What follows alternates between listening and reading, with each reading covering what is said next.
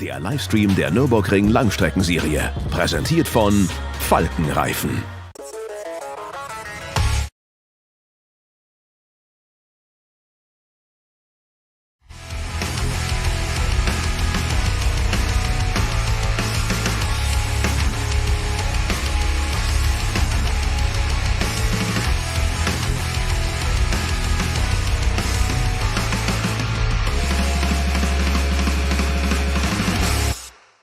Because hang on, we saw this in NLS round, but as you said earlier, Bruce, sorry, I was going to start, isn't it? NLS 1, NLS 2, we don't mind. It's real cars on the track, and as you say, probably the most daunting, the best track in the world. 4 hours of racing. I can't wait. Indeed, we both felt, and all the teams and drivers and all the fans must have felt very frustrated last time, because we just wanted to get the season going, and to describe varying degrees of snow over 45 minutes before we had to give up the whole thing. But the good news now, the cars are going out on the track. There's shadow in the pit lane. The cars are in the sunshine. The shadow's being cast by the pit wall. It's a fantastic day. 147 crews coming out to play, which is accolade to everyone involved in this series. But also, this is a hugely busy sports car and GT racing weekend. There's the European Le Mans Series taking part at Barcelona. We've got the GT World Challenge with 40 plus cars down at Monza, and 147 teams coming to play here. And a great mixture of cars. And one of the drivers most excited to be here, he said he's been away for too long. Nick Tandy. He loves this circuit, and obviously he loves his Porsches as well. So it's looking, with Porsches filling 4 of the top 6 places on the grid, including top spot for Dennis Olsen. It's looking very good for the cars at the moment. It certainly is, and you mentioned down at Monza there, we've got Valkenhorst Motorsport running cars at the Nordschleife and at Monza. So basically logistics and whatever going on there. Christian Krohn's unable to, due to restrictions at the moment. David Pittard racing in Monza, but that puts Ben Tuck in an M2 CS rather than an M6. But I'm not sure how you'll view that, whether it's an upgrade, a downgrade, whatever. I think, to be honest, it's a drive on the Nordschleife. Tick, tick, tick, correct. Yeah, and also, as a young BMW driver, you go where you're put. Precisely, you're a team driver. You know, Ben's a young talent, and it's just hugely exciting days for these drivers, because I think a lot of drivers now, young drivers, look almost directly to GT racing as a career opportunity. 10 years ago, not the case at all. And you look at the number of top pros in this, and just the fact we've got 20 cars in the top class here. We've got 44, 43 down at Monza. You've got the GT cars at Barcelona for the opening round, and in the Michelin Le Mans Cup as well. It's just a panoply. The number of cars racing at this very top level of GT racing, well, in the GT3 category, so just one little step down from the GTE Pro cars we'll see at Le Mans.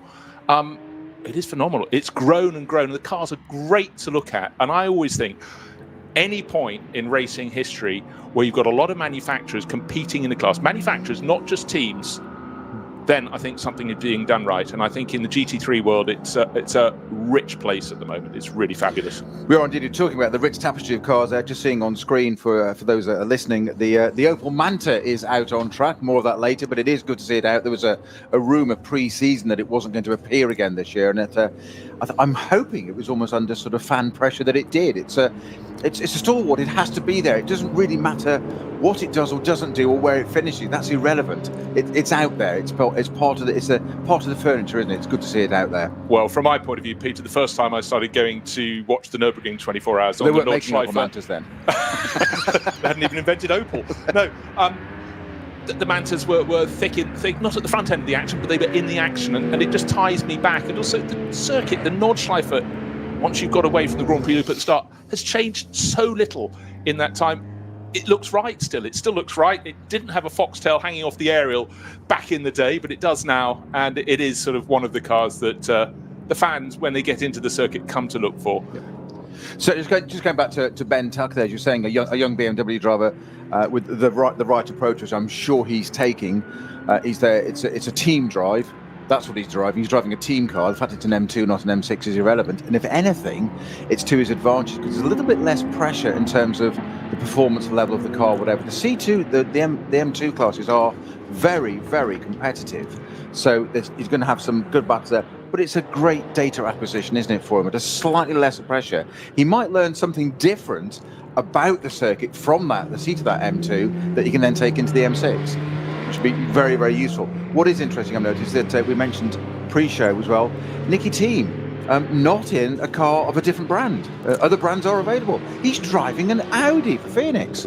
And he's driving it very well. Second Well, of course fastest, he is. fastest in qualifying. Just probably completed his lap super fast so he could get back to the pits and eulogise about it. But, he's a driver who's got Aston Martin cut through him. I wasn't going to say it. I thought I'd be being too brand orientated. Not at all. But he thanks the team very much, Aston Martin very much, for letting him go out to play. And you know what? Goes around comes around in the world, particularly in motor racing.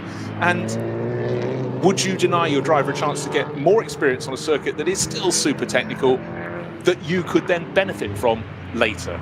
Exactly. What's the loss to Aston Martin letting him drive certainly a Phoenix run? So you did say there, an interesting statement, that Nicky Thiem driving it very well. That's like saying the sun comes up in the morning. We know that's going to be the case, don't we? Let's face it. He's just one of those people, isn't he? He can do extraordinary things in the cars. We've seen that in those GT, the Vantage Astons. Some performances you just sat there and thought, you almost scratch your head and think, I'm not quite sure how he's done that. He clearly has, but how has he done it? The greatest thing for me about Nicky Thiem, second generation racer. He'd have grown up around these tracks when his father Kurt was racing in the DTM, and the sun always seems to shine when Nicky's around. He's just such an enthusiastic character. Sometimes you get enthusiastic characters, they're just not very good behind the wheel. He has the two of them, and he just produces his own electricity wherever he is, which is remarkable. Maybe we could have a Formula Nicky. I think any team manager worth a salt would rather have the ability behind the wheel first. The character, that's great, that's an advantage, but just get the job done, because that's at the end of the day, that's what they are. They're employees. I mean, I've actually talked to Tom Ferrier about Nicky Thiem before, and it's very interesting. And he said, as you say, he is an extraordinary character, and he does bring life, entertainment, and not a small amount of mischievousness apparently to any occasion. Yes, you feel you couldn't. You'd have to make sure your stuff's locked in the locker if Nicky's around. Not because he's going to take it; he's going to do something funny with it. So, well, that's exactly what Tom said. He said it's nothing malevolent, it's nothing bad. But he said when he's around, he said you never know what's going to happen next or what he's going to do, and it is all just but mischief, good humoured mischief, which is great to see. As you say, that combined with the talent already, it's kind of like perfect driver, isn't it? I think so too. I didn't ask him once how he managed to get his hair to stand up so much. Someone was shouting in my ear, a director, just ask him how his hair could look like that when he's taken a helmet off. And if you've never seen Nicky Thiem, it's as though he's been playing with the Van de Graaff generator and his bleach blonde hair just stands up to an enormous height. He's already a tall fellow to start with, so he's very imposing. But Tom Ferrier says it's just lots of product. Lots of product. There we have it. We'll leave it at that. So, cars coming out onto the circuit. The race will start in let's do some better maths than that, 37 minutes from now. But they've done their qualifying this morning, and 3 weeks ago, obviously, they did about one lap of qualifying, and the snow got worse, started falling, and then got worse and worse, and didn't get to play. But now we're getting this rich mixture of cars. I've given you the number of cars down to take part, 147. KTMs with their crossbows, they've been around for a while. They modified them last year. Now they're getting some sort of higher level entries. But Teichmann Racing, local team, always runs a whole handful of cars in the Cup X class, and it's just another take. And I think when people don't know racing very well and they get to the treat of walking down a pit lane and looking at the cars, and they look at the way the door opens for drivers to get in and out of a crossbow. It's hinged in the middle, and the whole section rises up and pivots forward. It's not a gull wing, it's just a lid, effectively, that comes forward. And I think people like that novelty. I was very, very lucky to drive one of the very early crossbows when they first came out. And of course, to me, it was a motocross bike manufacturer, Dutch steer, and it was like, hang on, we did a day at Silverstone. Of all things, training and coaching Ronnie O'Sullivan, as in snooker style. Into driving this thing, and I was a little bit uncertain about it, but the other guy they had on board was Phil Keane, which you may or may not heard of, and we both drove it, and sort of the first session we did and got out of it and said, actually, it's quite good. In fact, it's more than quite good, because we did have that view of the Dutch motorbike manufacturers, what are they doing building this car? And it looks strange, it's almost outer space kind of stuff, and it's a very, very good car. As you say, look what they developed into now. It's certainly a quirky looking thing, but it's very efficient. Yes, and it was very successful in the GT4 categories in the European GT4 Championship, and True Racing running a whole host of cars for KTM. And actually, it's great. It's something that's different, and we always like we don't want uniformity in motor racing, and something like the NLS or its predecessor, the VLN, have never had uniformity, and that is one of the riches. And when the fans are fully allowed back in, they flock to it, because even if you've got your favourite cars in SP9, which is the top classes, the GT3 cars, or you can watch a battle in that. Other classes available too. Yes, you can watch battles if you're a real fan in the other classes up and down the field, and the TCR class is always one that provides great mirth and merit, because their racing is super close. So plenty to be going with. Now, just a chance. We began to do this 3 weeks ago. There's a poster at the side of the circuit. It's in memory of Sabine Schmitz, who was the queen of the Nürburgring and sadly died way too young, just 3.5 weeks ago. VLN champion back in 1998 with Scheid Motorsport in a BMW, 2 times winner of the Nürburgring 24 hours. Previous 2 years, wasn't it? 96, 97, yeah. So. And just, we were talking about this a few weeks ago, Peter. We just talked about Nikki Tim, someone who makes the sunshine. Sabine, the first time I met her, I just thought, wow, you are just so full of life. She was actually competing at Silverstone, away from her fabled stamping ground. She's rare thing. She said, I've got a lot to learn. How many drivers say, I've got a lot to learn? She got in the car and did an impeccable job.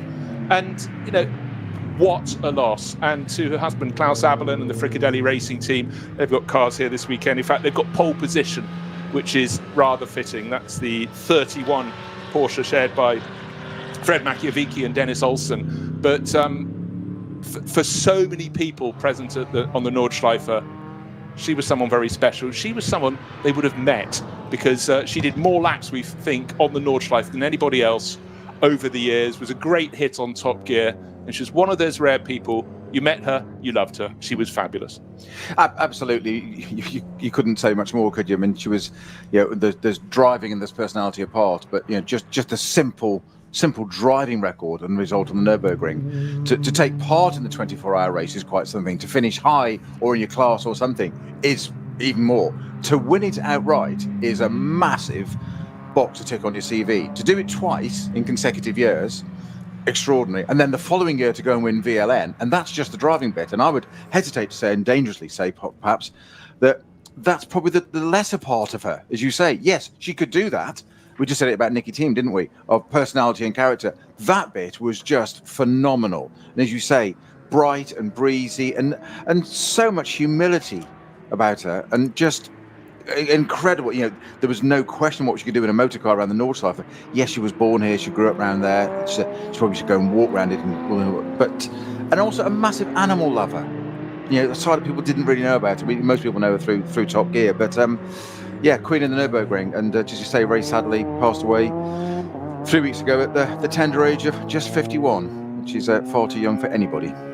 Absolutely so. Nicely said, Peter. So the sun is shining, and hopefully Sabine, you feel, is looking down on her patch, and a lot of the people here she would have helped train to bring them up to speed. And right now, I think we're going to get everything we didn't get 3 weeks ago. And I'm actually really starting to feel from the commentary booth just that bubble of excitement that comes ahead. We've got 4 hours to spread that excitement. But, after last year being such a difficult year with so many events having to be curtailed, rearranged, and the field's not as big for obvious reasons, logistical issues were really, really difficult. Still not easy. But hats off to the organisers. They created racing in a bubble for a huge field of cars. We've got when we come to the pit stops, you'll see the extra pit lane where you go in through, we think about garage number 1, into the paddock. And some of the teams will do their refueling and driver changes out there, others in the pit lane, so that the social distancing can be maintained. Masks will be worn at all times, of course. But because it was such a success, and I reckon a lot of other championships around the world last year looked what the NLS was doing, I thought, if they can do it with that many cars, we can do it. And that enabled the racing to take place. And this year, we're getting the monster fields all over again. I think it was something you identified this time last year, Bruce, when we started with this, that we said we irreverently but humorously referred to it, the shopping mall, the little bit around the back with the roundabout and the concrete separator, and not in a knocking it way at all. But what you identified for the first round last year was the word template. they gave us, VLN, the organisers, gave us, I know it's the NLS races, but VLN still the organisers, they gave us the template, as you say, for if you can do this on the biggest circuit in the world with this number of cars, why can't the rest of you do it? And I think it was a place to watch. And I'm sure that there were lots of organisers watching those first NLS rounds last year that we were lucky enough to talk about and saying, okay, this is how to do it. And here we are. Just looking, there's a lovely bit of footage there of the Porsche with the car on pole position with S. Schmitz on the roof. And I can just imagine now, as you said, the number 31 car there on pole position, Abelin on the bonnet there, quite rightly on the front. I can just imagine Sabine's radio message now. If a driver on pole position, her advice would just be, don't screw it up. That's probably what she'd say on the radio. That'd be too direct. She'd say, have a lovely race, go for it. Race. And very, very special individual. Now, someone who often helps out with the broadcast for us. Well, Sabine, when she wasn't racing, she would always help everyone out around the circuit. And again, just looking at a tribute being mounted to her. And what stands out? The smile is what stands out. She did what she loved from a really early age and just impressed everybody along the way. And the fact that not only is one of the two Fricadelli Porsches on pole position by a margin of 2 and a bit seconds this morning. Great run from the Norwegian racer Dennis Olsen, sharing with Fred Machiavici. But sort of with the extra blessing, I think we can say that number 31 Fricadelli Porsche will start from that pole position. Now, last time around, we didn't get a lot of qualifying at all. In fact, it was curtailed very quickly by the rain and snow. Today, we had, thank you very much, time certain clock. We had beautiful conditions for qualifying. However, 3 cars did have little moments. The Vidal chicane, we had the 875 BMW. That's one of the M2 CS Racing entries from FK Performance, getting it a little bit wrong. 951. It was a little more traumatic for a Porsche Cayman in the VLN and Cup 3 class. 951. EPS Rennsport had an incident at Bergwerk and then hadn't quite finished their work and had another moment at Kesselchen. And 181 had a moment at Flugplatz. That's something to get the heart going. And 181 was Chandler Hull and John Miller, the American crew, their BMW M4. So they'd be moving at pace at that point for Walk and Horse Motorsport. But anyhow, I don't think too much damage, but certainly moments to get the heartbeat going. A few teams not here this weekend, but in turn, we've got some we don't normally see. CP Racing, if you're a big fan of the Creventic series, Charles Putman's team is on the grid, beautiful in their classic red, white and blue of America livery. It's mainly white with blue and red flashes on the nose, bonnet and up over the roof. And they're running in the Pro-Am class. Charles Putman, Joe Foster and Adam Christodoulou, a driver who loves Mercedes and loves the Nürburgring even more. So he will really give them a good punt. But again, it just emphasises it's not just the SP9 Pros, but we do have a number of Pro-Am runners. Just having a quick count, we've got 3 runners in that subclass of the top category.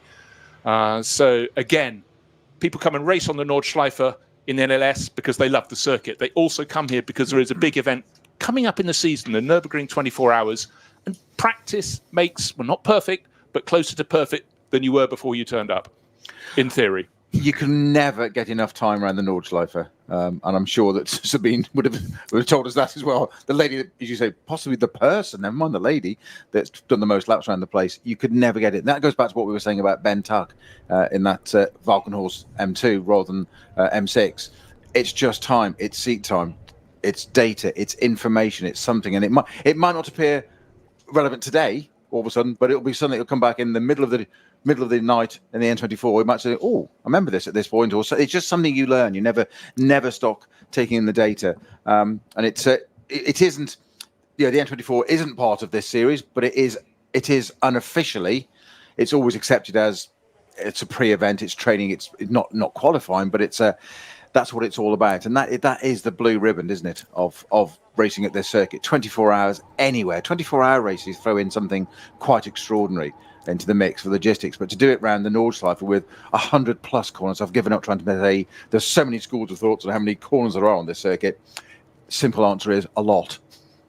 And then 3 more you'd forgotten about. Exactly, yes. But conditions, I just want to reiterate, are fantastic. Spring sunshine. Doesn't mean it's warm, but spring sunshine on the start-finish straight. And, well, no guarantee it's all the way around the circuit, but looking up the start-finish straight, broken cloud in the distance, but it's a bright day. Can't quite see the Schloss. It's in Nürburg Village. It's just out of sight beyond the large BMW M-Power bridge over the circuit. But, of course, with this many cars, 147 crews on the entry list, the cars don't just all fit on the start-finish straight. They curl around in their various classes. We're having 3 separate starts, according to the groups. And so the ones at the back really are at the back. They're sort of like a morning's walk away from the start-finish line. It's always quite hard because in our own little world of motorsport, we just go, the Nürburgring, and it's always been up there on that pedestal, it's that amazing circuit, the Schloss, the distance and whatever. But to convey that to the layman, I was talking to somebody about this week when this was coming up, and they said, well, what's so special about it? Somebody doesn't know anything about it. And you're like, okay. I said, an ordinary Grand Prix lap is so long. This is this long. There's 100 plus corners plus those 3 I hadn't mentioned. 140 cars. And that was the point when they stopped and looked at me and just went, sorry? And they said, isn't it 20 cars in a Grand Prix? And I'm like, exactly. And they said, and this is twice as long as a Grand Prix and a bit. And never mind the 24. And they said, what do you mean a 24-hour race? And just watching somebody's reaction that doesn't really know about it, saying, what, you mean nearly 150 cars? And I said, oh, that's reduced. It used to be over 200. And around this 14-mile circuit, and that's just an Nordschleife. It is something totally unique, totally different. And that's why the teams and the drivers and everybody involved love it as a challenge, because we talk lap times normally a 1 minute 20, a 1 minute 21, in a second makes a difference, because it's a bigger percentage. Here we're talking 9-minute laps. Well, pole was a whisker under. It was 7 minutes 53 and a half seconds, and the margin to the next car I was talking my pace, not the pole pace. I thought you were walking. 2.25 seconds. Oh, you're a tough audience. Oh, yes, Jones. 2.25 seconds. You think, God, disaster. No, not over that distance. In fact, that's an unusually large margin. Come to later rounds of this championship, and that will tighten right up. But the flip side of that is you can't let complacency click in, because the Nordschleife, as we saw last time 3 weeks ago when we nearly started the NLS 1, is part of the problem was that you've got the Grand Prix circuit, the first bits. We've got the 2 circuits combined, and the modern Grand Prix circuit has modern runoffs, gravel traps, etc., which was part of the problem we had, that they didn't thaw out and the gravel traps didn't work. But once you got onto the Nordschleife, which is how big a percentage of the lap, there isn't any runoff. You go down through, you get onto the Nordschleife and go down through Hatzenbach. On the right-hand side and the left-hand side, there's probably a car's width of grass, then about maybe exactly. And the cars are getting bigger and bigger now. I wouldn't want to have 2 wheels off in a GT3 AMG Merc, for instance, going down the Hatzenbach. Not just because of 2 wheels of traction on grass, 2 wheels on tarmac. There's not a lot of margin for error. Once you've got 4 wheels off, I think you're doing very well if you get it back pointing straight, put it that way, in the same direction. And that would, who was it? I can't remember, you'll probably know who the quote's from, but they said, do something every day that scares you. I think the Hatzenbach down there in the start of this race, we'll see it in a short while, 30 odd minutes time. It is quite extraordinary. And that's the thing about the Nürburgring. And it's fast. There's lots of it. It's really, really quick stuff. It's not a slow, twiddly little circuit. It's fast. It's also so constantly snaking that consequences of something wrong in corner 1 can still be felt, in fact, possibly magnified by the third corner in a sequence. Compound effect. And, but again, you see, I used to love watching it, still do. I thought I'd caught it. Yes. Sorry, Team Chief. Yes. But watching over the years, drivers going out before qualifying, you're watching Ayrton Senna sitting at any driver going to compete at Macau, visualizing the lap, or like watching a skier before a downhill race in the World Cup. You can see them just standing, trying to keep warm, just flexing the muscles, the muscle memory, trying to imagine how it's going. You need that more at this circuit than almost any other circuit I can think of. And what do you need? Really good interview recently in Motorsport magazine with Jackie Ickx. He was talking about being very good at concentration. Yeah.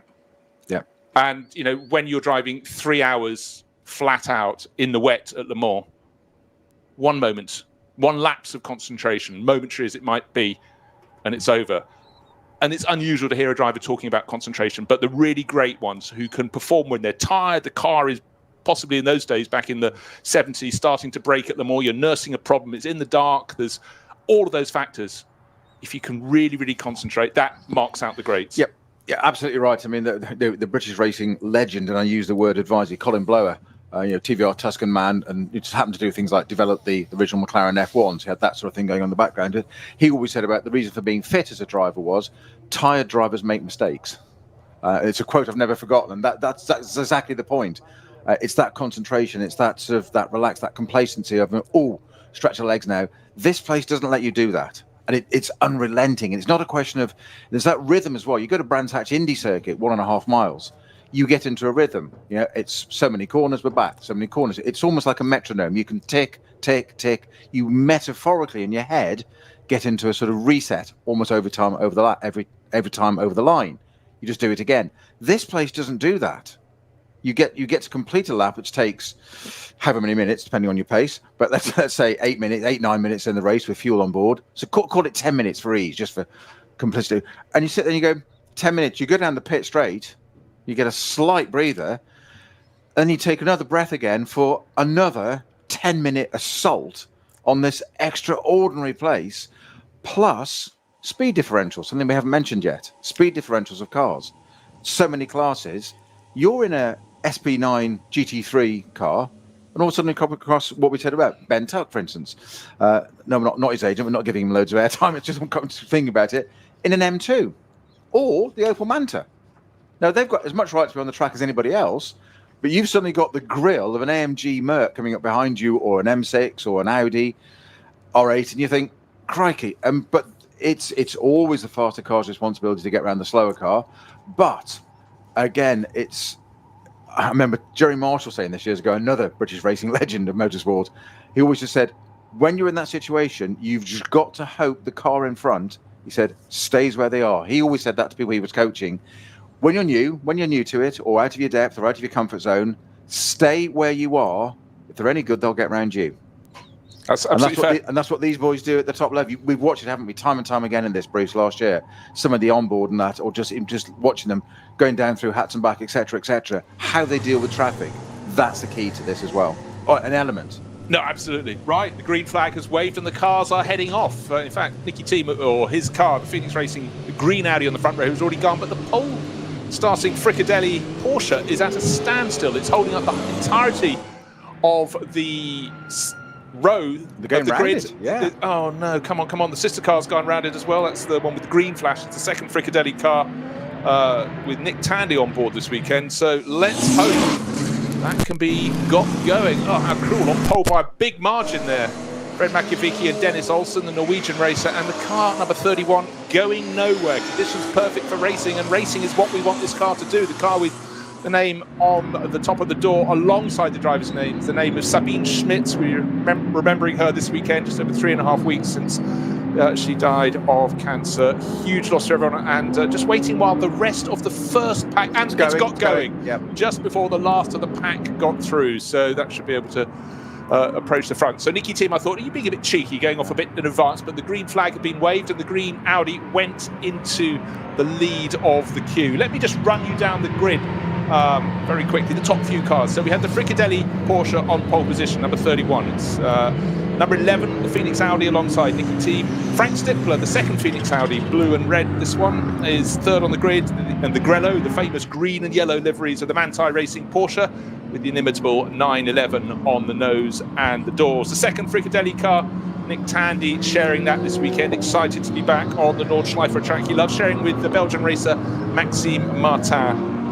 And then KCMG making their seasonal debut in the NLS. They will be starting from 6th on the grid. 7th is the first of the Ferraris, the WTM and Phoenix Ferrari. Daniel Calvert set the pace. Then the first of the Lamborghinis for Conrad Motorsport with Axel Jeffries. That's the top bunch of the grid. Let's complete the top 10. We've got Huber Porsche, the blue and yellow car with Nico Menzel, and the first of the BMWs, the BMW Junior team with the pace set in qualifying by Augusto Farfus, who's just BMW through and through. Track conditions absolutely perfect, and the pole starting Porsche is coming from the back of the pack on this green flag lap to get to its rightful place at the front as the cars go now through the Vidal chicane and they make their way back to the grid. The race will start at the top of the hour, 12 o'clock, noon, midday. in Nürburgring Nordschleife time. So, getting all set, let's prepare ourselves for what is coming up in 4 hours of racing.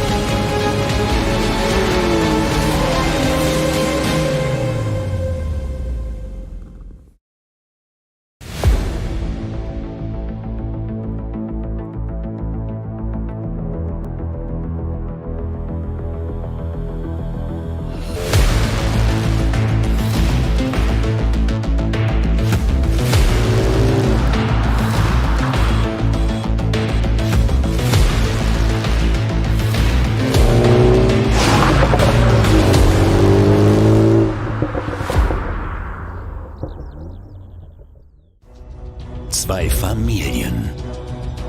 40 Jahre Firmengeschichte. Unsere Produkte entstehen zu 100% in Deutschland. Mit Herzblut und Hingabe. Wir schaffen den Technologietransfer von der Rennstrecke auf die Straße. Handwerkskunst, Erfahrung für diesen einen Moment. Das ist die Nürburgring Langstreckenserie. Das ist H&R. Performance made in Germany. Sicher ans Ziel. Auf allen Straßen, bei jedem Wetter. Mit den zuverlässigen Sommerreifen von Falken. Jetzt Falkenreifen kaufen und Tankgutschein sichern. Weitere Informationen auf tankgutschein.falkenreifen.de. Falkenreifen.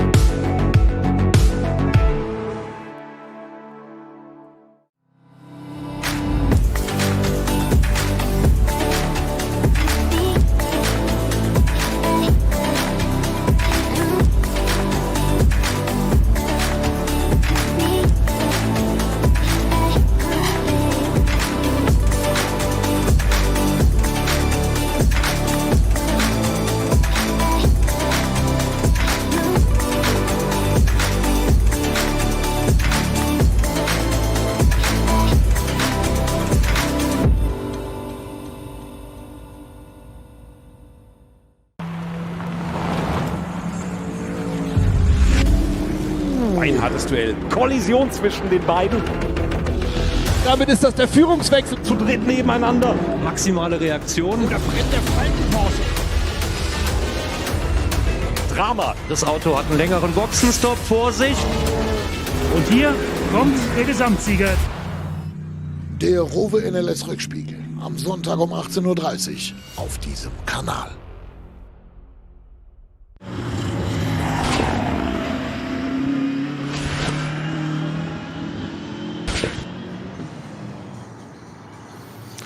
Second and third groups of cars being led around to the grid, and great relief all around. As not only is the white flag being waved to show them running behind a slower car, which is the safety car, but the fact they can even see the marshal with the white flag, that puts it well up on what we didn't get to have a few weeks ago. Never got as far as the cars going around to the grid. So as the cars wend their way around this formation, that I'm sure it was very chilly first thing this morning at the Nürburgring, but the spring sunshine will be warming the tarmac. But I don't think it's ever going to be easy to get the heat fully into the tyres before the start of this race. And just to reiterate, the cars don't go straight onto the Nordschleife. They go down partway, they go through what we used to call the Mercedes arena, and then partway down to what effectively is normally turn 5, you turn right, and then you go onto the return leg of the Grand Prix loop, up into the dip, up the hill to the Vidal chicane, and then instead of going back around onto the regular circuit, you go onto the fabled Nordschleife over the Nordkehre,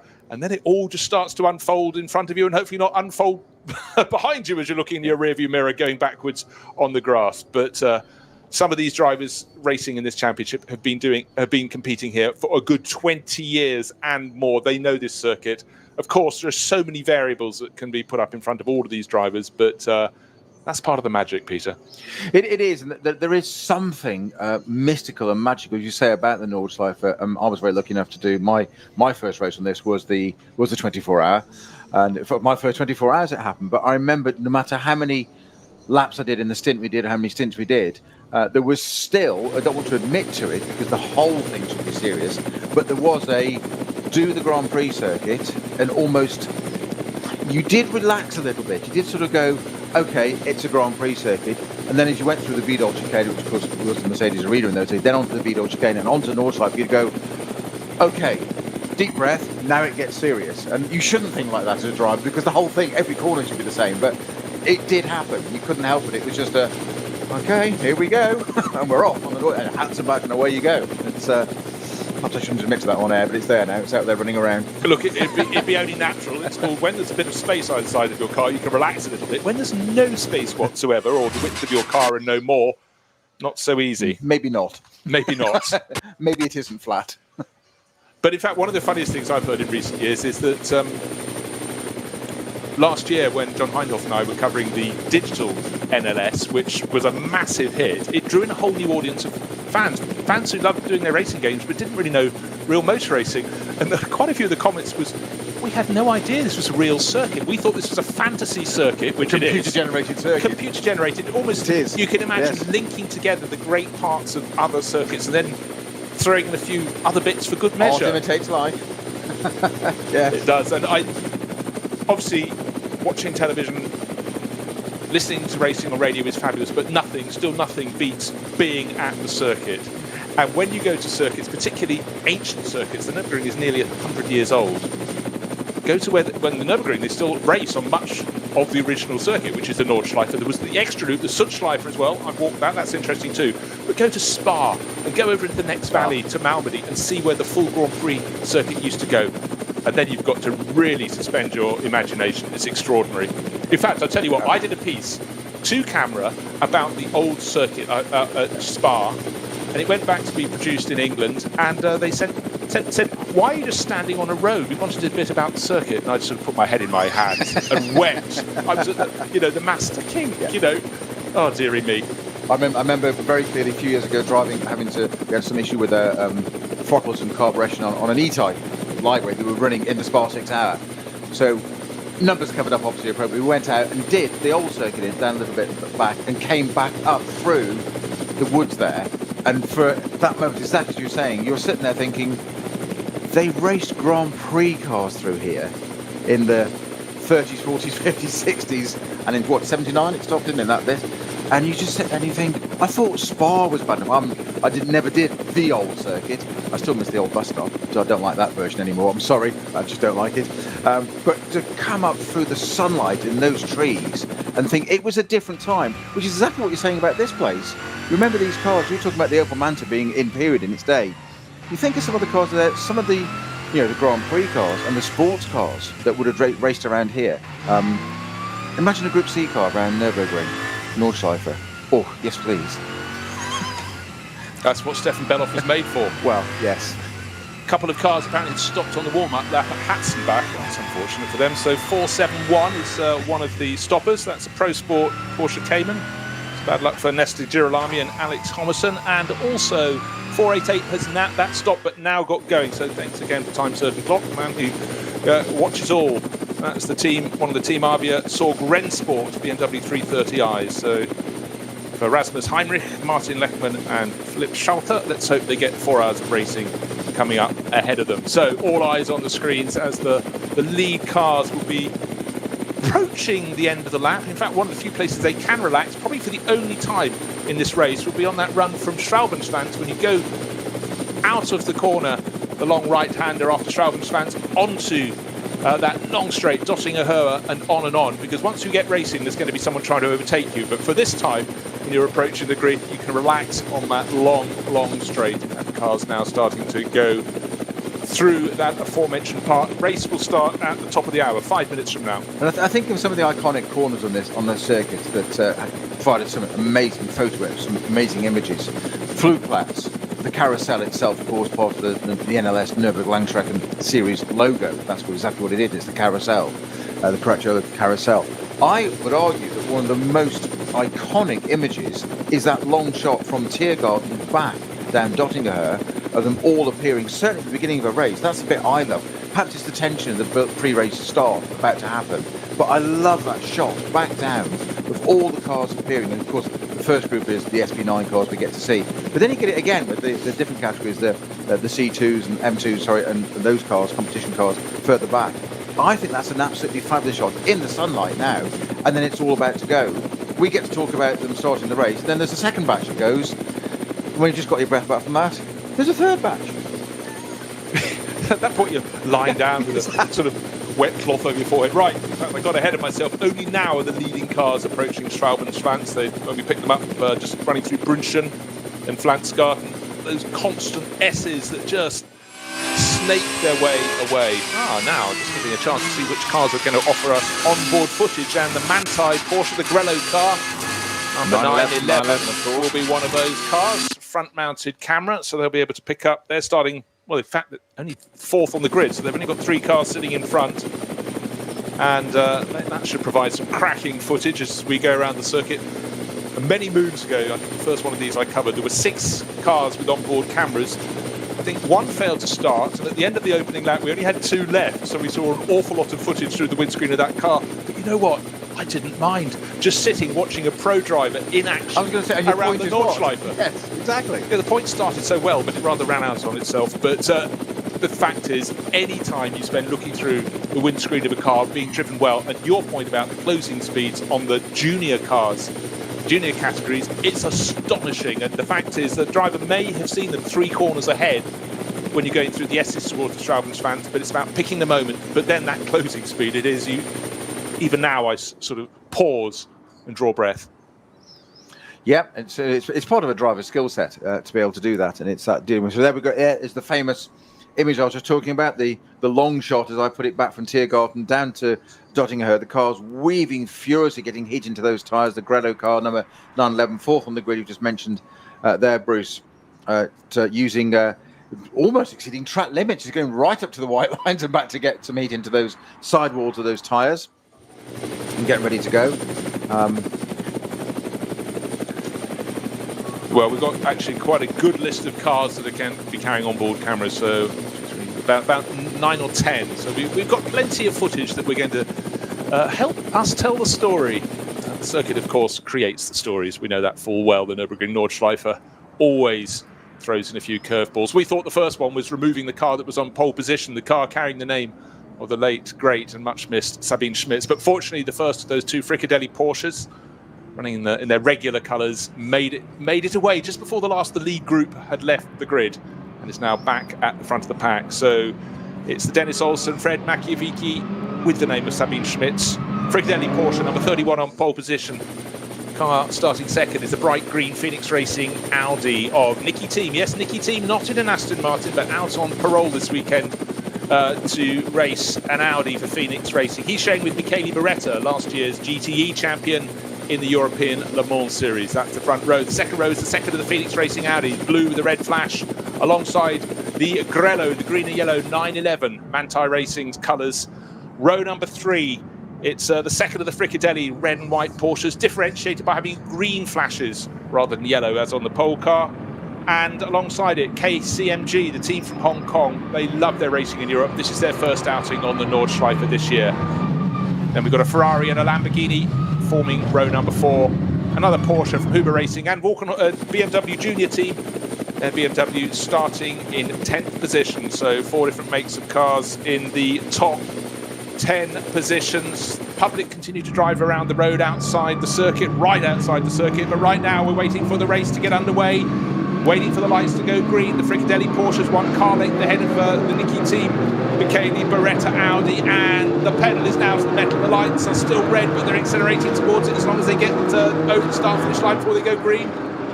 Well, I couldn't tell from that angle if they did or didn't. Nicky team didn't. They almost got a little bit swamped there, but I was not expecting that from Nicky team. And the Grello Porsche is taking the lead. One of the Fricadelli cars running really wide. That's the second one. That's the one that was starting in 5th position. 3 or 4 running wide, all out braking themselves. They've had enough of a lap to get warmth into those brakes as well. But it's Fricadelli Porsche from the Grello. 2 Porsches at the front, the Audis in almost Nicky Tim's actually nearly in 5th place there. So he's lost out in the first few turns there, Bruce. Well, he has, because that was a really long hold. I said the cars were accelerating towards the red lights on the gantry, but I think it even went underneath when they were just about still red. Team in 5th place, or his car in 5th place. The WTM with Phoenix. Ferrari has done very well indeed. It started on the outside of the 4th row, and it's now up inside of the 4th row, now up into 4th position. The Conrad Lamborghini lost ground and has been driven very hard over the curbing, as you can, because you're still on the Grand Prix loop when there is space to play with. But what I'm seeing in this first part of the race, not first part of the race, haven't even got on the Nordschleife, it's a 4-hour race, control yourself, Jones, is the Manthey Racing Porsche getting right on the tail of the Fricadelli Porsche, the number 31 that started on pole position. So a bit of a scramble there, but nothing untoward. And those who ran wide in the first corner must be kicking themselves, because gaining and losing positions here, it really is snakes and ladders, but trying to make your way back up the order in a field this competitive on a circuit on which overtaking is really difficult for such a large stretch of the lap, you can really start to stew, particularly if the cars in front of the field are getting a little bit smaller as they get away. Yeah, just before we get the second batch, going to Conrad Lamborghini up in that mix as well at the front of the first group. Now we're about to have the second group starting, Bruce. So they're coming up to the Tiergarten now, a little bit more compliance there. KTM's sitting there at the front, and they're looking very, very splendid in the sunlight, about to start our second batch. Meanwhile, the big boys, as it were, SP9s are out there on the Nordschleife, dueling it out as they go. Yeah, so it's always one thing when the drivers are part-way around the Nordschleife, and we don't, and we're still waiting for the second and third starts to be made. So let's see, that nice and tidy, just waiting for the lights to go green on that third batch as well. But up front, it's really, really tight. Pole starting Porsche is being harried very, very hard by the Grello Porsche from Manthey Racing. They're still early on the lap. They're still only round as far as Arenberg at the moment, and they've got those little corners that don't scare them at all. Fuchsruhe, another mighty twists and turns coming up ahead of them. Several cars have had to start from the pit lane, unfortunately, but a start from the pit lane is better than no start at all. So, conditions, bright blue sky, broken cloud, or fluffy cloud, but conditions still quite cool underfoot or under tyre, because certainly a lot of drivers in that front group went to the first corner and carried on, including the second of the Fricadelli Racing Porsches. Well, that was the first one to explore there, and then obviously about 3 or 4 behind all followed suit, and I thought that must be the line. Well, it wasn't quite, but there were 3 that ran wide. It's not a big problem. It's the start of the race. You said it was the first stage of the race. It was the first corner of the 4-hour race. Never mind getting onto the Nordschleife, but if there's ever a place to make an error, that's the place. There's a lot of space there in that first part. So get it over and done with. Get it in the bag. You've got your mistake done. Move on. Yes, you get a sort of light tap around the back of the head from the team manager rather than the full slap, dropping it on the Nordschleife. Right, don't do it again. So really, really tight at the front. Maybe 3 car lengths between the race-leading Fricadelli Porsche and the chasing Manthey Porsche. And I sense the Phoenix Racing Audi, the blue one, which was starting from 3rd on the grid. Frank Stipper on board that car, sharing this weekend with Vincent Kolb. He's getting a little bit closer, maybe because the first 2 are fighting really quite hard. He's able to just ease his way a little bit closer. There's a bit of a gap, and then between where he is running 3rd and his teammate in 5th, the second of the Phoenix Racing Audis, is that Ferrari WTM Wochenspiegel Team Monschau by Phoenix Racing, or WTM as we call it.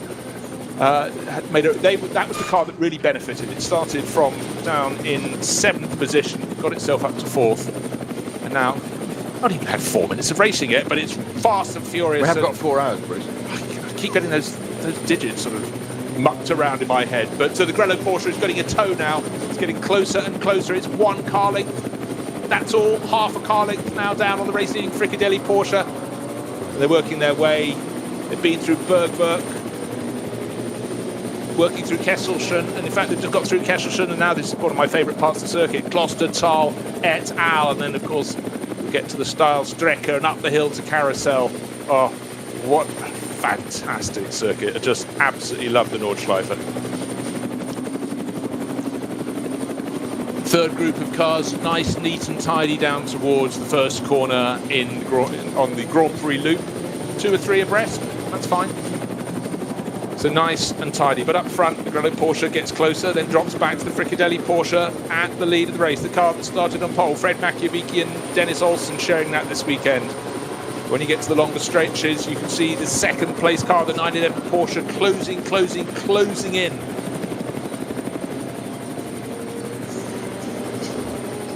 But still 3-4 car lengths away at the moment from the lead of the race. Then there's a little gap of maybe 5 or 6 car lengths back to the Phoenix Racing Audi, the number 5 car that started from 4th on the grid, 3rd on the grid.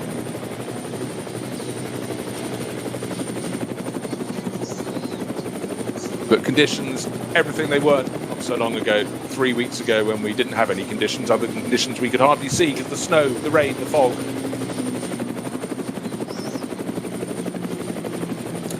But right now, nose to tail. I do love it. It's the opening lap of the race. Looking down at the cars starting in the third group, they're slipstreaming each other around the Grand Prix loop. Then the first of their packs go, oh, thank goodness those nutters can't pass me now. and then diving through Nordkirche over the bridge, and then onto that wonderful section of track that you get very quickly into the Hatzenbach. It's Hatzenbach and beyond, and we've already had a spin. I mentioned that Nordkirche didn't get to the Hatzenbach. I was just going to say, two of the BMWs going side by side onto the Nordschleife, thinking, gosh, did you say exactly what you're just saying, Bruce? They're fighting it out, and sure, they're dueling it out and tap one another, and one's faced the opposite way. I think it was 750, was it? Number 750? I think I just saw very quick as it went out of sight.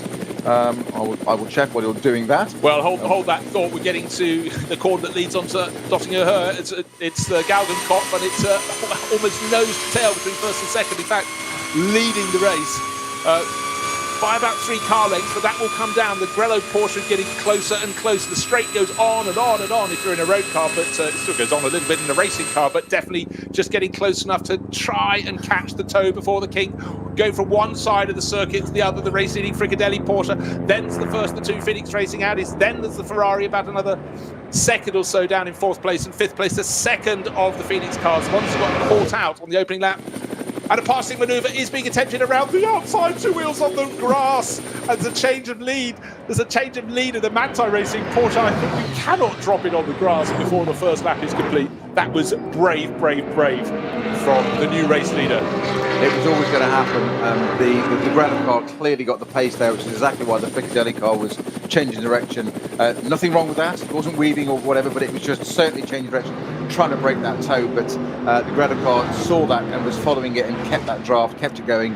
As you say, just, I wouldn't quite say 2 wheels, but it just kicked up a little bit of dust, didn't it, to make that passing manoeuvre go. But you say, it is the first lap, so yeah, why ever not?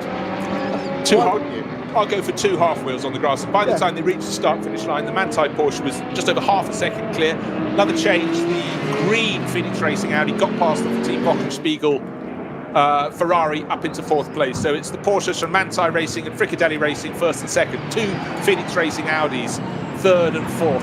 It'll be interesting to see if they can start to catch the Fricadelli Porsche. I think just looking at the body language around that opening lap, I think the Grello Porsche is going to start galloping clear.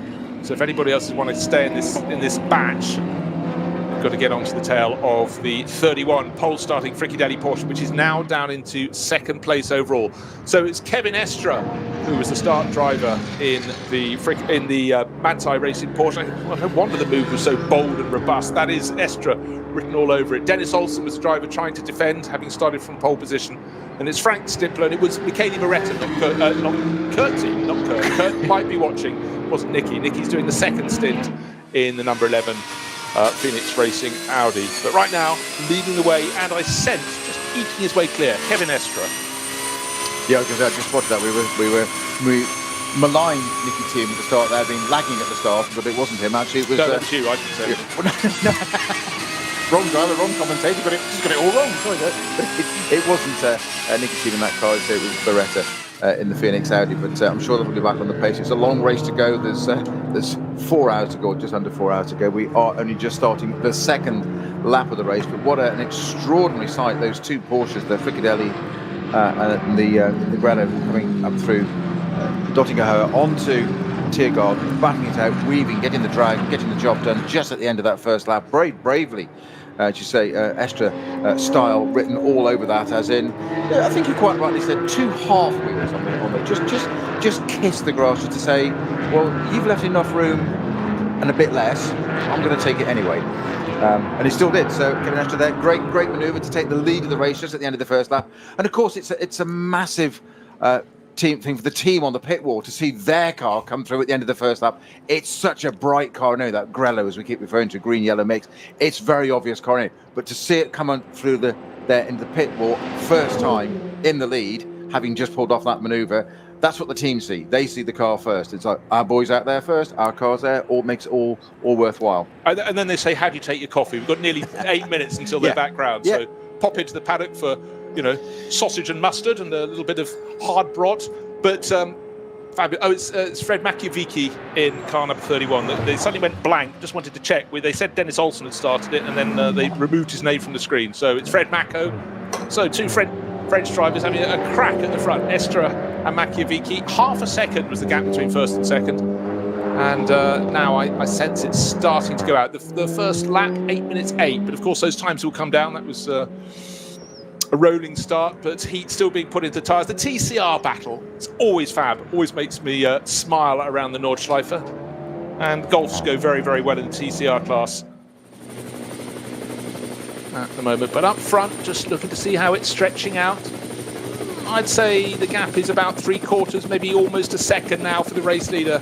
High shot showing Kevin Estre escaping from Fred Makiewicz. Then there's a gap of about 1.5 seconds back to Frank Stippler. Michele Beretta in the second of the Phoenix Racing Audis is starting to close on the blue sister car. So green chases blue, fourth chases third, and they're beginning to drop Daniel Kalwitz, who made such an opportunist start to get his Ferrari up into fourth place.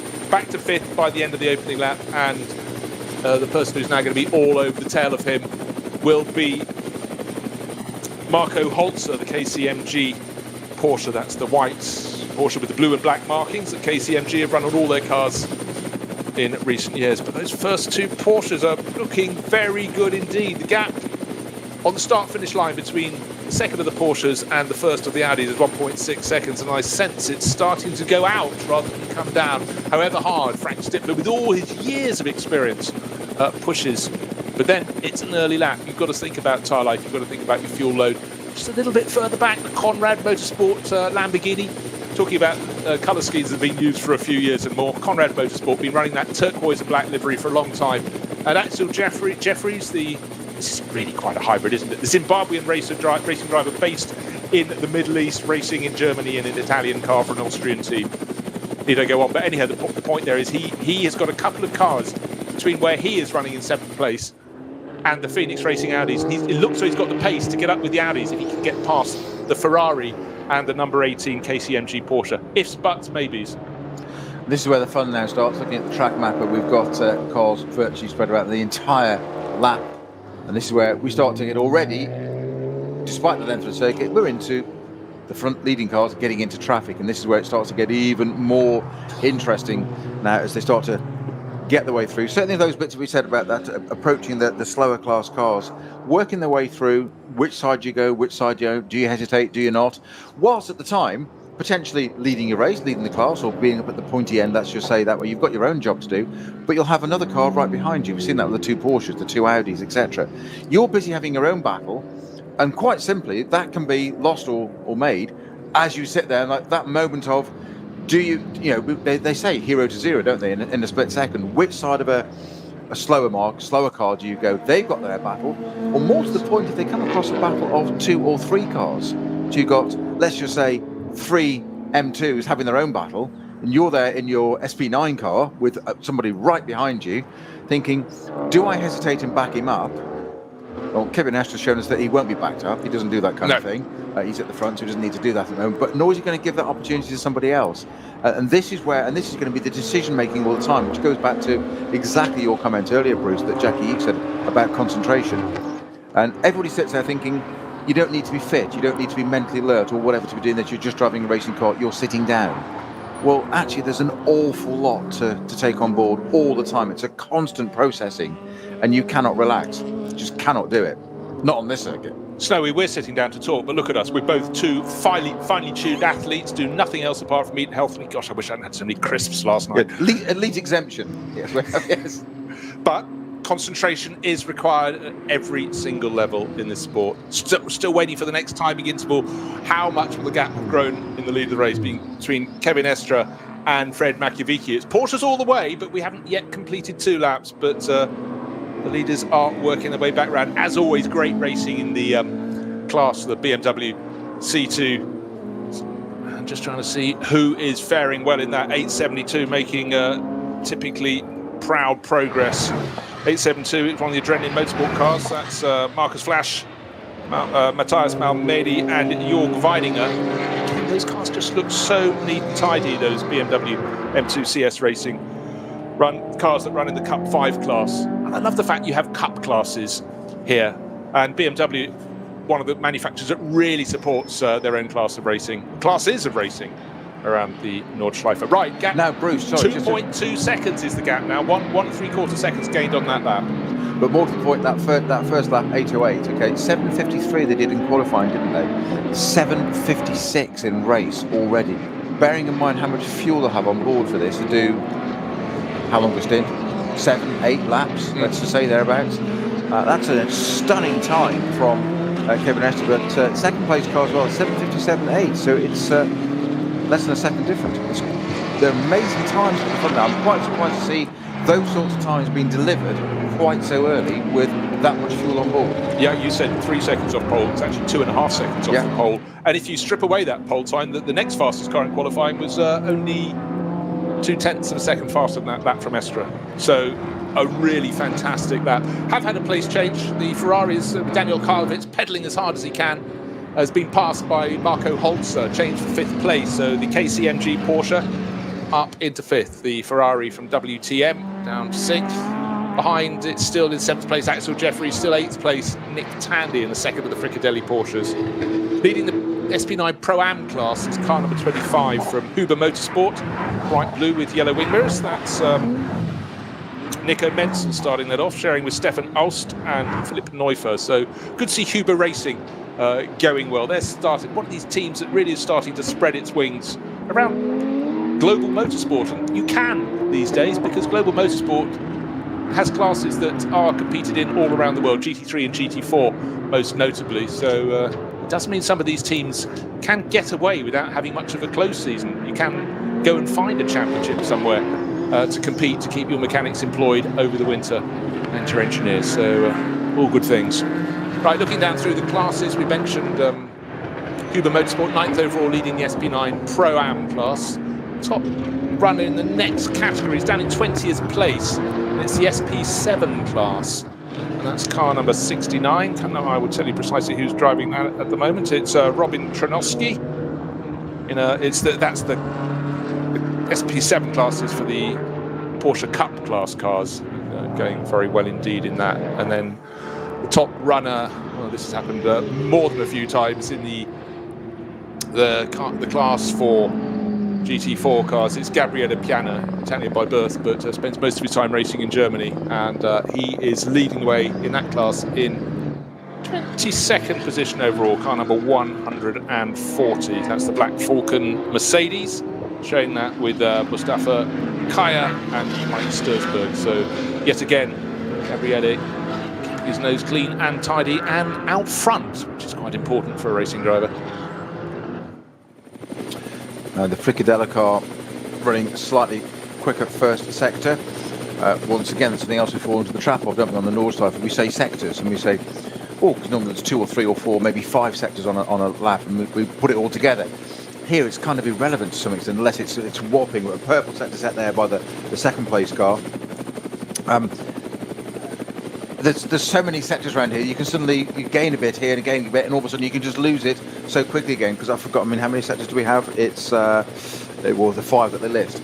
It's just, but they're so big. Each one's almost a lap of an ordinary circuit. Well, this is it. I mean, in fact, I'm trying to remember how many we had, how many more we had when we did the digital NLS. I think we had 11 or 12 sectors around the thing. But in fact, as you mentioned, with the 3 groups of cars going away at 3 separate times, when did we get into lapping?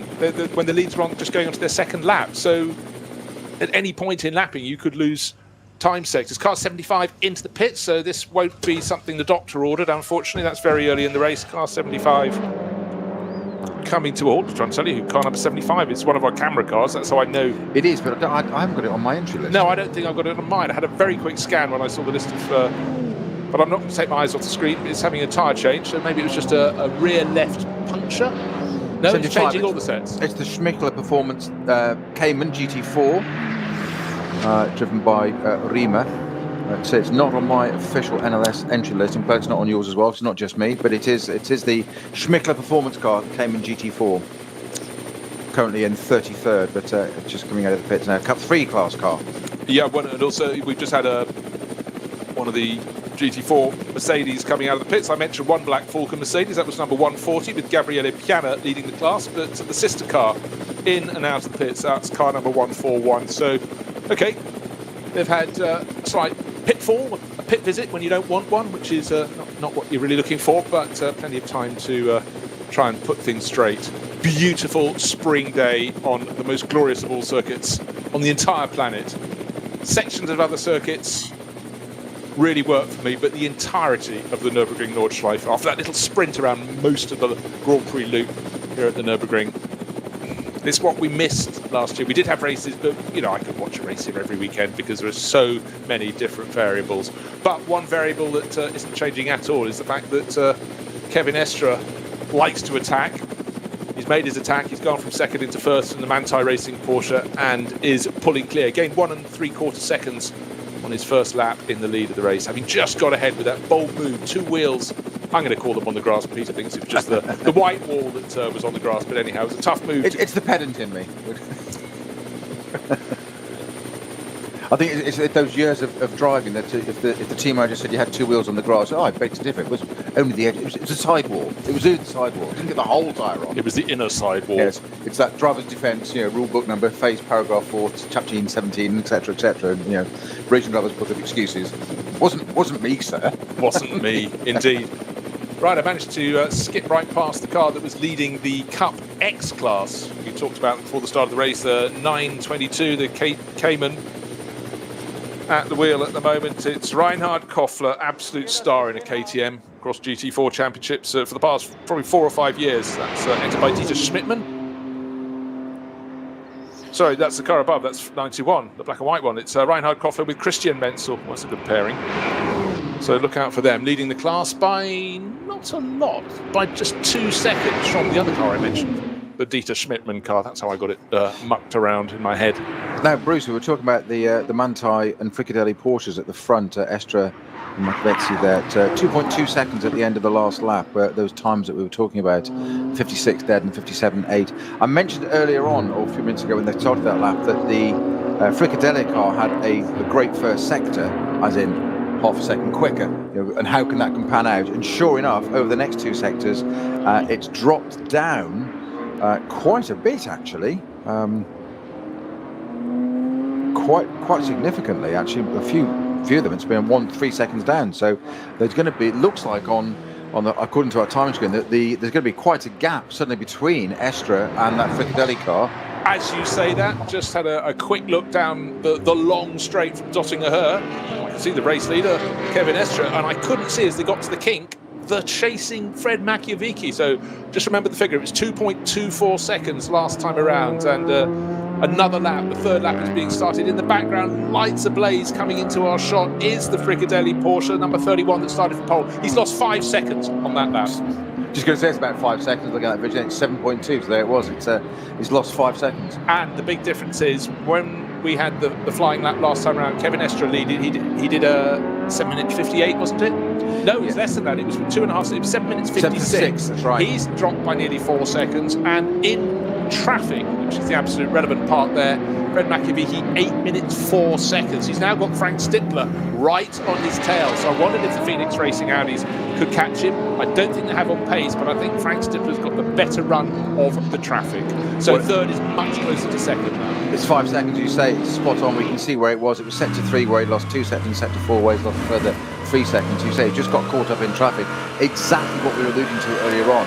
Now, discretion is the better part of valour, but it's frustrating as a driver when you're 2 seconds off somebody.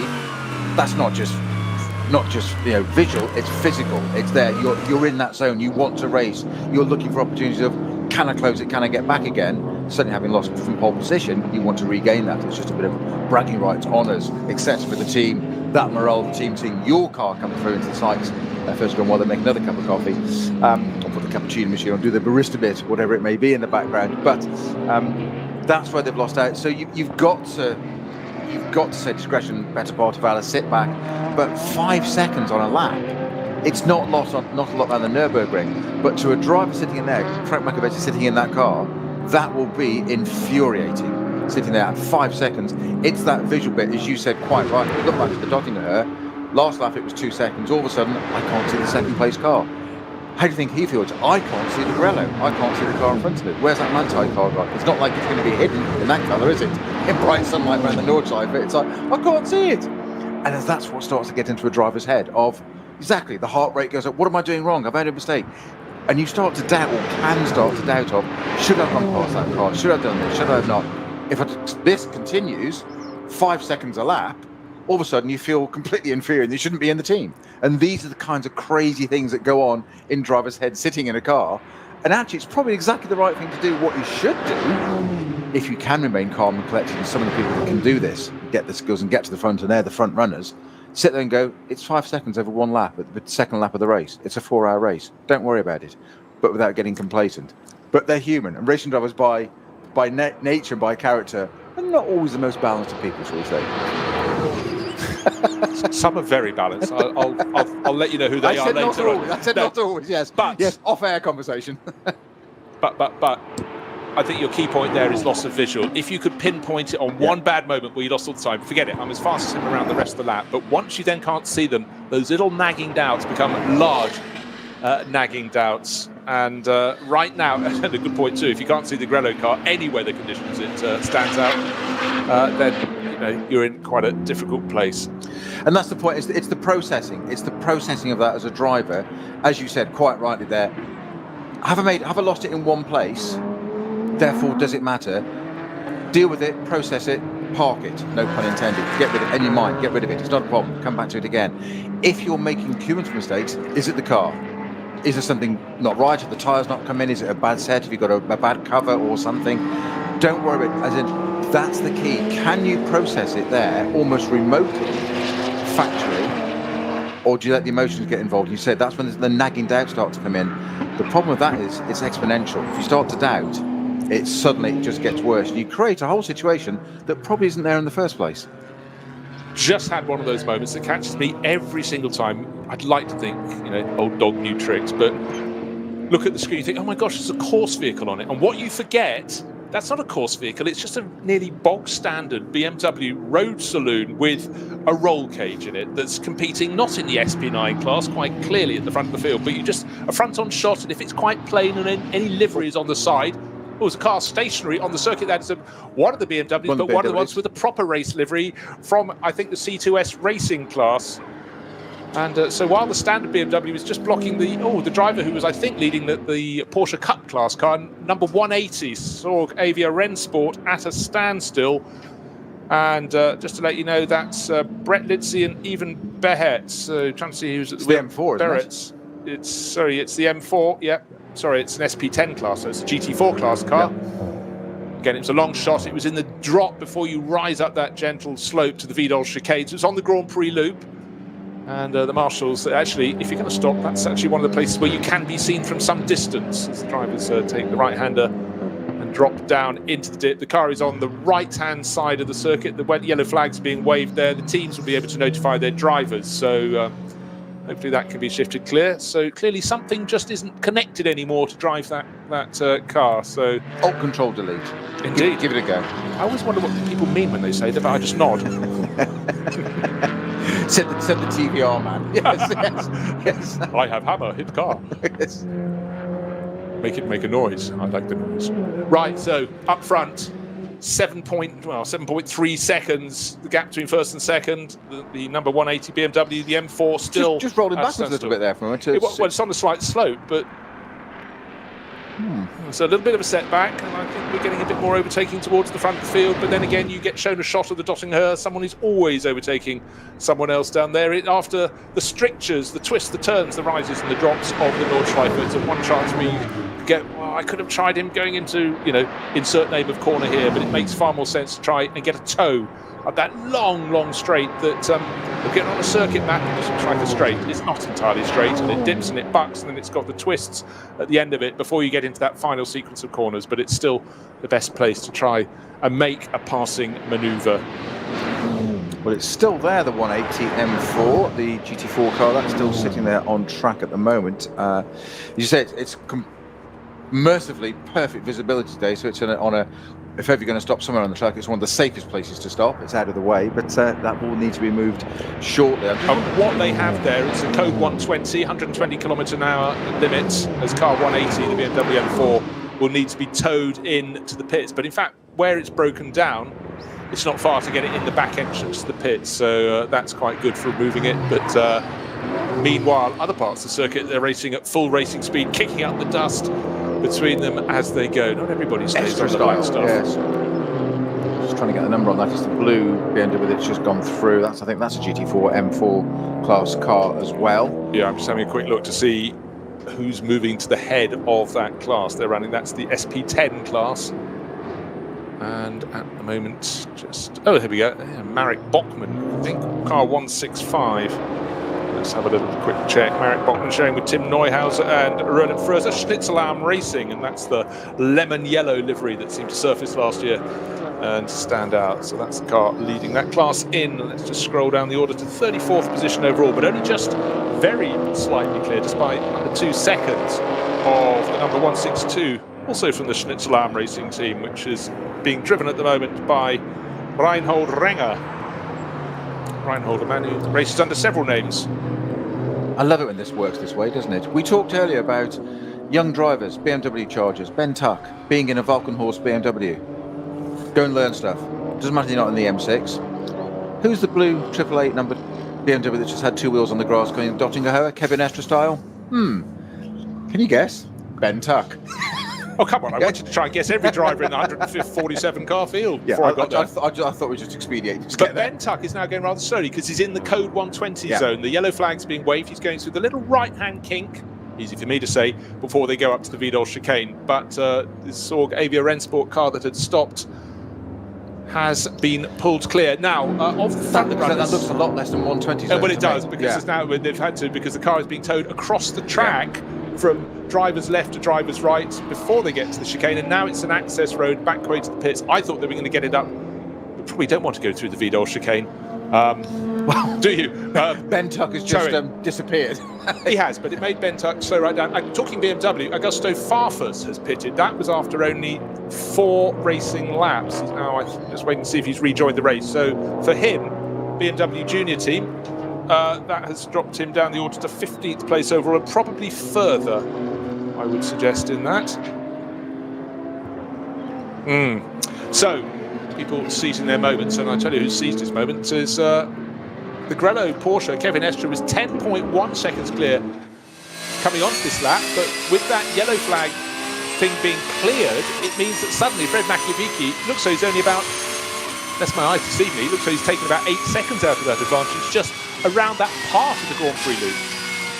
Lavria, thank you very much. Meanwhile, the race leader, say Kevin Estre in the Manthey car, going into down Hatton back and encountering exactly what we've said many times. Suddenly, that gap's closed down. You've had to deal with that 120 M4 SP10 class car being get out of the way. All of a sudden, you're sitting there, and you said, Franco Makiewicz said, "Thank you very much. I'll have a bit of that. I'll have a few seconds back. Thank you very much." goes back to exactly what we said about processing. 5 seconds, does it matter? No. Something else can happen. Of course, something else will happen again now and go back to the other way. So you can't become complacent. But an opportunity here for Frank Mikovitsy in the Fricadelli car, the car that was on pole position, carrying the Sabine Schmidt's name on the roof, as there's 2 drivers in that car, but the 3rd name on the roof, but in honour of Sabine Schmidt's there, the wife of the owner, Klaus Abelin, of that team. Or they were joint owners, weren't they? So 10 seconds it was between them. Fastest lap of the race so far is that Kevin Estre number 911 Grello car. 7:56.087 is the fastest lap of the race so far. It's the Manthey car. We're waiting to see a couple of sector times come and just see how close the Fricadella car has closed that gap down. And now, there it is, that first, if you look at the first sectors, I'm getting all geeky here all of a sudden, Bruce. I don't know what's going to happen to me. I'm turning into Paul Treswell. Not anywhere near the same scale or ability, Paul, don't worry.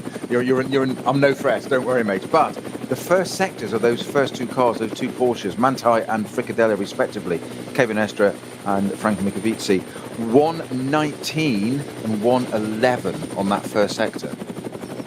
For 8 seconds, as you said, exactly what you said, it took 8 seconds out of him. That's now been maintained into sector 2. So let's see what's going to happen. So let battle recommence.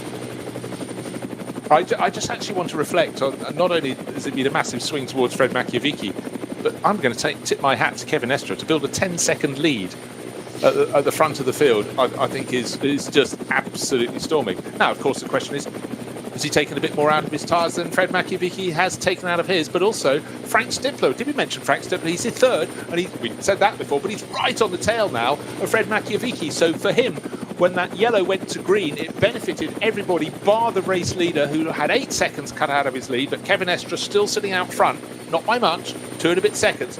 But suddenly, for Fred Machiavicki, in the number 31 Fricadelli Racing Porsche, he's got plenty of business to attend to. He's got Frank Stippler half a second down off his tail. Work the traffic. Both seem to be doing that well, but at this point on the circuit, they don't have much around them. They know full well they'll find a whole gaggle of cars within the next dozen or so corners. And that's the infuriating thing we were saying about driver psychology, all that's going on through your mind. There's probably some things that team managers don't want you to have going through your mind, because they want to get on with the job and do the job and bring it home. As they always say, the most easily changed component in a racing car is the driver. And you're sitting there and in 2nd place out. What was pole position? Frank Mikovitsy saying, all of a sudden, great, that 5 seconds I've lost has now become 10 seconds. I've got 8 of those back. Great. Wonderful. Brilliant. In the mirror, where did that Audi come from? Yeah. Hang on a minute. I've just closed down 8 seconds on him and I want to get on with that. I've got to defend an Audi.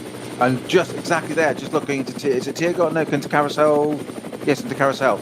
Having to deal with now. Look what's happened to Frank Stippler there. Right. Suddenly just caught out. Well, let's explain. Just before they got into the fabled Carousel, 2nd place Fred Machiavicki went up the inside of these 2 Gitti-sponsored cars in the junior classes, and then decisive to the outside, unfortunately for him, was a car in 3rd place. Frank Stippler, right now, we've been talking about, I think it's Ben Tuck, can't tell what the blue-nosed like BMWs, slightly obstructed Fred Machiavicki. Not his fault, he was trying to negotiate it. It is, and if Stippler can get past it, a little twitch over the curbing there, Ben Tuck trying to keep out of the way, and Stippler's gone through.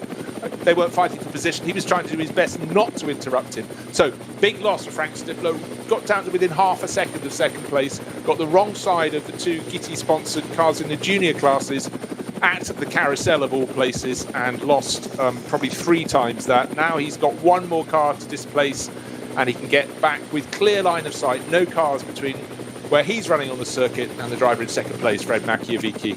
But that really was advantage Machiavicki. It wasn't of his making, but he used the moment well. Now, those 2 cars are matching each other on sector times to the second so far for the 2nd part of the race. So it was the race leader that you said that lost out those 8 seconds, the Manthey car. Kevin Estre, he's the guy that lost out so much in that first sector because of that car number 1, was it 140 that was being towed out the way? The 180. 180, my apologies, you're right. The M4 GT4 car, SP10 class car, that would be taken out of the way, and that's what's cost the time there.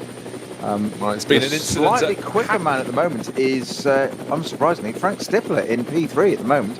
He's the one who's bringing up a little bit of pace there. It's only a second quicker, but it all counts. Bruce, you were saying? Well, I was going to say, I could probably say this almost any lap. There's been an incident at Hatzenbach. Of course there I haven't seen what it is, but again, these things are put in front of drivers. They have to pay attention. You cannot, with a very short line of sight at many points in the circuit, just relax too much. You've got to look at marshals flagging up ahead of you and be made aware of it. At the moment, Kevin Estre is building that lead again, but what is around the corner? Kevin Estre now going towards the kink on the home run, the run from Dottingerhöhe up towards Tiergarten and the end of the lap.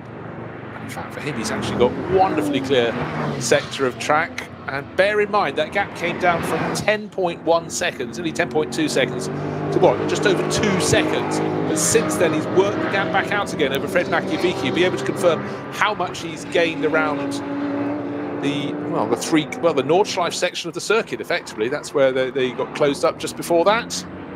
Lights flashing, Makiewicz now 2.5 seconds, or 2.499 seconds. So, in fact, I thought Makiewicz had lost a little bit more ground. That he's now run wide down in turn one. Frank Stippler doing the same. Yeah. Doing the same. He's an identical distance behind. So, follow my leader. 5 seconds divided equally between the top three drivers.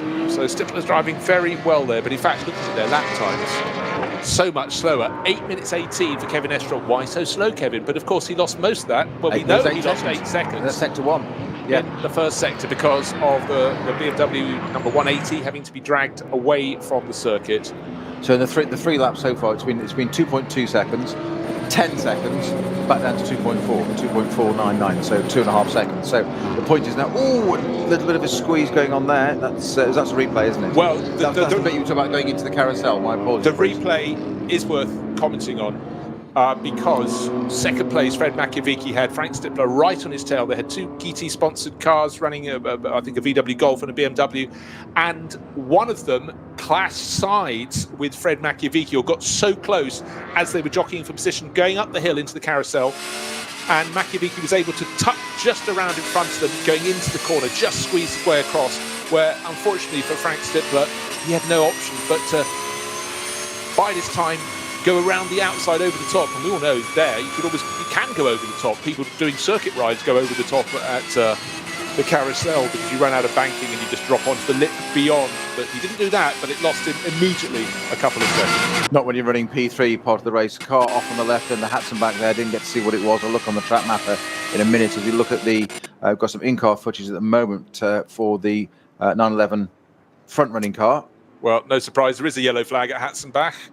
Can't tell you as yet who has taken a stop. Right, the car that started from the outside of the front row, Michele Beretta, started the race in the pits. It's one of the 2 Phoenix Racing Audi's, car number 11. He's showing that this weekend with Nicky Tim. We've already had the number 44 BMW from the BMW Junior team come in to change over last time around from Augusto Farfus to Dan Harper.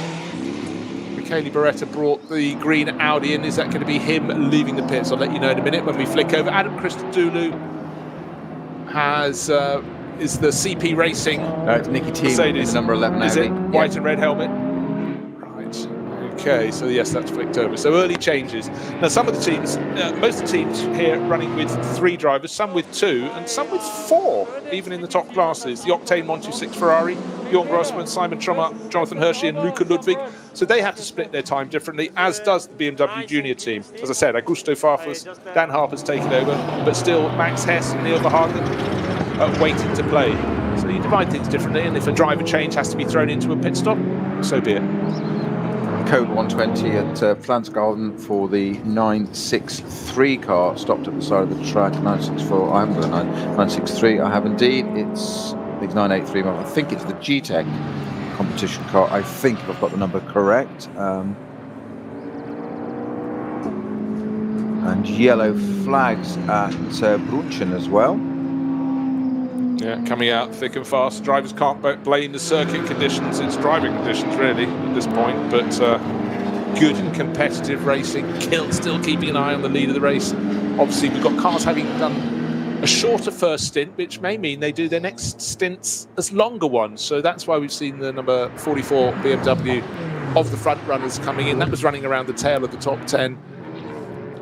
And of course, running rather higher up the order in fourth place, the number 11 Audi team has taken that over. But will fall down the order. But just remember that you could probably do one short stint and three long ones. That it wasn't the 983 numbered car, the G-Tech Cayman with Patrick Grutter at the wheel, I believe, of that car at the moment. That appears to have stopped at Flan Scotland. That's now gone from a code 120 to a code 60 down there, so it's another part there. And we've got car 120 stopped as well down at that's the car I had to back. You covered that already? Yeah, it's the car that's running a dark green livery with like an old Lotus, a Lotus in the night.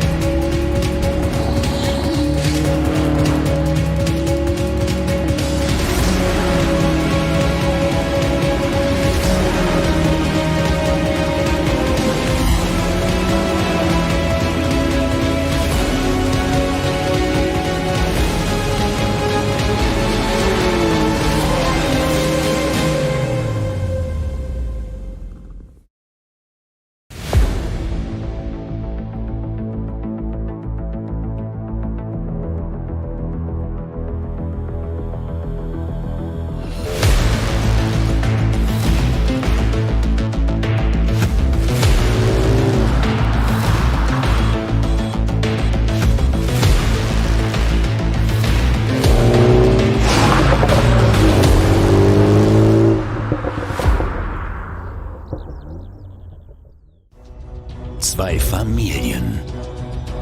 40 Jahre Firmengeschichte. Unsere Produkte entstehen zu 100% in Deutschland. Mit Herzblut und Hingabe. Wir schaffen den Technologietransfer von der Rennstrecke auf die Straße. Handwerkskunst, Erfahrung für diesen einen Moment. Das ist die Nürburgring Langstreckenserie. Das ist H&R. Performance made in Germany. Sicher ans Ziel. Auf allen Straßen, bei jedem Wetter. Mit den zuverlässigen Sommerreifen von Falken. Jetzt Falkenreifen kaufen und Tankgutschein sichern. Weitere Informationen auf tankgutschein.falkenreifen.de. Falkenreifen.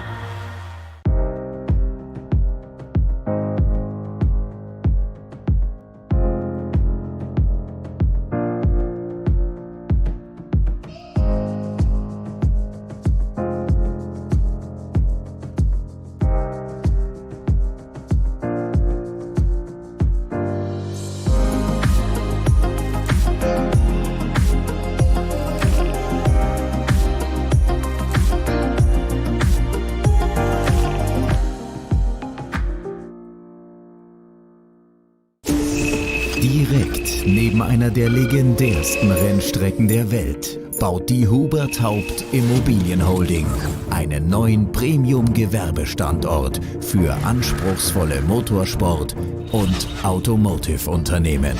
Sichern Sie sich jetzt Ihren Platz auf der Pole Position.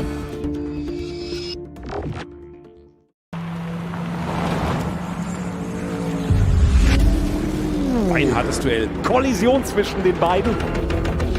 Damit ist das der Führungswechsel. Zu dritt nebeneinander. Maximale Reaktion. Da brennt der Falken-Porsche. Drama. Das Auto hat einen längeren Boxenstopp. Vorsicht. Und hier kommt der Gesamtsieger. Der Rowe NLS Rückspiegel am Sonntag um 18:30 Uhr auf diesem Kanal.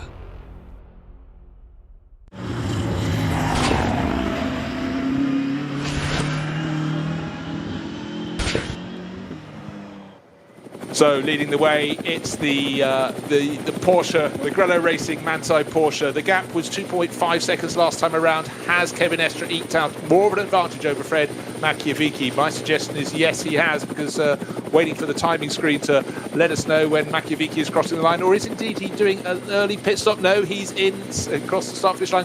Well, he's lost 2.7 seconds on that lap. It's now 5.2 seconds. The gap from Estra to Machiavicchi, the two French Porsche racers, and Frank Stippler into the pits. So the Phoenix Audi shot. I was just looking at the screen there, thinking that lovely helicam shot, thinking, okay, we've got the Manthey, we've got the Ficadillo. Where's the Phoenix car? The answer is, it's in the pits. Who else is in the pits? Nick Tandy's come in from what was, I think, by memory, 6th place. Yep. He was setting some good lap times. So suddenly we've got two Porsches and a Lamborghini now filling the top three. The Lamborghini, Axel Jeffries. And the Muller Porsche as well, number 33 in the pits as well. And it's suddenly a flurry of activity. Werner in the Falcon.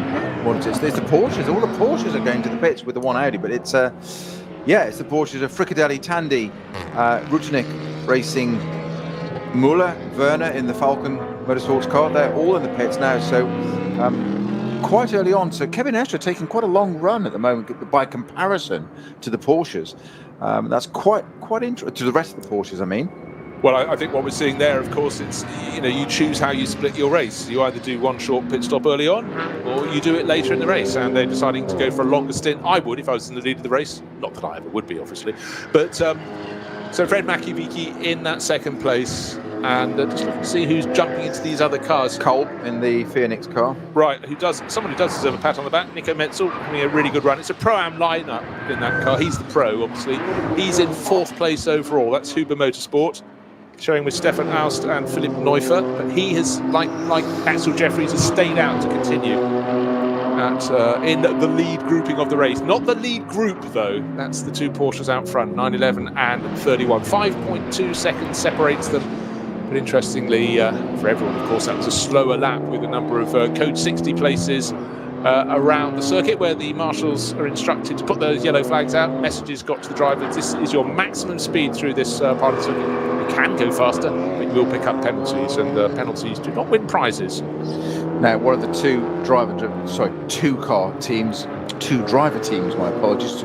I was just wondering if Nick Tandy might just stay in that number 30 Fricadello car. He might pit stop, but he has pitted. I don't know if he's going to stay in that car, or is he going to hand over to Maxime Martin? I'm not sure. I've got a feeling he might be staying in it. Of course, as soon as I say that, complete opposite will happen. They'll be guaranteed, isn't it? Guaranteed. Go to the territory. But the number 5 Phoenix Audi, that's definitely had a driver change. That started with Frank Stippler at the wheel. We saw so completely handed over to Vincent Kolb into that car. And I'm thinking that the number 30 Fricadelli 911 GTR should be out fairly soon. Just one thing while you're having a quick think about that. Cup 5, always a competitive class. This is the one we've mentioned before, the BMW M2 CS Racing class. And a driver going very well in that was Will Tregurtha, young British driver. And he's got Seb Morris, a driver of considerable GT3 experience, but they're not in GT3. They're further down, but they're racing for Walkenhorst Motorsport, a team that has been so strong for BMW, but the last few years have just been fantastic for Henry Walkenhorst's troops. And multiple cars in multiple classes. And but again, good to see some of the drivers really getting in there. In fact, it's an all British lineup in that one. Will Tregurtha, Seb Morris and Matthew Greenwood. Just to confirm, Nick Tandy has indeed stayed in the number 30 Fricadello Porsche. They listen, don't they? They do. Oh, yeah, I wish. If they do, they probably shouldn't. So he has indeed stayed in that. So pit stop, but no driver change, one of the few. So the two leading cars, the Manthey and Fricadello Porsches, there with Kevin Estre and Machiavicchi, haven't pitted yet. 6 laps completed. The gap has gone out again we had 2.25 seconds, 10 seconds, 2.5 seconds. It's now 5.2 seconds. And Kevin Estre, pedal to the metal, he's getting down. He's got another first sector, a second quicker. I think he's agreed at that 8-second loss, and that's motivating him at the moment. It looks like quite a positive motivation that he's turned that back into. You said quite rightly, Bruce, huge credit in 2 laps, put out a 10-second lead when everything was clear. But as you said, one key word of the Nordschleife: incident. Everyone, location, incidents. That's what can change it. And again, second sector, he's a second quicker again. That's Kevin Estre, but obviously the team manager going, he took 8 seconds off you loser, on the previous lap. Not that people behave like that in the pit wall. But were you asleep? Yes. Right. Now, looking at the Cup 3 class, great looking Porsche Caymans, the 718 Cayman GT4 class. And pretty tight at the top, just 1 second gap between first and second. That's 9.82, the G-Tech competition version. Fabio Gross and Torsten Volter leading that from 9.60. And they're only a few seconds clear. That's the WNS Motorsport car. Daniel Blickel, Tim Schierbart and Max Kronberg. And the next car just about 5 or 6 seconds further down the line. So again, it doesn't matter if you're fighting for the front or wherever you're fighting, you're still fighting for your class position, and traffic, whether faster or slower, can affect you very, very much indeed. At least if you're in the SP9 class, the fastest cars on the field, it's only the slower cars that can affect you. But of course, if you're racing in a middle order class, you can be affected both by those who are quicker and those who are slower, which makes it a far, far harder environment to go racing, I would warrant. Yellow flags again at Schwalbenschwanz on the exit, which is for the 614 Renault Clio, which is from the H2 class. Daniel or Tobias Overbeck in that car. Brothers, I'm guessing, in that car. Or fathers, I'm guessing probably brothers. That Clio Cup is parked at the side of the track. Hasn't yet become a code 60, but there's certainly yellow flags being waved there, just noticed on the exit of Schwalbenschwanz. Yeah, we've got a few cars in the pits as well with technical issues, unfortunately. The number 2 Porsche 911 GT3 Cup class cars, 120 and 90. So for Goda, Oda, they've taken the names off the screen, just so I was trying to read them to you, but anyhow. So technical problems hopefully can be fixed. So let's just praise the situation, just very close to the end of the opening hour, and it's Kevin Estre leading the way for the Manthey Racing Porsche, number 911. He's got 6 laps on the board and a lead of, at the start of the lap, 5.273 seconds, and such has been his progress. You think that might be up to 8 seconds by the time he gets there. But Peter's about to tell us something has happened at Schwalbenschwanz. Well, so that yellow has now developed into a it's a code 120 for the second part of it, the left-hand part. The second left-hand part becomes a 60 at the end of it. But I think we've got multiple cars off there. It would appear. Car number 614. Yeah, well, that's the original one. That's the Renault Clio I've just mentioned. And then 184 as well, I think, is off there. Again, these numbers not always totally in order on my sheet. But so basically into Schwalbenschwanz, which is a fast right-hander, then a left, and out. Very fast exit. You've got yellow flags going in, 120 zone in the middle, and a 60 zone at the end of it. There isn't enough information to take on. These drivers are getting bored. We're an hour in. Let's make sure that doesn't keep you busy enough. Good news indeed for the race leader. The Grello Manthey Racing Porsche is running clear. One of the Caymans in behind has had a little bit of nose damage, but the good news for the race leader, Kevin Estre, is that he's got through a gaggle of traffic as he heads up towards the end of the lap, because he's got a little silver TCR class Audi just in front. In fact, the TCR class, we haven't really talked about that for a while, but it's looking quite tight. I think the first 2 cars in that class are very close indeed over the start-finish line. Then I'm waiting for the yellow and green flash of the Manthey Racing Porsche, which I can't see because it's gone into the pit lane.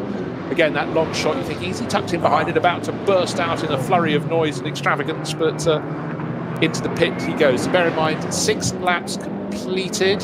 In fact, 7 laps completed. He's going to cross the start finish line. And is that the Fricadelli car in behind it? And the Fricadelli copycat comes in behind. So that's the sort of, we think, the long stint that you will see. Bear in mind that I think it was after 4 laps that we had the Augusto Farfus BMW coming in, or it might have been 5. I think it was 4 laps. Again, sometimes you look at the timing screens and you've forgotten exactly what lap it's on, and they don't go over the start finish line. 5 laps it was. So the race leaders, as we say, 911 and 31 into the pits. Now, are we going to have driver changes? Kevin Estre and Frank Mikvici starting those 2 cars respectively. The Fricadelli car, they swapped round because the Fricadelli car was, of course, on pole position. Its sister car, the one, had a little bit of a... So we've got the top 5 into the pits now.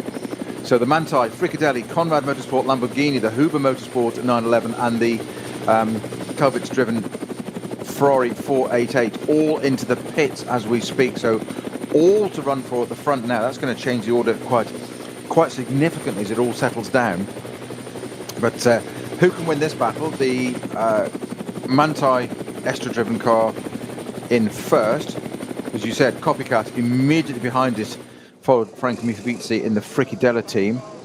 I think there is a driver change there, so it does look like Kevin Estre is out of that car, which means he'll be handing over to Lars Kern or Michael Christensen. Yeah. We will let you know. Again, we often can't tell until they have left the pit lane. But all the front runners with 7 laps completed are serving or have served a pit stop. But bear in mind, some of them came in several laps earlier. Will it work for them? But really, in terms of natural pace, the front-running cars so far in this race have been the 31 Fricadelli Racing Porsche that started from pole position. Lucky to do so. It almost didn't. Well, it didn't get away for quite a while at the start of the formation lap. But the car that's really set the pace is the 911 Manthey Racing Porsche. Bright yellow and bright green, can be seen in any weather conditions, day or night, is the effective leader. Yeah, I think there's a definite change of driver in that Manthey car. I don't think, or I haven't seen, that's not to say it hasn't happened, I haven't seen a driver change happen in the Fricadelli car. So it might still be Frankie Magnavizzi staying in that car for the moment. It would be interesting to see when we get out there. As you say, we won't know until they go out and the timing screens update for us, but that would be an interesting philosophy. They're following the same strategy. They're the front 2 running cars. Okay, they swapped round. That Fricadelli car was on pole position. They'll be keen to reassert that position, and it looks like the Fricadelli car is being moved. No, that's just to allow another class car and one of the Gitti cars in behind it. Manthey car is out and away. The Fricadelli car should follow, all things being equal, at the same time. It hasn't just yet. The Grello car is out. Fricadelli car leaving the pits now, about to go out, so we'll see in a moment if there's been a driver change on either or both or none of those teams. I'm convinced there has been on the Manthey car. We will see. Fricadelli driven car just having to overtake something else in the pit exit there, but he stayed within the blend line, so I'm not sure whether that's... I think we'll watch that space. Yeah, because, it wasn't dangerous the way he did. He just got on with it and get round it. But I'm not sure whether the officials may view that in quite the benevolent way it is. But now, indeed, we have Kern is now in the 911, as you said. Yeah, that's Lars Kern, and it looks like yes, Magnavizzi did stay in that car. So I read it right for once. He did. It's bordering on good reporting. Mark down the date. Never happen again, appearing one night only. So at the end of the hour, the pit stop's done. I think the effective order is 9:11, 31. Now, I want to see, because the Phoenix Racing Audis came in respectively 1 and 2 laps earlier, where they get a slot back in before all the machinations of early pit stops, late pit stops came to be. They were running in 3rd and 4th positions. Then, of course, the order got shuffled and will continue to be shuffled towards the end of the race. But the 911 was leading before the pit stops, and I would warrant is leading after them. I'll wait for full confirmation of that. But it's now no longer Kevin Estre. He's been locked in a dark room at the back of the garage. It's Lars Kern who is working his way down through Hatzenbach. And he's been blessed with that, not just fabulous weather to go racing, but simply seems to be the fact that he's got clear track, just what you want, Peter, when you get out on the circuit after a pit stop. Clear track, fresh tyres, Nordschleife in the sunshine, spring sunshine, should I say? What more could you want? What could possibly go wrong? Well, as you said earlier, a lack of concentration, that's what could go wrong. Let the emotion take over and start to enjoy it around the glorious spring sunshine lit Nordschleife, and all of a sudden said, oops, I didn't mean to do that. And it was only half a tyre on the dirt, but it was enough to be catastrophic. That's where you have to, again, as you said, concentrate, think about it. You can't relax, you can't just go out the pits and say, oh, this is nice, I'm enjoying the Porsche in it. You've got to get on with what we're actually doing, which the idea is to win a motor race here. Yeah, but I just think so far what we're seeing is some great racing action, quite tactical, but I mean, Kevin Estre can feel very proud of himself, because that was a magnificent early run. He made the pace, set the pace, worked the traffic very, very well indeed, recovered from having 8 seconds that he gained in not many laps, taken away immediately from him, and then responded by easing his way out again. So he was 5 and a bit seconds clear, wasn't he? 5 1/4 seconds clear before he came in to the pit stop, followed by the car from second, the number 31 Fricadelli Racing Porsche. And going back into the race, well, we'll wait to see what the gap is when they hit the next sector. Again, just to reiterate, it's a long way around the Nordschleife for 14 plus miles. And timing sectors are sort of... They give and they take away, but overall, when we get to the end of the lap, we'll have the definitive answer about how much he looked about even going in and out of the pits, I'd say, between the pair of them. Yeah, I would agree with that, and from what I saw, certainly. And it still catches me when you say that, 14 miles. We're so used to it, because we just go, Nürburgring, 14 miles. We know it is. But then you stop and think about the context, the reality of that.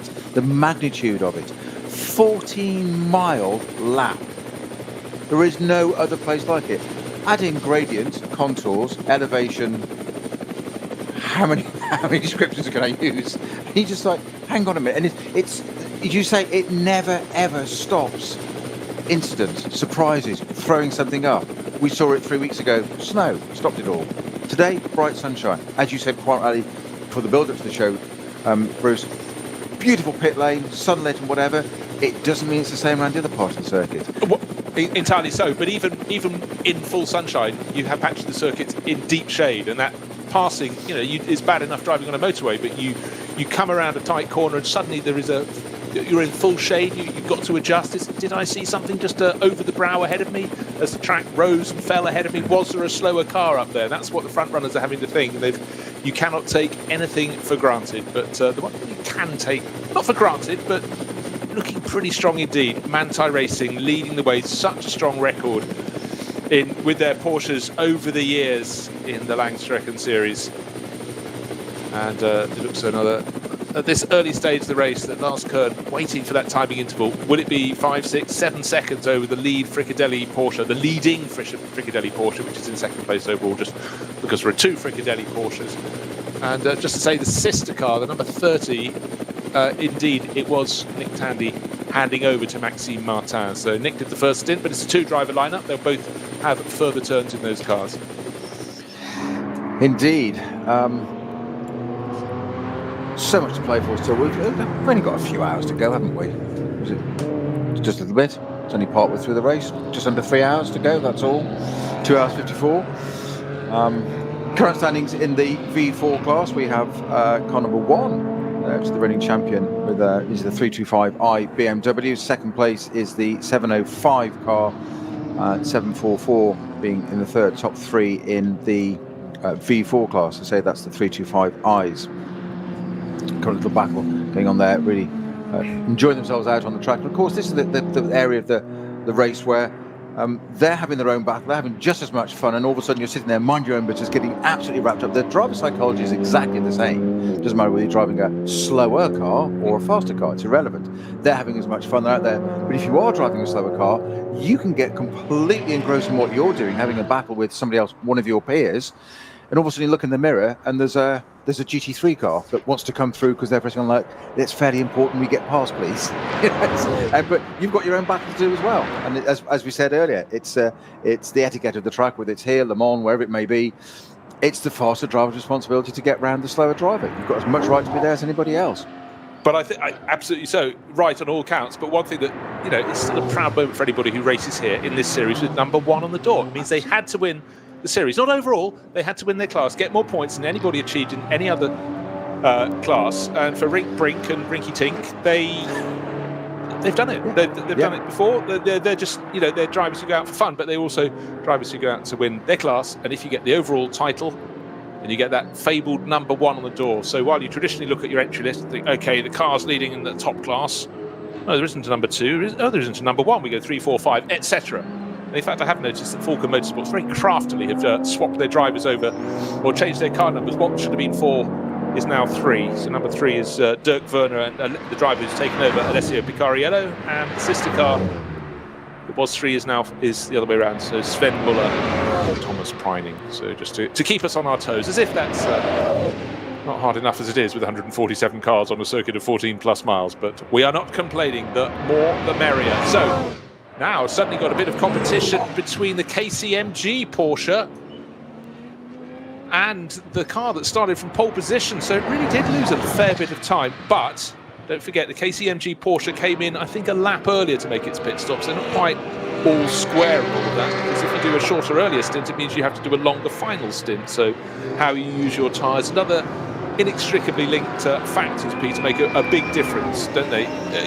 If it was one lap on a normal circuit, it wouldn't really make the blindest bit of difference, but this is not a normal circuit. There's so many permutations to how this place can pan out, but yes, the Fricadelli car running really deep at turn 1 again, all the way on the outside. That's almost we've only seen that filmed a few times, but almost every time it's done it. I'm not saying he has done it every time, but it just seems to go really deep there, certainly compared to the KCMG car. I don't often say this in life, but I have the answers, or some answers anyhow. Right, by dint of having a shorter first stint, it means those that had a shorter first stint are now leading the race outright, but they will pay for their crime later on, because it's now Nicky Tim leading in car number 11, Audi Nicky Tim. You might think I've gone crazy, but yes, it should say Aston Martin, but it isn't. He's allowed out to come and play with Phoenix Racing in their Audi. He's leading by 1 second from Dan Harper. The number 44 BMW had the shortest of the front runners first stint, so he's gained on the track, but will have to pay back in a larger role later in the race when he has to do a longer final stint. Then there's a 15-second gap back to third place, which is Lars Kern, and presumably will be starting to take chunks of time out of them. Their cars will be running a little bit lighter. His will be fully loaded with fuel, but of course the advantage will swing the way at the 911. So it's the number 11 Phoenix Racing Audi, that's the bright green one. 44, the BMW from BMW Junior team, that's the M6, shared by Dan Harper, Max Hess, Neil Verhagen, and the driver who started, Augusto Farfus. And third place, it's a 3-driver lineup. It was started by Kevin Estre. Now it's Lars Kern, and Michael Christensen will take over that third place Manthey Racing Porsche at some point in the remainder of this race. We've done over an hour. We've done an hour and 10 minutes. So 2 hours and 50 minutes remaining. I must say that 911 crew are looking very, very strong indeed. And they've such a history of success in the VLN, and then when it became the NLS as well. So plenty of pedigree in that team. Yeah, I was just watching a couple of the GT... Oh, they're coming to the pits together, actually. The Caymans running down the Dottingerhoe, having an absolute... And the fact that it's coming to the pits together is hilarious, because they've had a little slipstreaming moment together down the Dottingerhoe, with the second car obviously getting a tow, pulling in, tucking behind, the car in front, letting him do it. And as soon as he got past, he tucks in as well. Said, right, you've got to pass, but I'm going to get some of that back ago.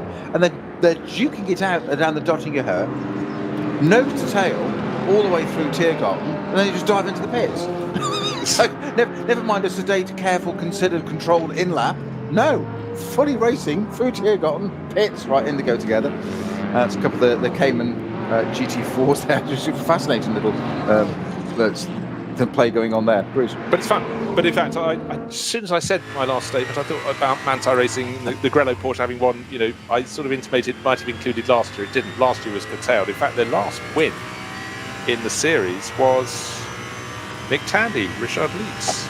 Almost the equivalent weekend. It was the third round, actually, 27th of April in 2019. But in previous years, it had logged many, many wins. In fact, it was really strong in 2017. Started 2018 with a win.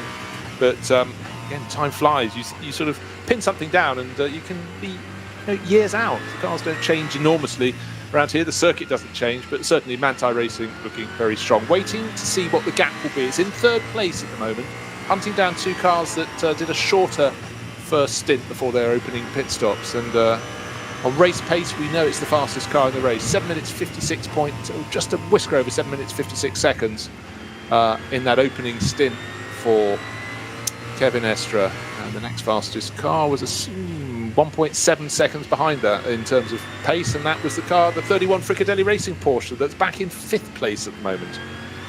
Bear in mind they were first and second, but after those differential pit stop lap runs in the opening stint, number 5 Audi's got between them. That's the car started by Frank Stippler, driven very well by Frank Stippler. Vincent Kolb has taken that over. That's running in 4th place overall at the moment. So just to reiterate, number 11 leads the way for Phoenix Racing. Nicky Tim taken that over. It was started by Michele Beretta. Then Dan Harper took over very early on from Augusto Farfus. Second down at the end of the opening lap. Let's see what the gap is when they get to the end of this tour. My correction, Bruce, the two Porsches that were butting weren't Caymans. It was the 991 GT3s, the Black Falcon from the Specials SB Pro class, number 350, the Black Falcon car that's actually been taken out into the hands of Noah Nagelby rejoins in that car, but that they weren't Caymans, they were 991s. My apologies for misleading. We would do Porsches, but just slightly wrong model. Well, often we're looking at them on a long shot that doesn't stay still because the cars are twisting and turning and trying to make their way around this circuit that just keeps the drivers on their toes and hopefully on the black stuff. In fact, it's been largely good, but there was that sort of smattering of people starting to get it wrong about 2 laps ago. We had various code 120s, code 60s as the incidents were cleared up. Now, see what the gaps are as the cars come through to put 9 laps on the board. Just waiting to see what it's going to be. Obviously, a big margin has to be closed down by the Manthey Racing Porsche in third. He was 15 seconds down. And having seen that car flash through, we get a shot of the Dacia Logan. Peter's saving up to buy one of these. And again, it's the diversity of cars on offer. And the Dacia runs in the Specials class, SP3. And one of the drivers doesn't like to reveal his full name. He calls himself Doom. It's a very tight capacity there. So it's 1750cc to 2-litre seat. It's not a great deal of scope there, is there? 250cc difference there, but yeah, it's a Dacia car. It sounds ridiculous. We talk about the different classes there, and we talk, as you say, we naturally gravitate towards the SP9 category GT3 cars, the other front-running cars. But that little Dacia, as they showed that footage of it braking into turn 1 at the first corner, it was squirreling away under braking. He was driving that car to the edge of its envelope. It may not be an AMG GT3 or whatever. He was having some fun in that car. I'm guessing that was probably Doom driving. Yeah, you can tell, can't you? Yeah, it has a ring to it. Right, we said it was 1 second between first and second, and I reckon it's possibly staying at that margin. It's a green Audi from a blue BMW. That sounds really descriptive, but what it is, it's Nicky Team from Dan Harper. It's Phoenix Racing from the BMW Junior team. They're having their moment at the front of the race, but they're going to have to pay for it to an extent because their first stints were short. Whereas the drivers who were leading out right through those opening stints, they stayed out longer. They put 7-8 laps on the board. Was it 7 or 8? I can't remember now. 8, I think it was 8, yes. Yes, I got thrown by the fact it lists the time and lists the number of laps, but the teams with their garages at the near end of the pit lane, obviously, they hadn't crossed the start-finish beam. So 1.011 seconds was the gap between first and second between Team and Harper. It's come down to 1.057. So still nothing. And they've got traffic ahead of them as they dive into the first corner. The drivers of the junior cars, one of the Golfs pulled out of the way. The BMW production class car gets out of the way on the other side of the circuit. So through the tight right, through the left, and it's still the number 11 Audi leading Nicky Tim, enjoying his time. The car was started by Michele Beretta. Out using the circuit and more as you need to. Actually, through Dan Harper's lost out a little bit there. He certainly has. I was going to say, as they go through out of the Mercedes arena, I'm not sure if it's even still called that, but we know what you mean. Know what I mean? Certainly, maybe positioning of the BMW was slightly awkward. It might have been put off a natural line as he went around those two back markers. I would suggest that would be the case, but he's got to make it all up again. Yes, the gap's gone out. It's just physicality, isn't it? There's only so much room on a racetrack for 4 racing cars, and simple as that. And Dan Harper, absolutely the right thing to do. I'm guessing, surmising, he's probably just backed out of it, discretion, all that kind of stuff we've said before. Don't worry about it, but it has moved that gap out. I would say that's probably doubled it already in that just a little bit. It's probably gone from 1 to 2 seconds quite quickly. And say it was a shaving. You were talking about that distance. It was 1.08 or something. It's 1.05 or something. Yeah. So we're talking, hundreds, tenths, whatever. And all of a sudden, it's doubled. The start of that lap, turn 1, first corner. There it is, and you've got to wait for it. To say that the other cars, production car class, got out of the way. One went one way. Golf, BMW left a gap. The Audi went through, and he couldn't. BMW there wasn't enough room for an M6 BMW as well. Okay, something else to put in that mix. I wanted to see how much Lars Kern could close in on them. I did point out he had a heavier fuel load. They'd made their pit stops 1-2 laps earlier. He lost 5 seconds. 4.5 seconds, actually. So Lars Kern now 19.3 seconds down on Harper and 20+ seconds down on the race leader, Nicky Tim. So it's Phoenix Racing leading the way, but they are going to have a longer, they've done their short stint. You normally end up doing 1 short stint, 3 long stints. And so, of course, they're at the front of the field. Oh, some great liveries this year. And then there's car number 810, which is, whichever angle you look at it, it's a different colour. It's green on the nose, it's sort of coral pinky orange under the bottom, there's black over the flanks, and underneath all these colours are bars of black and white as well, so it's like a spider's web has fallen atop the Cupra Leon. And we're not talking iridescent paint that does that in the sunlight, we're just talking different vinyl. It's just, it's a bit confusing, as you say. Well, it's a good driving pairing. It's Bock Motorsport, it's Herman Bock and Max Partel, who've been really strong in recent years, and the Cupra Leon going very well indeed in the TCR class. That's the AM class, the TCR section, but I don't know if it really works on a bright sunny day in terms of its race livery, but it's different, as they say.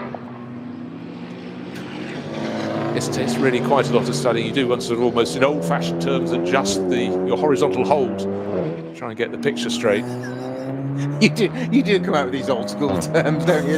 It'll be, hang on a minute, I can't do that. Let me just check the test card. Waiting for the valves to warm up. Now, we mentioned CP Racing, regular front runners and champions in the past in the Creventic long distance series, 24H series, and great to have them on board getting some lap mileage here. Always welcome around the Nordschleife. It was, you mentioned it on the grid, but what a fantastic colour scheme in that. It's really quite different. It's crisp. Yeah, very, very clean and very crisp. It's very modern. I like that, the way it just blends in. You see, it's mostly white, but the blue and red blends into the real tail lights. It's very cleverly thought out. It's one of those things that I can see being designed on a screen, and then sometimes they just don't work in reality. This one does. Physically, it looks great on track in the sunshine. You know, I always love the start of the season when you get your first time walking down the pit lane or in the paddock and you see the cars and you go, oh, that's a new livery. Wow, that really does work. And others you go, well, that's a new livery. But Charlie Putman's team, you know, going great guns. It's Charlie at the wheel at the moment. And the age-old adage, if it looks right, is expensive. Yeah, no. Good run for him. He's trying to pick out where he is in the order. He's running 3rd in the Pro-Am class of SP9 at the moment, but he's 20 seconds down on. This is the name that I say. It's not Roger Smith. It's Renzo Rocco di Torrepadula. I did spend some of my lockdown practicing that, just to make sure you hadn't got a complete monopoly on that. I got a bit upset earlier this year when he was just down on the list as Renzo Rocco. That didn't really rock it for me. No. But he's driving this is a good team name as well. Lion Speed by Car Collection Motorsport. Audi R8 LMS. Having a good run, so it's good to have him back with his name in full for the timing screens. But talking the SP9 Pro-Am class, it's being led at the moment by Huber Motorsport. We had a great opening stint from Nico Menzel in the number 25 Porsche. It's now leading the class by quite a lot by Philipp Neufer. He's got nearly 50. He's got 50 seconds and more. No, he's got about 53 seconds advantage in that class. So now with the Fricadelli car starting to get closer and closer. It's closed up a little bit through traffic. They're now about to go into the carousel with traffic going to be on the exit of that. So they're going to catch up with that traffic fairly soon. And they're really in contention. They come out of the carousel clear with that. The traffic's seen, the slower traffic's seen them. But the Fricadelli car there, closing a little bit. It ekes out a little bit again, the Huber Motorsport car. But I think this could get quite interesting by the time we get to Dottingerhoe and Tiergarten, which is also that bragging rights, as I keep saying, about when they come out of Tiergarten and spring out over the top onto the pit straight. But it's also that in front of the team. It's like, didn't I do well? Sort of thing. I'm here. I'm back. We're leading. Yeah, put the coffee cup down. We're leading. I know I took a rather long time around the lap. Do you remember me? Yes. And now, again, Code 60 is coming up at that point, so the whole battle, you could just see concertinery. And the Fricadelli Porsche's got to do it all over again. So it's Maxime Martin all over the tail of Edoardo Liberati. They're fighting over 6th and 7th positions. In fact, they're fighting over 6th. Who wants to be 7th? But the KCMG Porsche still in front. Who wants to be 6th? Now you come to mention it, yes.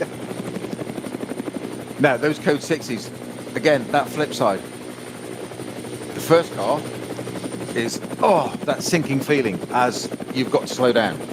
The second place car is, thank you very much, I'm right behind you. It closes the gap down. What just happened then?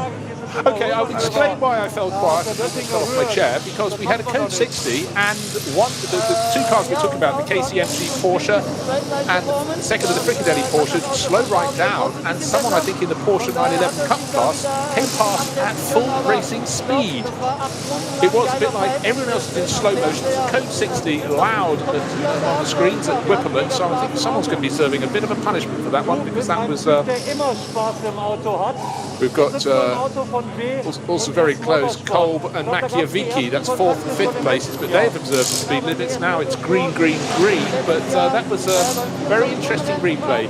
And just to explain, everybody else, not stationary, going at the apportioned, reduced speed, and someone not. And they're dotting ahead, looking like a motorway here, freeway, full of traffic, but people keeping to the left, people keeping to the right, and the 4th and 5th places cars straight through the middle. The Audi and the Freisinger Porsche straight through the middle of it. They're going to catch up now. I said the Grello car ahead. It is. It's third, 4th, and 5th. Yeah. So again, the Manthey Racing Porsche has lost out when it comes to Code 60s. That's my point. I wasn't quite sure. Is that really the Grello car? Yes, it is. It's there. I wasn't expecting them to suddenly catch up with it and being so. What has happened there? Oh well, Vincent Kolb getting very twitchy through that final chicane. I love the fact you went back in time. You didn't say the Fricadelli Porsche, it's the Freisinger Porsche. You've gone back to almost the BPR. Did I say? My apologies. Sorry. No, I like that. I like that. Whole host of cars diving into the pits, but the Manthey Racing Porsche in 3rd place has actually closed the gap to. Oh, we've got a change behind because I said Vincent Kolb was a little bit twitchy going through the final chicane, couldn't get the power down well enough on the start-finish straight, and Fred Machiavicki has said, yes, monsieur, and he's gone up into 4th place. Well, that's very interesting because it looks like that Phoenix Audi. It's almost its rear tyres are worn, as you say. It just can't get the power down. It's looking, and it's not that long after a pit stop either, so it shouldn't be that, and not long enough to be necessitating that problem yet. No, but I think he's got 2 laps more on those tyres, and I also just think those Porsche are a little bit faster, so he's having to try and take the risk, but he got it wrong in the chicane. So let's just reiterate, race leader Nicky Thiem, he will be due in possibly at the end of this lap.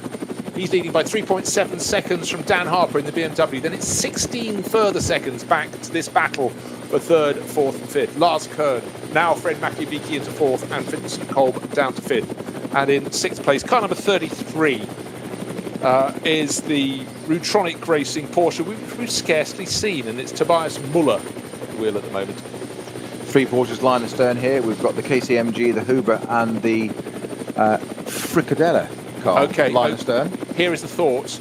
The car that went flashing by in the code 60 or whatever might have been Tobias Muller. It's just a guess. I've got to check. It was a silvery grey car. Porsche by the looks of things. And now immediately behind him, about a second back down the track, Eduardo Liberati and Maxime Martin, the 2 drivers we were looking at in an overhead shot when that incident occurred. So I'm going to have to keep an eye on the ticker screen, and so are you, to just take a look and see if we get any punishment warnings coming up, floggings and the like. But right now it's just so enjoyable watching the action. We didn't get action 3 weeks ago. I know I go on about it, but I was really rather upset at the time because of snow, poor visibility, frozen gravel traps. Okay, guys, we'll let you off that one, but it's back in style. The Nürburgring Langstrecken Series stretches its legs for the first time in 2021 and putting on a great show. But again, because over this 4-hour race, Peter, you can choose how long your stints are to split up your 4 hours. We've got some who had a short first stint and now they're doing a longer second stint, and it could be all swapping around. But Nicky Thiem leading the way by 3.7 seconds. Circuit looking fabulous. 3rd, 4th and 5th is really quite a good battle now. It's Lars Kern, Fred Machiavicki, and just started to drop in Vincent Kolb. So you have to feel for the Manthey Racing car. Not once, but twice. It's been really caught out by Code 60. It's now not by Code 60, just traffic. Make that a 3rd time. Yes, it's just not there. It's about to be passed around the outside.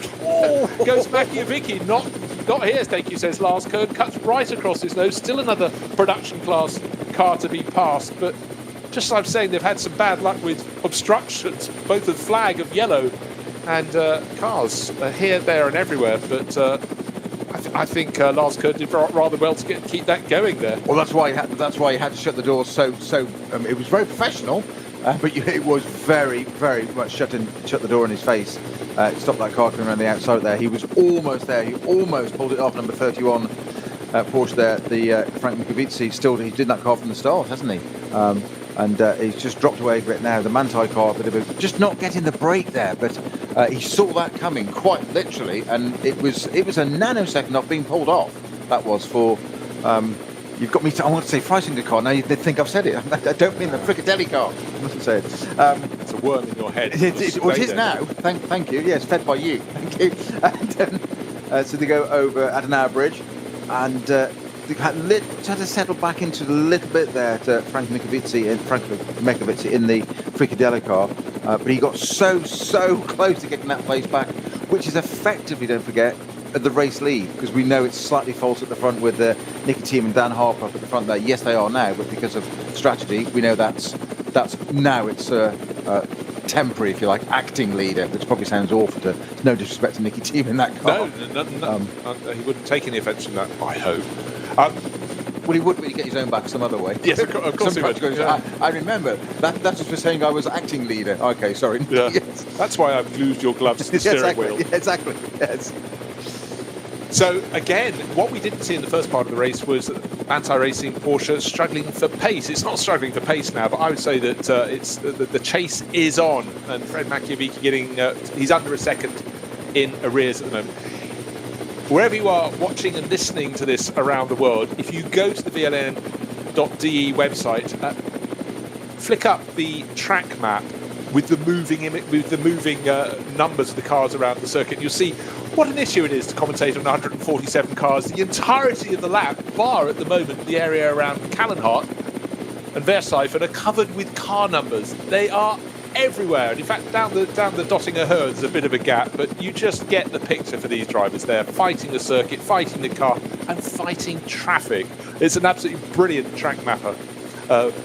And well worth a look, because as much as anything, it also flashes up code yellow areas and code 60s and yellow flags, and almost too much to take in, but a brilliant tool. So well done to the organisers for putting that up. It really adds to the show. You can find live timing as well, but right now it's all about the track action, and it's fast and furious. We're how far into the race? We're 1.5 hours into a 4-hour race, and for the second time in about half a lap, we've suddenly got the Manthey Racing Porsche being absolutely blocked by, in fact, it was the Opel Manta. Yeah, the Manthey blocked by the Manta.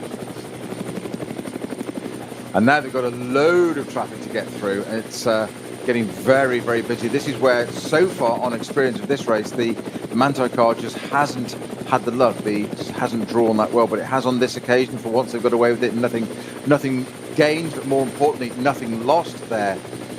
To the Fricadelli car, but this is where we're going to start the run now fairly soon back to the end of this lap, and that's where we're going to see some fun, I believe. Now, once again, just caught out one of the Fricadelli car. It's all over the back there. Looking at the Manthey Porsche in front, looking right mirror, left mirror, just saying, I'm here, just letting them know it's there. Poor old Lars Kern in that car, got his mirrors full of the white and red Porsche behind, who gets a good little run out of the mini carousel now.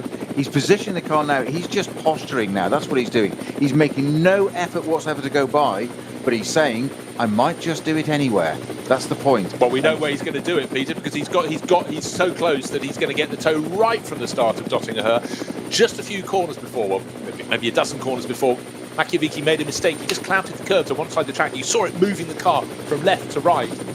Kept his cool, kept his car, but that's how hard he's pushing. He was trying to just make sure he could get in the position he is in now, which is in the slipstream. He's gained half a car length already. They start to go out of the compression, up the rise. He's a car length behind. He's right underneath. The front shot shows it's half a car length, a quarter of a car length. It's coming. It's only going to be offered on the outside. That's where it's not going to do Kevin Estre made the move to go round the Fricadelli Porsche on the opening lap, but he didn't make it stick. It's not close enough. Also shows just how brave Kevin Estre was. He wasn't prepared to lift at all. He took that with his wheels partially on the grass on the right-hand side of the circuit to take the lead at the end of the opening lap of the race.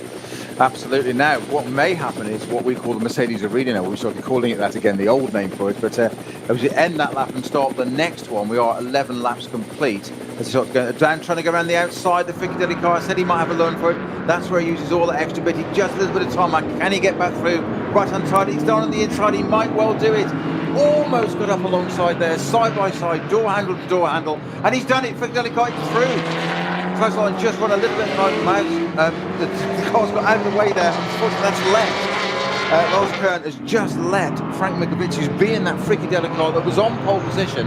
He's been in that car from the beginning. 11 laps completed, and as we said, we thought he'd do it down the Dottinger Höhe. He had the run, didn't quite get it.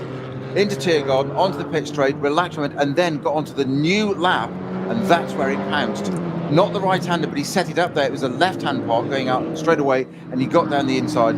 Sabine Schmitz will be smiling at that one. I'm absolutely certain of that, just for sheer class. And well done, you worked it out. I could have told you that. If I could have told you that exactly. I actually think that Lars Kern slightly relaxed. I think he thought he'd had it covered. He'd covered the first part and just left probably quarter of a car width more than he could have done, more than necessary. And at that point, you could also flip it over and say Fred Makovic must be thinking, I should have done that on the straight. Why did I have to do it in the hard place? But he's got the move. Now he's going to try and pull clear. He's only half a second clear, I'd warrant, at the moment. Again, these high shots above the cars are fantastic. You sometimes lose where they are on the circuit, but it's so good for showing the relative momentum of car A and car B. And unfortunately for them, car C's, D, E and F are in their path around the left of one, the right of another, up the middle of the third. Goes our race leader. And Lars Kern just caught out all again. Lars Kern just doesn't get the brakes, does he, Bruce? As we were just saying, that the fabulous helicam shot there, it gives us that view of what's coming up ahead. 4 or 5 cars there in front of them. The Fricadelli car, Frank Licovici, straight through them like a hot knife through butter, straight through them. We expect Manthey, Lars Kern to follow. He didn't. He got caught up once, twice. All of a sudden, I reckon he probably lost a second and a half, 2 seconds there, quite easily. I'd say on the rest. I mean, he had to hit that thing called the brake when he wanted to be full on the throttle, so that was really unlucky. So suddenly it's advantage Fred Makovic, and Fred, as Peter pointed out, has been in since the start of the race. He's in a 2-driver lineup, so maybe he's being very French and says, I'm not going to do a short stint and then stay out. I'm going to have a proper lunch, with a damask tablecloth and fine silver cutlery, as is my right. But he's had a really, really good opening 2 stints in this race. But there, it fell into his lap. And you know what? For the Manthey Racing team, they've seemed to have had the wrong end of the stick several times in this race and lost great chunks of time. And then a fraction of that was handed back their way. And to Lars Kern, just unlucky. Sorry, what am I talking about? It's the Manthey Racing team that's lost out again. Sorry, of course, we just had the Fricadelli car go in the lead. Apologies. I got ahead of myself. So, again, Manthey Racing are going to be made to work extra hard to get back to the front. But I still honestly believe, in terms of true pace, certainly with Kevin Estre in the car, that car should work its way right back to the front of the field. They've got Michael Christensen up their sleeve as well. So, Michael, nobody's fooling a car. So I think there's time aplenty to come back from that car, but three times in with yellow flag and code incidents, they've lost a lot of time. And in traffic as well, suddenly they've lost a bit too. So it just makes it harder for everyone. I think that's the point, exactly what you said there, Bruce, that they've got all the ingredients to do that, but they shouldn't have to work so hard to do it. And that's the problem, it's taking away their margin. That's the point. They should be able to do this really quite easily, but that work, the traffic, all of a sudden 3, 4, 5 seconds lost out. We've seen 8 seconds in one bit quite early on with that 180 numbered car parked in the way of the M4 SP10 class BMW. And all of a sudden, that means you've then got to push that bit harder. And it's like, we shouldn't have to do this. We've got the pace, we've got the ingredient, everything's there. But fate works against you. And it's, as you say, it seems to be against the Manthey car at the moment. No matter who's in it, it just seems to be that Manthey car. It's that colour. Something's drawing to it. It's like beads of the honeypot. It's just not getting the fall on the back markers, is it? And while all that's going on, absolutely spot on there, Peter, we haven't really talked about Nicky T much. He's only going and leading the race at the moment. Don't look for an Aston Martin. He's out this weekend. He's got permission to come out and play to gain yet more Nordschleifer experience. He's in the Phoenix Racing Audi, the green one, number 11, leading the race by, start of this lap, he was 10.5 seconds clear of Dan Harper. So he's done a really, really good job. And for young British racer Harper, he's got an equal margin at the start of this lap over what was then Lars Kern. But now we know Kern is back into 4th and Makovic in the Fricadelli Porsche is up into 3rd. But Nicky T, I reckon, at the end of this lap, he will pit from the lead. That was a short early stint. I think it was about a 5-lap early stint. We've got 11 laps on the board coming to the end of lap 12. 10.5 second advantage at the start of the lap. That would have gone out. He certainly was lapping faster than Dan Harper. Dan, I think on the previous lap, looking at his lap time, caught a bit of traffic. But at the moment, wherever one sees Nicky Team around the circuit, a little bit of traffic, nothing too much. So he's finding cars in ones. It's when you find them in gaggles of 2s, 3s and 4s, as we saw for Lars Kern, you really can get caught out. That's what makes it so busy. That's what makes it so difficult, as from the driver point of view, of what do you do? And that hesitation, there's, I've used the phrase a few times in the show so far, but discretion, better part of valor. Yeah, it's always best to bring the car home, be in a place. It's better to be second and not finish at all, rather than try and go for the win. But they're drivers, they want to win. The expectation, whether it's a pressure perceived or real, the expectation is to do well. They're not here to finish second. Nobody is. We don't mind it happens. You can have a great race for second, third, fourth, eighth, 10th. Doesn't matter overall. As we said, the champion comes from further down the field. It's about winning points, not about winning overall. It doesn't matter. But it's still that the reason people drive cars on the Nordschleife is they want to win. They want that bragging right. They want to be able to say that kudos for doing it. So that thought, you come across one car, you say, so simple. Is it? I don't know.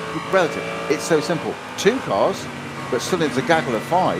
You can get 2 cars in, but what you can misleadingly do is the car behind you can sit there and go, well, let him make the mistake. Let him work it out. Let him do the hard work, him or her. And they get 2 cars in, you think you're doing real, and all of a sudden it halts. You're arrested, as it were, the pace, and the car behind you goes, thank you very much, I'll go past all 5 of you.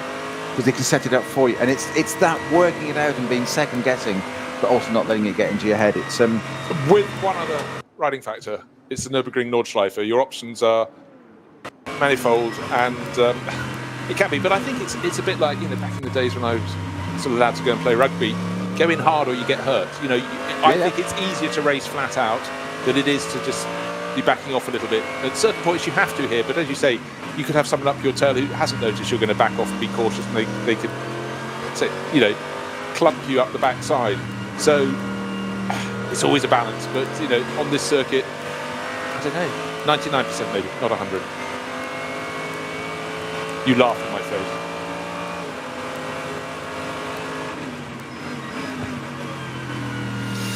So the race settling down now. We're waiting for Niki Team did not come into the pit, so maybe one further lap before he brings in the Phoenix Racing Audi from the lead of the race. His advantage was 10 and a bit seconds, but Dan Harper in the BMW from second is pitting.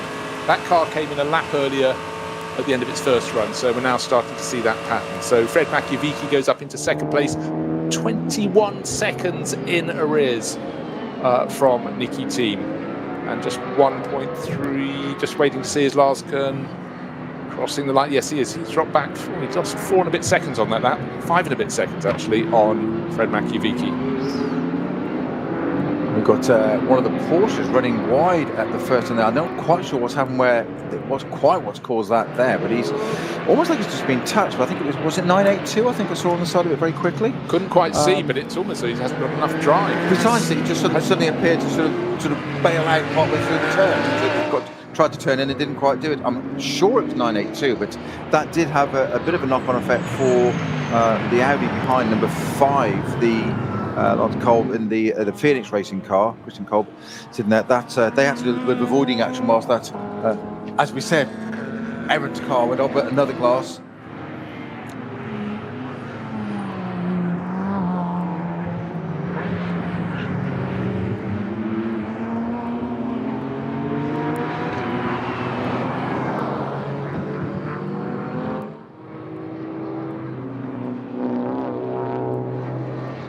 Because it certainly wasn't managing racing speed or even enough speed to drive itself quickly out of the gravel trap. But actually doesn't matter for now. We've suddenly got this great battle. Number 5, Vincent Kolb, being pushed very, very hard indeed. That car is still causing a yellow flag being waved. 982 was a very good spot from you, Peter, indeed. So that's the G-Tech competition, 718 Cayman. Fabio Grossa and Torsten Wöhler in that car. Now we've got something off on the Dottinger Hoher part on the right-hand side. Another black and red car, but we know it's not 982. We've just seen the problem with that. And it hasn't got that far, 982, no. Yeah, just to reiterate, 982 had been leading the Cup 3 class. That's a black, 982. There's a Marshall gone to that, one of the service vehicles, one of the Audi service vehicles gone out to that, and as you say, it's almost as if something's not quite right, but I think it could be right if that car had just pitted. Well, what we do know is the fact he got through turn 1, but in the gravel on the exit, he hasn't got as far as the second turn, the left-hander in the arena section. The car is pulled off the circuit. There's an Audi course vehicle alongside, the lights twinkling away, and we will see how quickly that can be removed. The driver's staying on board though, so maybe he thinks it's something that can be rectified. But it's interesting, as you said there, Bruce, that he came out, he was on the correct part of the track. Whether he just got into the pits or not, I'm not 100% sure, but he was on the right part of the track, and it looks like as he went to turn in, something's gone wrong, errant to the right, and he's tried his utmost to get out of the way and gone and almost overdone it and had two wheels. He actually went through the gravel very slowly. It wasn't an outbreaking into himself into the gravel. He's just got out of the way. So I think there's something wrong with that car for the moment, which is mechanical or not, but we will see. We've got a 120, code 120 on the Dottinger Hoa as well, which is for car 110 by looks of things. 010, I think it is, according to my tracker. Oh, it could be two. Car 982, we've seen that. There's code 60. Yeah, 110 certainly. Yeah, which is a SP10 class car. That's the Alpine, the Alpine A10. Yeah, the only one of those in the race. Great looking car. That's only one not in the race now. Yes. Steve Jans, Andreas Patzelt, Max Lamesh, and Yannis Valdo. So, who's leading the class? Well, we can tell you who's leading the race. It's Niki Team, and I would presume he's bringing that number 11 Phoenix Racing car into the pits this time around.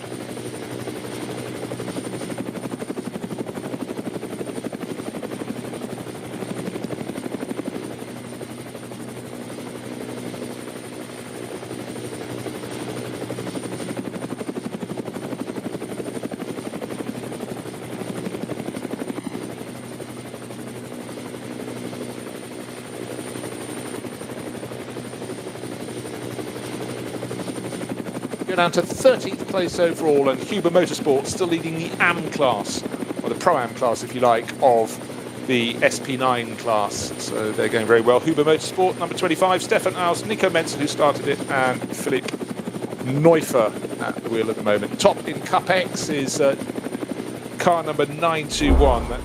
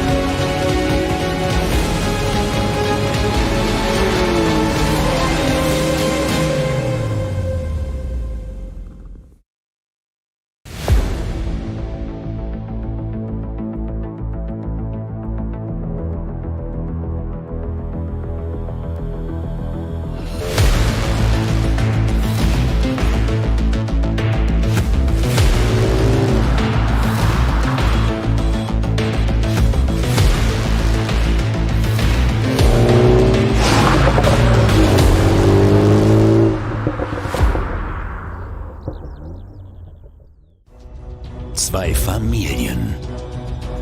40 Jahre Firmengeschichte. Unsere Produkte entstehen zu 100% in Deutschland. Mit Herzblut und Hingabe. Wir schaffen den Technologietransfer von der Rennstrecke auf die Straße. Handwerkskunst, Erfahrung für diesen einen Moment. Das ist die Nürburgring Langstreckenserie. Das ist H&R. Performance made in Germany. Sicher ans Ziel. Auf allen Straßen, bei jedem Wetter. Mit den zuverlässigen Sommerreifen von Falken. Jetzt Falkenreifen kaufen und Tankgutschein sichern. Weitere Informationen auf tankgutschein.falkenreifen.de. Falkenreifen.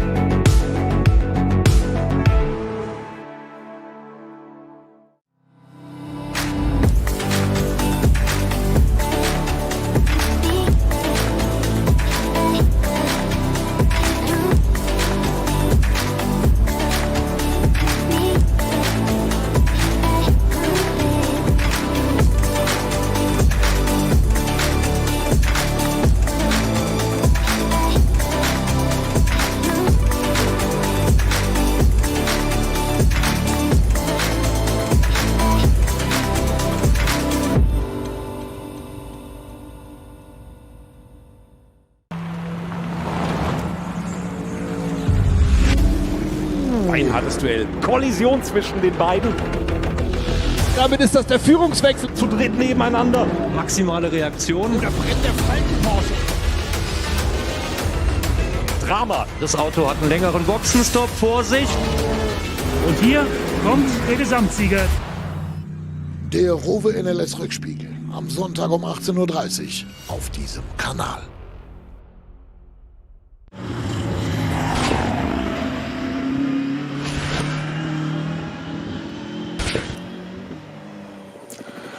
So, who is it going to be today? And some of the cars that moved up towards the front have fallen back down a little bit. Just seeing the Conrad Motorsport Lamborghini Di Martino being overtaken by one of the two Falcon Motorsport Porsches. Made that look quite easy. And the Ferrari's in the mix as well. When I say the Ferrari, I'm actually talking about car number 22, the yeah. WTM car. Jochen Krumbach took it over from Daniel Kalwitz.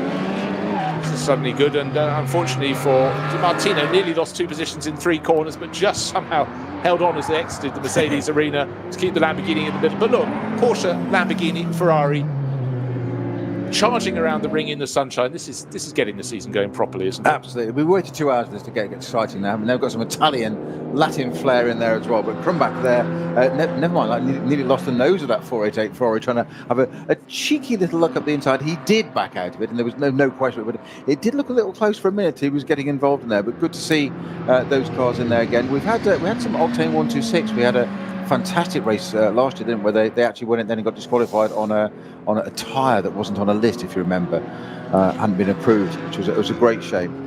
So nice to see some Italian flavour in there as well. Lamborghini and Ferrari running line astern. They're right in just outside the top 10. That the Lamborghini is 9th with the Falcon Motorsport Porsche in between, and then come back in the Ferrari 488 in 11. But great aerial shot there of the Manta, Opel Manta, going around still. Yeah, with looking very slowly. Indicator on. It's staying on the right-hand side of the circuit at the moment, limping home back towards the pits. I can't tell you what the problem is, but he's doing the right thing. He's indicating, well, in fact, they can see because they closed so fast on him that he has clearly got some troubles there. But just to say, in that little battle between the Porsche, the Lamborghini and the Ferrari, it was Thomas Preining at the front of that pack in the number 4. Falcon Motorsport Porsche. The sister car, Alessio Picariello, 2 places further up the road and about 15, 16 seconds clear in 8th place overall. But now, Mr. Beretta back in the Phoenix Audi. Nicky Team has followed your schedule, as you said, the script you gave him, he's followed it exactly. He's a good lad.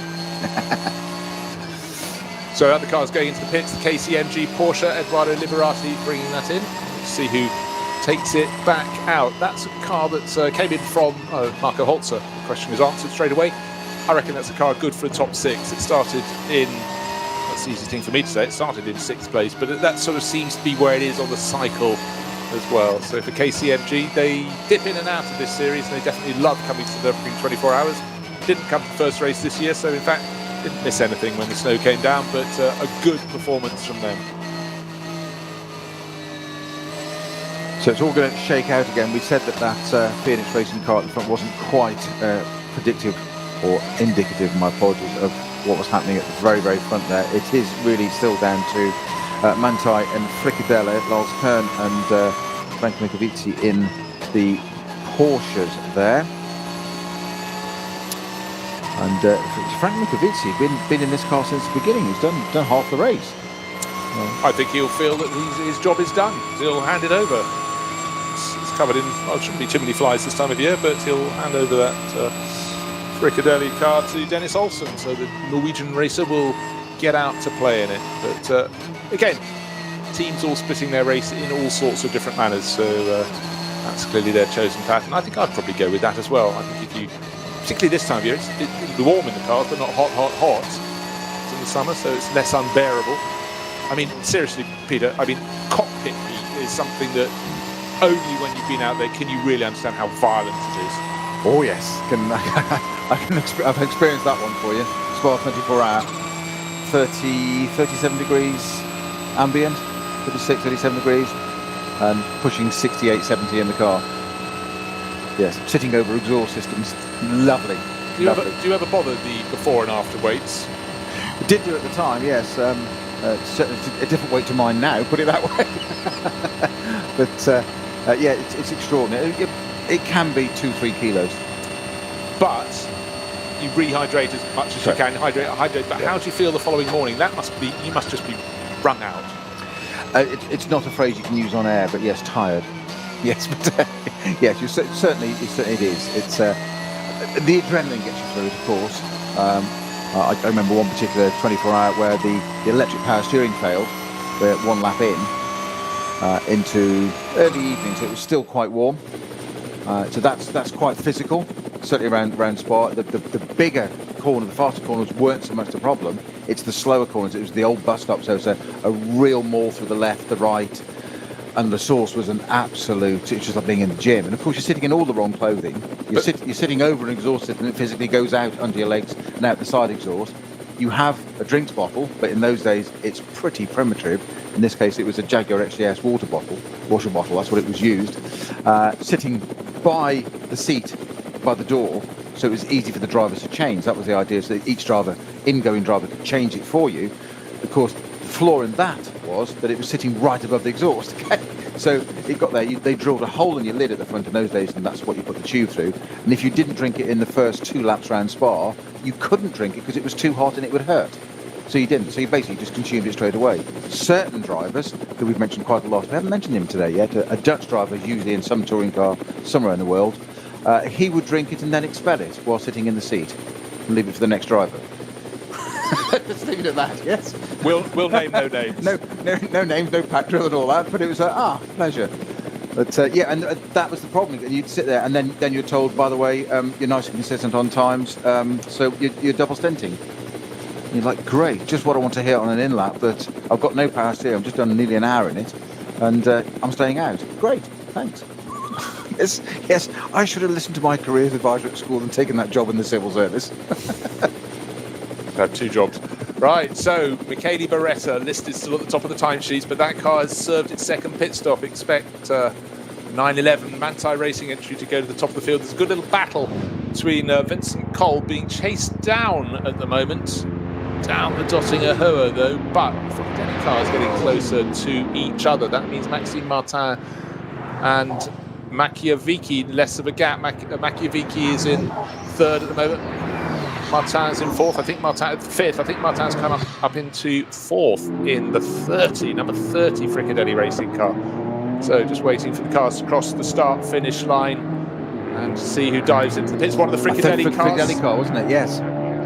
Is it yellow or green on the screen as it comes down? And the Audi and the Porsche buttons right behind it, they've dived into the pits as well. Maxime Martin is the Fricadelli car into the pits. Vincent Kolb into the pits, and Tobias Muller, car number 33, the Rutronic Racing, the silver Porsche, which I fear was the car that may have not quite paid attention about 20 minutes ago to the code, whatever it was, appointed to slow down around the circuit. Certainly on replays from above, it went flashing past 2 of its rivals as though they were not quite standing still, but not exactly going at a pace, which was the whole idea of the warning at that point. So the number 30 Fricadelli car in the pit, just to reiterate.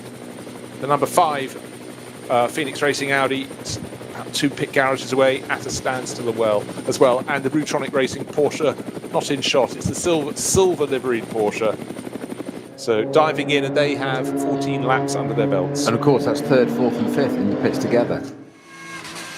7th place car as well, Piccarello in the Falcon Motorsport Porsche, the number 3 car. That's also into the pits. So 4 of the front runners into the pits now, 4 of the top 7 directly in there now. Manthey it is that's still leading Lars Hahn in the Grello coloured 911 GT3 Manthey run car. 2nd place, number 31, Frank Machiavicchi in the Fricadelli racing car. And I've said it once, I've said it twice, I've said it 10 times probably. Frank Machiavicchi's been in that car since the very beginning.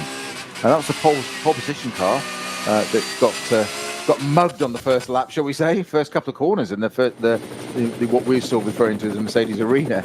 Before they even got onto the Nordschleife, it got mugged, and they haven't been able to gain that back, despite the fact that the Manthey racing car seems to have been drawn to, I wouldn't say bad luck, but it's just not getting the fall of the cards in front, if you get what I mean, in terms of traffic. And it's Just one of those things. It's no disrespect to the drivers, no fault of anybody. It just seems the traffic doesn't quite fall that. Normally ebbs and flows, but it just seems to have been all piled. And if it's not going to go quite right, and you're going to lose a bit of time, it seems to go Manti car again. We saw it 3-4 times in a row, didn't we? Well, you know what? If this race flips over in its second half, we're 1 minute away from entering the second half of the race. It's probably better to get your misfortune done early on rather than starting to cruise a little bit, take it easy towards the end of the race and then start getting your bad luck. At least this way you know you've got the maximum out of your car. There's a journalist in you, always looking for the good in the story. It's the rampant optimism that I know, it's fantastic. I know. It's just not very common in motorsport, that's all.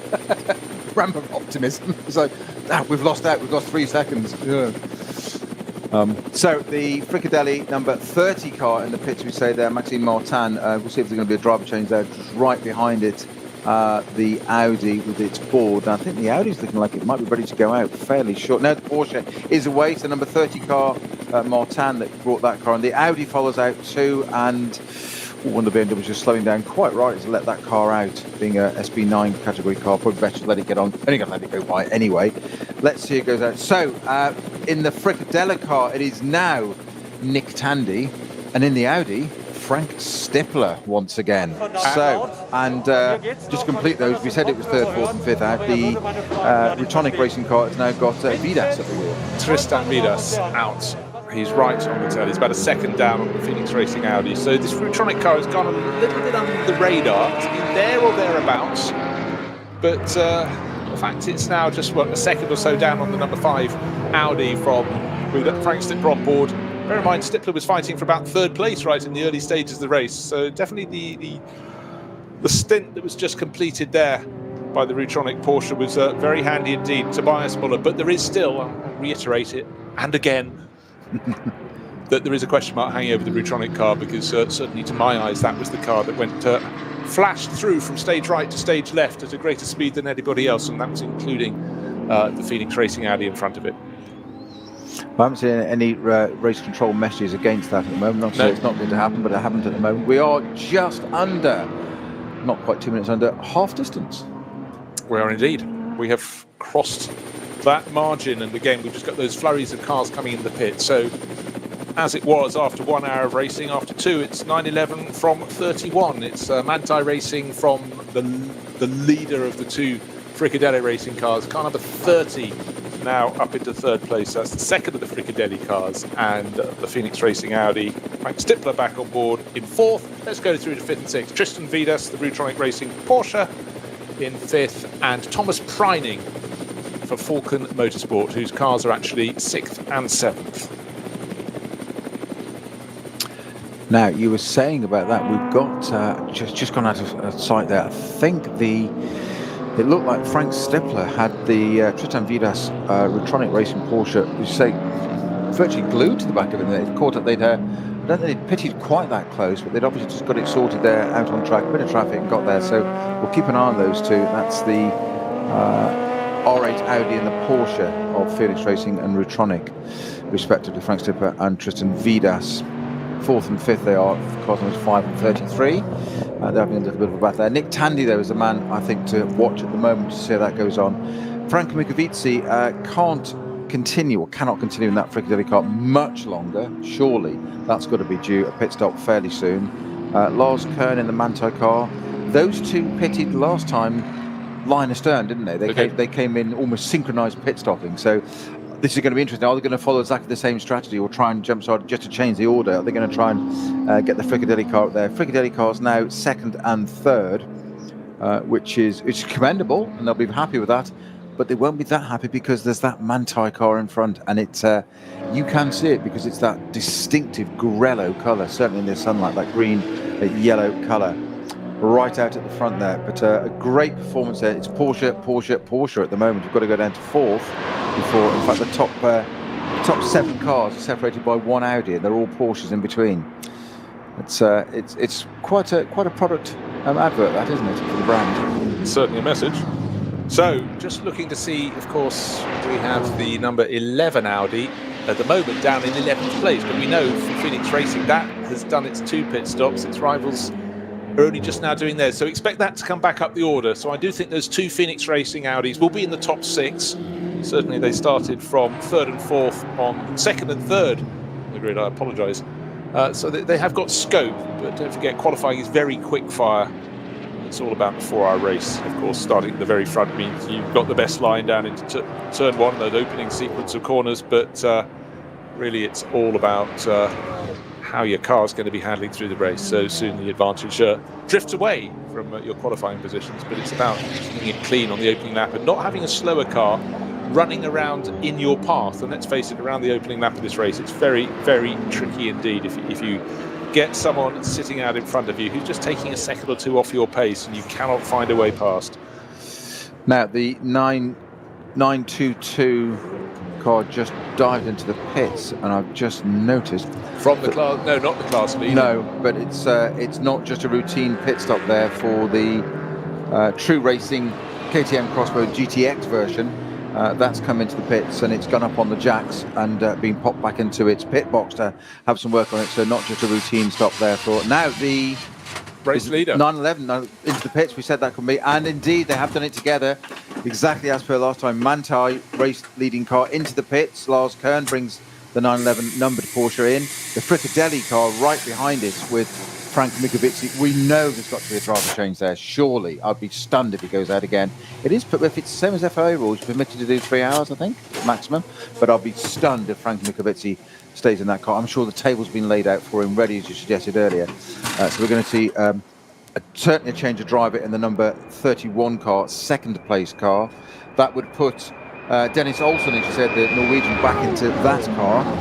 That was the pole sitting car, which they're still determined to get it back to the front there. But that Manthey car is just, we keep saying it hasn't had the brakes in terms of traffic, but it doesn't matter, it's the front there. Well, the second half of that stint was all about Lars Kern. Makiewicz had got ahead, got the advantage, and then it went back the other way. Now, looking at the Italian Exotica racing together on the circuit, racing together as they come into the pit lane. So we've got Michele Di Martino in from 8th place, right behind Jochen Krumbach. So it's Lamborghini ahead of Ferrari into the pit lane. And the Porsche that had caught them and passed them and pulled clear, Thomas Preining, already his car well into the pit stop, the number 4 Porsche.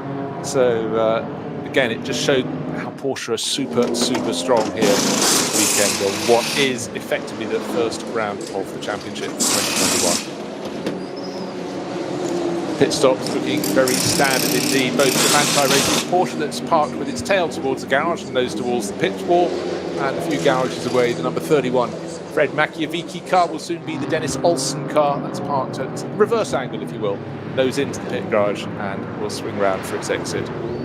Yeah, just looking there, noticing that car, they were doing a little bit of work, a little bit of attention on the left rear there. There was while the wheel and tyre was out and the wheel arch was open and there was a void there, they were having a little look under there. I don't know whether it was a bit of diffuser or something. There was certainly some mechanic doing something on there. It wasn't quite routine. I don't think it's going to be a delay, but there was some attention going on there by a mechanic, not just the wheel changer, having a look at the back of that car. Just to confirm which car you're talking about there. Fricadelli car. So car number 31, Fred Makiewicz car. So let's hope nothing untoward, because we'd love this battle to go right the way to the finish of the race. The Wochenspiegel livery, WTM, Wochenspiegel team Monschau Ferrari, looking absolutely cracking in its livery, very, very crisp indeed. White, red, and sort of, it looks like grey until you get up close, and it's actually copies of the newspaper of the Wochenspiegel, and images of those set back slightly on the flank of the car. It looks very, very good indeed. There's a mixing of cultures there. You can see it on the front wing there. Mixing of cultures there. Italian car with German livery all over it in the German newspaper. So it looks very. It's actually chrome. It's not just silver. It's a chrome effect, isn't it? When you see it really close up, it's quite extraordinary. And again, just looking up and down the pit lane, you do realise that it's not just the drivers, the team chiefs, the mechanics. It's also the photographers and the other people who. This is their world, isn't it? And it's great to go racing. Oh, a bit of bodywork missing. No, just going to say yes. On the Ferrari. Sorry, Bruce.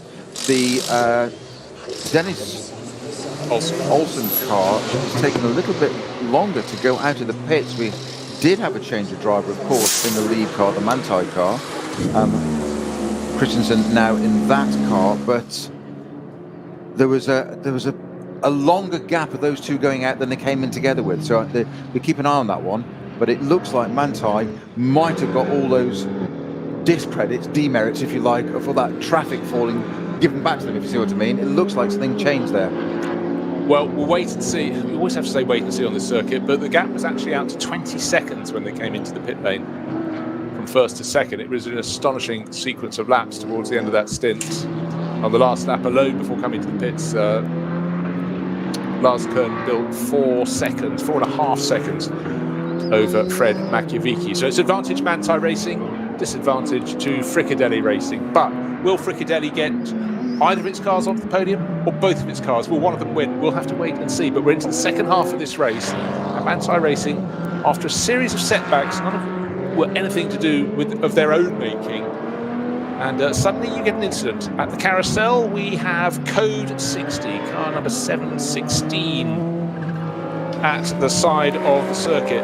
That may well be cleared up by the time the race leader goes back round. Michael Christensen, the 911 Porsche, but 716. BMW 325i was one of the V4 category cars. So it's a production class BMW parked at the side of the circuit at the carousel. And if you know the carousel, there's not much room to park a car at the side of the circuit there. Thus, the code 60 having been thrown. That means any driver going there has to be down to 60 kilometers an hour. Must feel like walking pace for them at that point. But the rules are there for everybody's safety. And hopefully that car can be cleared very quickly indeed. The number 716 BMW.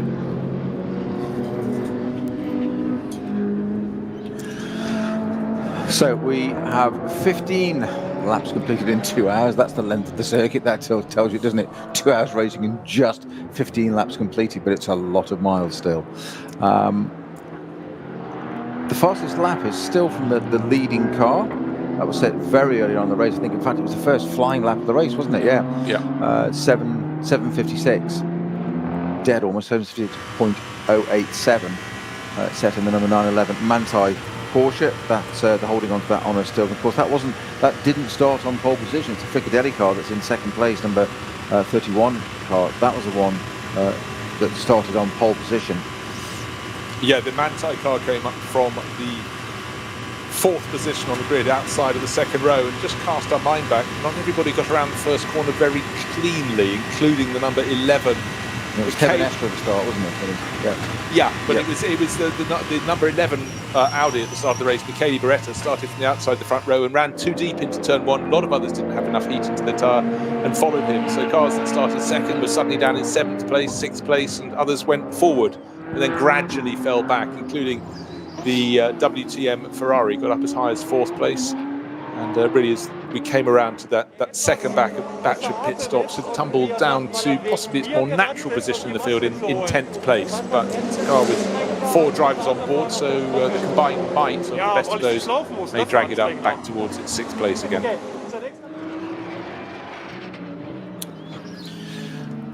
Car we haven't talked about too much in the race is the car running second in the Pro-Am class of SP9, and car number 24, it's from Lion Speed by Car Collection Motorsport. We had Lorenzo Rocco di Torrepadula just getting out. Patrick Kolb started it, and now Patrick Niederhauser, who I think is one of the most effective drivers in an Audi, is on board. So expect to see that picking its way forward. It's down in 16th place at the moment, and its class rival at the moment is up in 7th. That's car number 25 for Huber Motorsport, the bright blue Porsche with yellow mirrors. That's got just rocketing clear. That's shared by Philipp Neufer, Nico Menzel and Stefan Aust. And at the moment it's Stefan Aust just having taken that over. But 7th place overall, that's really impressive for a Pro-Am lineup.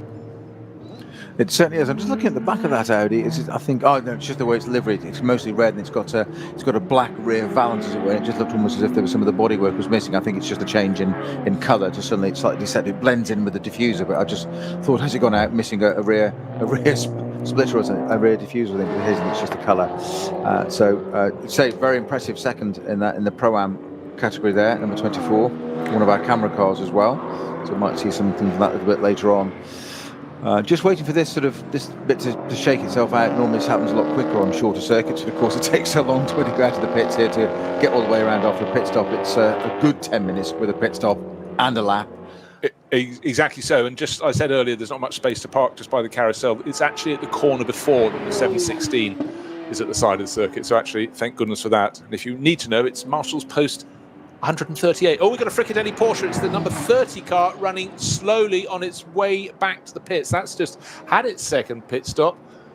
And that is suddenly tumbling right down the order for Nick Tandy. Has it got a puncher on the right rear? I think they've left it. Correct. It has, yes, right rear puncher. It looked like it's sitting, didn't look like it was sitting straight. So straight out and a puncture. How infuriating is that?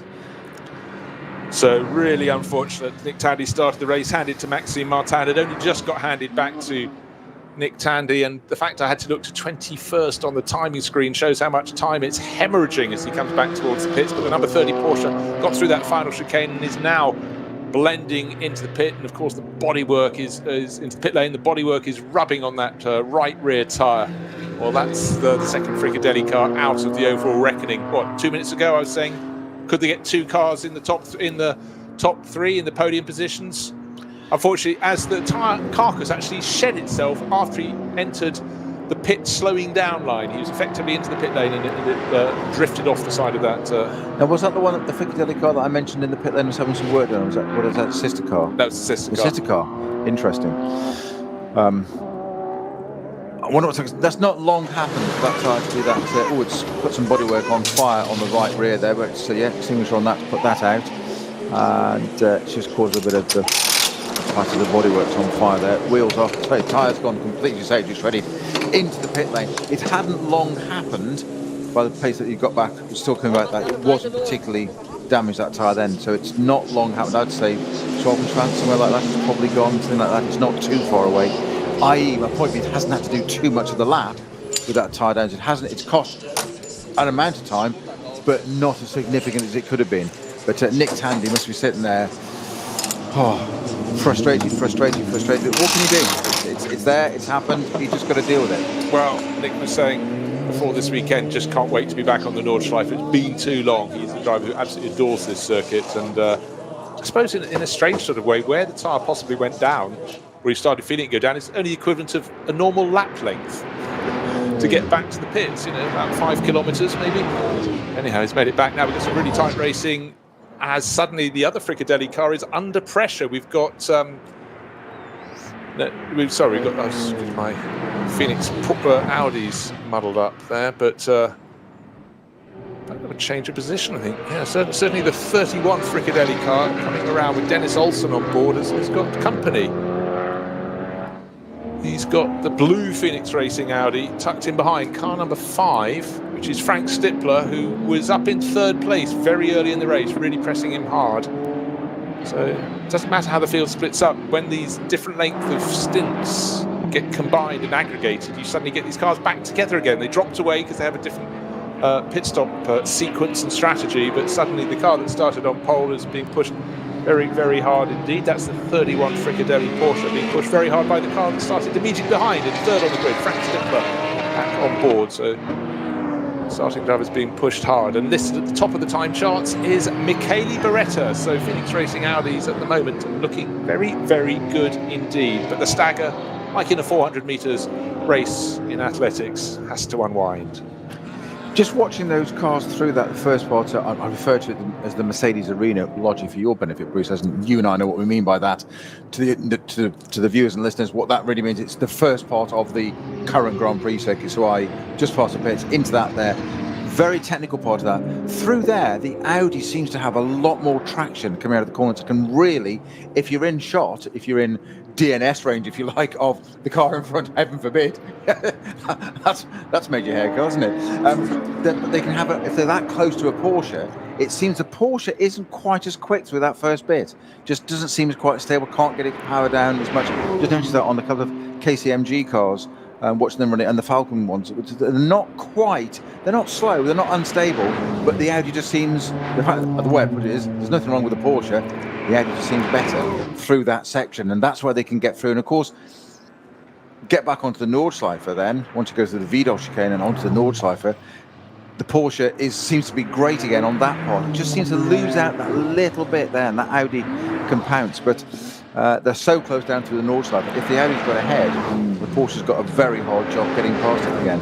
And as we say, so many times, one of the phrases we can use so often in motorsport when we're commentating is catching is one thing, passing it's so much different. And we get onto the North Side because there's no room for error, there's no margin, there's nothing at the side of the track really anywhere. You can't do it, although Kevin Estre had different views on that on the end of lap 1. I've got my rule book, thank you very much, and I'm going to put half a tyre on the grass. It was a full tyre, trust me. We're never going to agree on that one, are we? Now, you were just mentioning there, Peter, the KCMG Porsche. That's got right into the mix. Marco Holzer is in 6th place, right on the tail of Frank Stippler, who in turn is just half a second down on Dennis Olsen. 4th, 5th, 6th. Porsche, Audi, Porsche. So let's go up front. Again, another car that's sort of running, not really in the picture, but it's 3rd overall. How so? It's the BMW Junior team, Max Hess, the 3rd driver in that.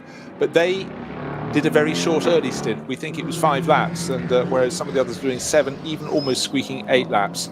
It means they're going to be having long stints at the end of the race, where it's going to be more of a splash and dash, if you will, for the top runners who've gone for a more conservative pace in the opening sequences of the race. And right now it's Michele Beretta, listed as nearly 16, just over 16 and a half seconds clear in the number 11 Phoenix Racing Audi. That's the bright pea green one, ahead of the Dayglow yellow and green, the Grello Porsche from Manthey. Michael Christensen at the wheel, the Dane on a big charge. It most certainly is. The Falcon Motorsports number 4 car from 9th position is now to the pits. That's a Muller-driven car. That's just into the pits now. That's Sven Muller. As I said, he was originally in number 3 with Thomas Preining. They just switched the numbers over. He's now in number 4. Likewise, the sister car, Sven Muller and Alessio Picariello. But let's take a look down through the classes. Beyond SP9, beyond SP9 Pro-Am, we go to SP Pro.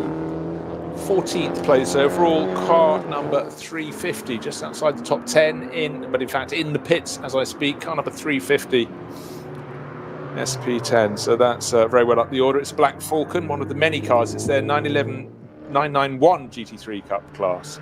It's again just so many classes here, so it should be heading for victory in that class. But takes a few more incidents, could be a top 10, which would be a really strong result for that particular car. Again, just taking a look at the gaps, looking down through the junior classes, VT2. And again, good field of cars with at least 16 cars, 18 cars in that class. Does that make it the biggest? No, the biggest class of the day, of course, overall is SP9, one would think. But again, if you win that class, you get a lot of points. You get more points according to how many people take the start in your class. So that's why quite often a large class, they may be the 2nd or 3rd slowest class in the field, can take the overall title. Which, as you say, it's a great way to go racing. Only a few people are going to get to drive or have the skill sets, credentials, money, whatever they may be, to get into the top SP9 class, the GT3 class, because the GT3 is a worldwide success in all sorts of different series across the world. But there's only a certain way you're going to get there, and certain things. Whereas the more, as you say, the people that come work during the week and come and race at the weekend, spend the money in their little community, the bigger the class, but they can get to it. They go home to be potentially, I was going to say VLN there, but the VLN run NLS champion at the end of the year from a different class, just because of the numbers of the class that when the race they get to have. And it is they're not necessarily going to get the money to go and run in a GT3 car is pretty serious. And how? Now just yellow flag at Dottinger Her.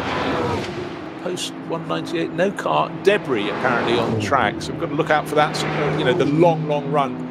Hey, let's just wind it back. Who came into the pits with a puncture? Nick Tandy. Maybe some of that debris was what gave him that puncture as he was running back towards the end of the lap. So we'll have to wait and see who may be listed as, if anybody is stuck at circuit side. The answer is no, according to Time Certain Clock, but has that now been cleared? Yes, it's been tidied up. Full course green there, so 1 hour and 38 minutes to go. Debris is no racing driver's friend, and it could have been from an incident earlier around the lap, and then just dropped out of a car when it was rattled over the curbs, for example, coming into start-finish straight.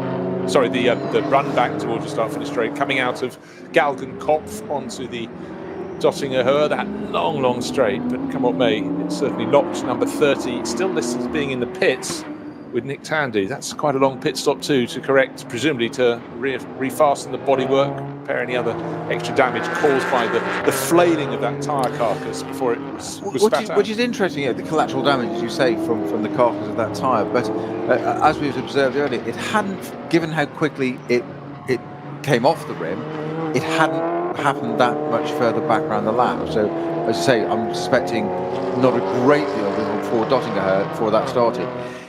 It didn't exactly bring it in speeding. It wasn't floating around the work bits of bodywork flying everywhere. Yes, it was smoking, but the rate at which that smoking increased in the last bit from the Tiergarten in, that's where it was really disintegrating. That was getting into its last bits of failure. So I'm surprised it's done that much damage, unless it's taken something like a vital pipe out or something. You've got engines right behind that there, so who knows, it might have taken something else out, and that could be the problem. It's cut an oil pipe or something, or cooler or whatever. I don't know the intricacies of a 911 GT3 that well down there, but that's where the the working bits are, the important parts. I'm guessing it's just done something like that. I'm just surprised because it didn't look particularly bad. Well, no, I very much thought, well, that's Nick showing his experience of cars that are broken and bring it in at the right sort of speed, not just right plus rip off the wheel arch, which may only be 1 kilometre an hour faster. You've got to judge it. Right, we've got an overtaking manoeuvre. We've got the 11 Audi right alongside. That's Michele Beretta, started the first stint, now doing the third stint, right alongside into the Vidal chicane of the Manthey Racing Porsche. Doesn't quite make it work. It's a production class BMW in the way. They both go past it, and Beretta jumping in, jumping out, going left, going right. Now they're onto the Nordschleife. Now the opportunities to overtake become all the harder. So it's Manthey Racing holding the advantage in the lead of the race, but only just. On the start-finish straight, they were 0.3 of a second apart, but Christensen was in front by the time they got to the Nordschleife. It was Beretta who started the lap in front, but now it's Christensen to the fore. He's got a KTM right in his path and has to slow right down. Oh, and then if the KTM kicks up the dirt, rides over the curb, doesn't say take this dirt, just gives the dirt as they go down through Hatzenbach and what we call beyond. But that was patience there from Christensen, but I actually thought any moment we'd see a flash of green Audi coming up the other side. Well, I was going to say, in terms of Manthey and traffic, if they didn't have bad luck this race, they wouldn't have any at all, would they? It just hasn't happened apart from that one little bit. But interesting, because as we said, they've led this race from the first lap all the way through, but that 0.3 across the line was the other way around. So our timing screens are telling us it's Beretta, Phoenix Racing car, that's in the lead. It's slightly deceptive. It was as it crossed the line by 0.3, but that battle continues. It would be great to go back to that and see what's going on there. But we'll look at the sector times to get an idea of that as it's going through there. But yeah, it's the Manthey car that's quicker through the traffic at the moment by a couple of seconds over the Phoenix car. So it's pulling out a little bit there. But we know what the Manthey luck in traffic has been this race, and it seems unfair, to be honest. They've led this race start to now, that except for that tiny bit across the line there. I know that says on the timing screen, but again, what experience shown though by Christensen as they came up to the Vidal chicane there. Slower car on the way, but he kept to the left-hand side. The Audi, yes, kind of look at it, trying to come back again, but make you go down the long way around the Vidal chicane onto the Nordschleife, thinking he's got the job done. And the Manthey thinking, oh, I'm there, I've kept it, I've held it. And then that crossbow was in. If you could have said to somebody, hold up the race leader, that was the definition of how to do it. No disrespect to him, he's doing his own race, absolutely fine, not saying there's anything wrong, but it was just which way do I go? And that's what we were saying about that decision. Indecisive, shall I, shan't I? That's okay for one turn, one corner, but 2 corners, 3 corners, it's compounding. And what builds in then is frustration. And you're the race leader. You don't want that. You certainly don't. I'm going to go a bit early now. I'm not leaving the commentary booth. I was going to say, I'm on my way out. Yes. We talked about different stint lengths. For all the teams, the race is 1 length. It's 4 hours. Plus the formation lap, plus the lap to get you back to the pits, okay? But we have this sliding scale. I'm going to ask you to revise this and memorize this in your sleep. The mandatory minimum time of your pit stop, the closer you get with your final pit stop to the end of the race, the shorter that mandatory time, shorter that pit time will be. So for teams that did a short first stop in the race, they're probably going to be stopping a bit earlier. We'll just keep an eye on that. It's only the final hour. We need to get into that. But if you, for example, came in with an hour to go, 333 seconds minimum pit stop time, if you could stretch it for that final pit stop being, let's say, 15 minutes later, 297. That's a lot of seconds. Remember it? 333 for an hour, 297. Yep. So you found over half a minute. If you can have longer opening stints, first 2-3 stints, and then you can do that short one to the finish. But sometimes if you've had bad luck on the opening lap, even running wide at the first corner and falling down, let's say from 4th or 5th in that line to 6th or 8th or 10th, particularly if you fall into 10th, you've then got to try and do things differently. And that's maybe when you decide early on, you know what, I'm going for a short first stint to get track position. But we've only got an hour and a half to go, so we're into the final knockings of the race. An hour and 30, that's a kind of Grand Prix length normally, isn't it? And that's all we've got left. We're saying that's the final bits of the race. We're getting it starting to build up now. Quick update from Time Certain Clock, very kind, thank you very much. The Opel Manta appears to be running out of fuel, but is back and going again now, so that's good to see. You know what? The veteran going still. That did. I don't mean Time Certain Clock, I mean the Manta. Yes. It did sort of cross my mind because the car seemed to be going well, but slowly. There was nothing hanging off it apart from the foxtail on top of the aerial. So, oh gosh, that would be really unfortunate for a team that's probably done almost as many miles on this circuit with that car than anybody else out there. Well, in fact, I think I'll stick my neck out not very far at all. It has done more miles on this circuit in more races across more decades than anybody else. I'm going for it. You're going for it? Oh, you're bullish. I like it. Right, okay. You go back to rugby mentality. Getting out there, that's it. Elbows out and off he goes. So Beretta it is that's crossed the line, as you say, 0.3 seconds in the lead from Christensen, the Audi and the Porsche. It's been a bit of a Porsche, it's been a bit of a Porsche benefit. So that's what it says on the screen, but of course it was slightly misleading. That was it. Just if that was the finish of the race, that would have been utter perfection, because it's the only bit you need to lead, isn't it? But it's been Mantai's race, despite that incredible luck they've had with traffic all throughout that race. And we just witnessed it a few moments ago with the KTM Crossroad coming across it and having to wait a little bit to do that. But it is the other way around. It is Christensen in the Manthey Porsche that's leading Beretta in the Phoenix Racing Audi, despite the timing screen saying otherwise as they cross the line. But we've got to get to the end of it yet. We've got an hour and a half to go. Bruce. Timing screens can tell you many things. They can also tell you deceptive things. But what isn't deceptive is the previous lap that Christensen finished 0.3 of a second down on the race leader before going past. He lapped in, let's call it 8 minutes 5 seconds. Michele Beretta 8 minutes 21. So don't expect Beretta to stay on the tail in the image. And in fact, as the Manthey Racing Porsche flashes down from the Dottingher up the rise towards the end of that long drag back towards the end of the lap, he has the Lamborghini tucked in behind. Sorry, no, I beg your pardon. It looked like the turquoise nose, the Lamborghini in the light. It's the sort of the pea green. In fact, so Beretta has hung on there. I was thinking he was going to lose some ground. He flashed out from behind one of the other cars they just passed him. He is there, only about 2 seconds down. So I was going to say it's about 2 seconds on the sector times. He's brought that down, so that's a great job there. And now they're going to go into this bit. Now they've got the traffic. Now he's indicating to the left, the traffic keeping out of the way of the BMW, multicolored BMW. This is where now the Manthey car running deep there, as indeed the Audi does for the first time in Cinder. This is where the Audi seems to have the better traction. This is where it can gain a bit, maybe half to a second through this sector. I think that's about all it will gain.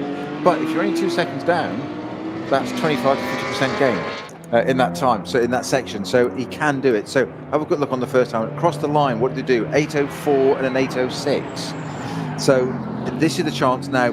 This is where the Audi's got to capitalise in this section of the track where it seems a little bit more stable, certainly on traction coming out of the corners, to gain on that Manthey car. But at the moment, I've got to say that Manthey, luck or bad luck, good luck, or however you want to call it, they have dominated this race so far. I'm going to say that and no more at this point. I don't want to jinx it. Well, I think looking at where the Manthey Racing car is, which car has been its companion through the first 2 and a bit hours of this race? The 31 Fricadelli Porsche. That is now down in 5th place. And I'm just going to do some quick maths. It's looking as though it's about over half a minute in arrears. Dennis Olsen, nobody's fool, but his lap time, in fact, his last lap time was very good indeed, 8 minutes 3, so faster than the lead pair, but he's lost a lot of ground. So really the playmate has left the ring.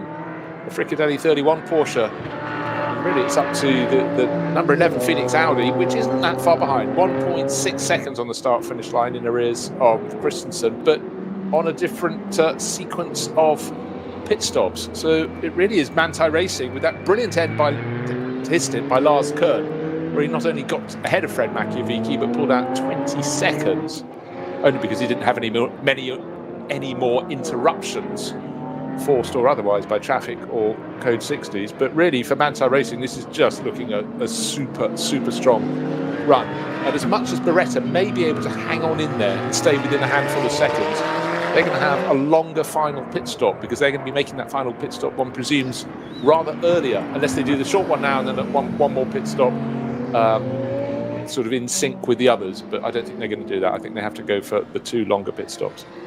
Talking of pit stops, Bruce, the Fricadelli Racing car, as you said, the number 30, Nick Tandy, that's the car I've got a feel for. That's in the pits still. It's now languishing is the best description for that, down in 50th. And it's 3 laps down, so that's utterly destroyed their race, and that car's still out there. So it's something, that tyre's obviously done a lot more damage than we realise. If the two are connected, I doubt it. Well, it could be something totally different. It could be coincidental. But I'm just stunned, like yourself, Bruce, that what looked like, yes, an annoying and frustrating tyre failure, but it was a good, probably 85-90% around the lap. As you said, Nick Tandy brought it in, sensible pace. Like you, I thought, yeah, professional, showing his experience there, brought it in at the right pace, not too slowly, not too quickly, didn't do a Gilles Villeneuve, destroyed the car in the process. I don't think Nick Tandy's done anything to add to that at all, but it appears that there's something else far more awry in that car, and it's still in the pit, sadly, so I'm not sure that number 30 car will go out, which is a great shame.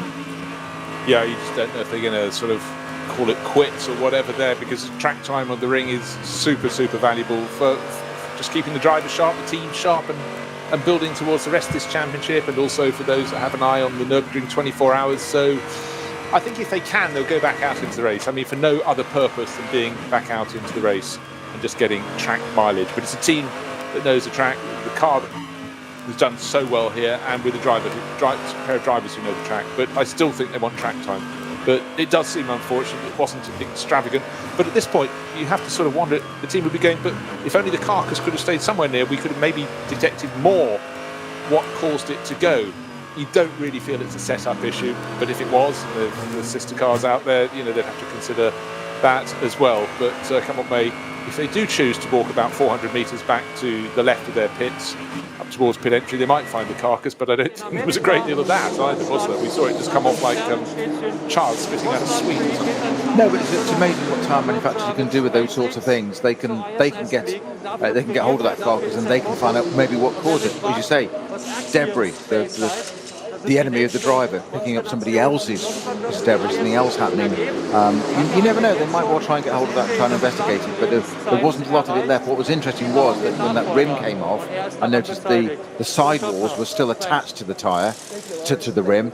Quite often it's one only, and it's failed quite often from the inside and goes out and over, but leaving the outside sidewall there. I noticed when they did the pit stop on that car and the rim was taking off, there were both sidewalls still in their beads, and the tread pattern had gone. So I don't know, I'm no tyre expert in terms of a technician, but they may not have enough evidence there to forensically investigate that and see what's gone on, but they'll give it a go, they'll learn something. As you say, it's a very valid point, Bruce, that part of you thinks, why go out again? We're 3 laps down, 4 laps down, 5 laps down, what's the point? And 5 laps around the Nordschleife is phenomenal, but as you said, it's that N24 mentality of here, Nürburgring 24.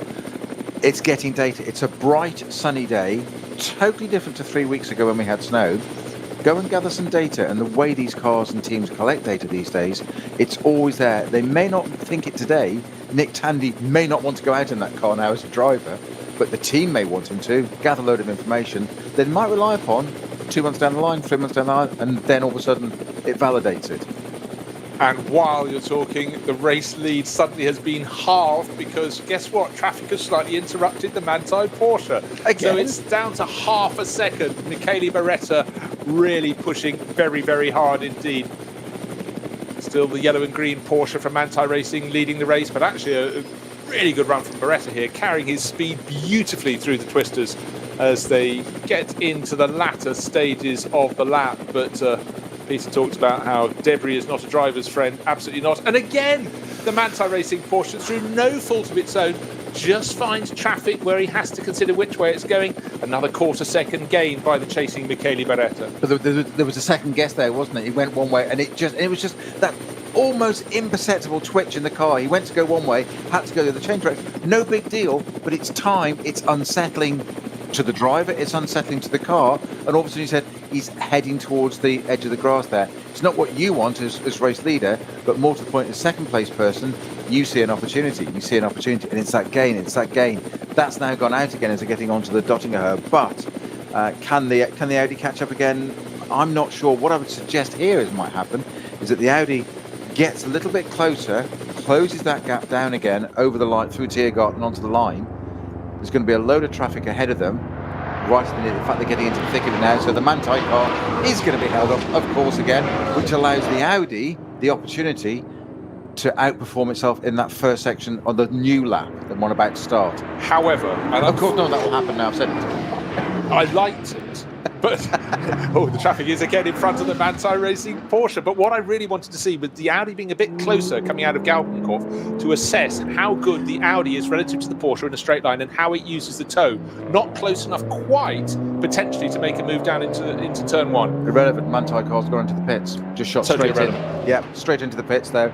So they've gone in with that car. So that battle that we did building up to so beautifully there that you even liked. I mean, that's that. Can we make a note of that as well? Can Tim make a note of that, please? You liked something I said. And the Porsche's gone into the pits. It's in the background, shut up. Thank goodness it's Grello, because in the bright sunlight I couldn't see much. And all of a sudden I saw this Grello car shoot off. Like, he's gone into the pits. So the Audi's sitting there, Christensen thinking, thank you very much. I'll have a bit of that. He's coming straight out. That is. Well, that's a tyre change. Yeah. That is as fast as can be. He's come back out into what I would suggest is still ahead of the BMW, or is it? No, the BMW should have gone through into second place. That's Max Hess, car number 44. And that means he's down into third with Frank Stippler, Phoenix Racing Audi, up right onto his tail. So that was up toward, one feels.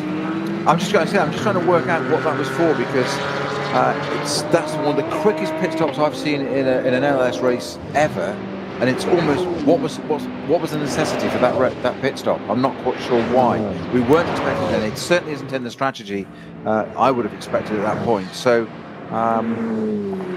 almost wonder if it was sort of Mika Hakkinen 1998 Australian Grand Prix, where he thought he heard a call into the pits, and in he came. But Hakkinen, of course, in that situation was protected by a pre-race agreement. Do you remember? With David Coulthard, whichever of them led into the first corner should win the race. David had to accede to those team orders and let him back through to the front of the race. That's a tough radio call. About as bad as it can get. Especially as the first race of the season. So, Michele Beretta leading the race now by, we can't tell you the exact margin, it was 7.2 seconds on the start-finish line, but that's because Christensen in the Manthey Racing Porsche, who had been ahead as they came out of the final chicane, was in the pit lane, running through, but has completed the third pit stop and continues on his way. I notice on the screen now, it's claiming he didn't go into the pits on my timing screen. It says he's only visited twice. We know that car has been in thrice, but the last visit, very, very fast indeed. Didn't catch it, even sitting at a standstill. And to be honest, it's almost as though he just drove through the pit lane, because you know how much it slows you down from as people are going at full speed down the start-finish straight, and you're at pit speed limiter speed. It's as though you sort of came in on one day and came out on another, but I don't think they had enough time even to change a wheel. No, the good point is, it looks like a drive-through penalty, but there's nothing on race control to suggest that's the case, i.e. speeding on the pit lane on the way out would cause that. Well, look, it could be speeding at any point in the speed things. I think they're actually probably being punished for being obstructed too much by traffic and code yellow. You've exceeded your bad luck push. In fact, you've used the quota of everybody's quota, you've hogged it all to one team. Give it back, yes. It's a good point. But it has changed the face of it. This is getting... Intrigue is building here. Why did they take that car into the pits? I don't know. Unless ordered, because Is it a miss here or something, as you say, in a Hackman style? Unlikely. Very, very unlikely. Also. Frustrating if it is. Hello, what are you doing here? I'll be going then. Yes. I'll get my coat. Yes. We're not offering to take your coat. But I think more pertinently, I think you're right, Bruce. I don't think that car even stopped. It looks like the time it went through, it looks like it's driven through the pits. Yeah, I honestly don't think it could have lost enough time to have served pit stop. So that does mean move up everybody else. We've suddenly got, we haven't talked about them much in this race. We've suddenly got at least one of the Ford Motorsport Porsches. Go on then. Time certain clock once again. Thank you very much, my friend. Stop and go penalty for the 911 Porsche, short for the minimum standing time on the previous pit stop. So it did stop and go. It was stop go penalty. Thank you, time certain clock. Fab. So that's resolved that. We now know the answer to that one. I think I said earlier, if Manthey didn't have bad luck this race, they wouldn't have any luck, would they?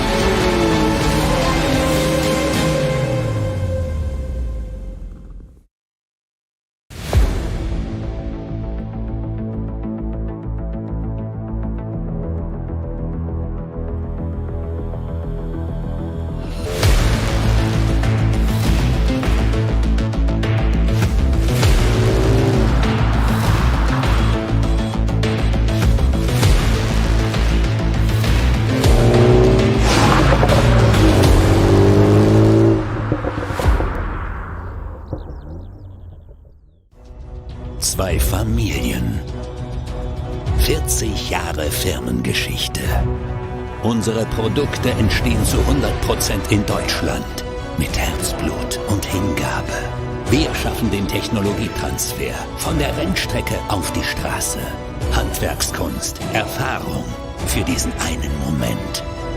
Das ist die Nürburgring-Langstreckenserie. Das ist H&R. Performance made in Germany. Sicher ans Ziel. Auf allen Straßen, bei jedem Wetter. Mit den zuverlässigen Sommerreifen von Falken. Jetzt Falkenreifen kaufen und Tankgutschein sichern. Weitere Informationen auf tankgutschein.falkenreifen.de. Falkenreifen.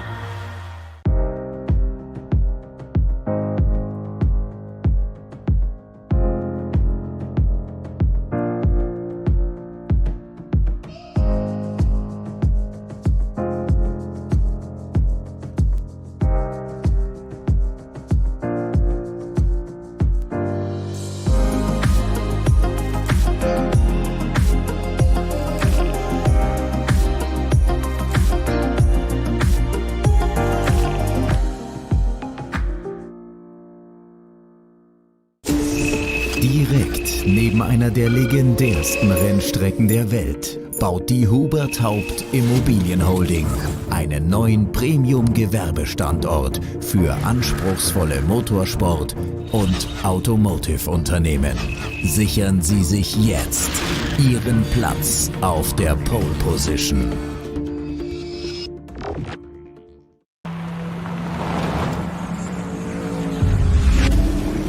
Ein hartes Duell. Kollision zwischen den beiden.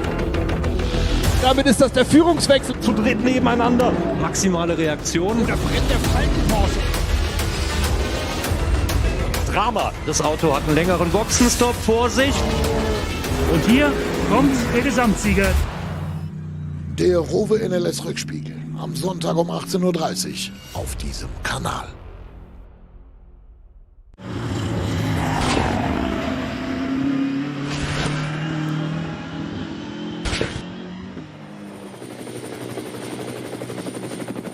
I think it could well be. It does look like poor old Nick Tandy's car isn't going to come back into it. It's still in the pit, so I don't even want to tell you where it is now because it's just disheartening. But it doesn't start with a 5 anymore, and it's that far down the order.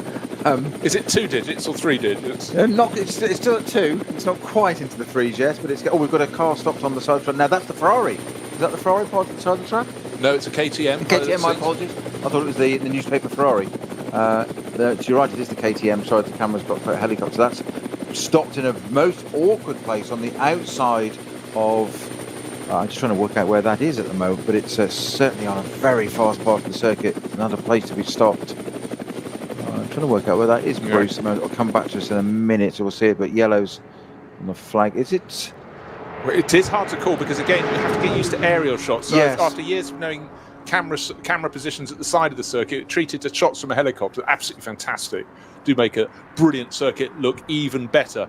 We'll work that out. But we've got a couple of cars coming nose to tail, front runners coming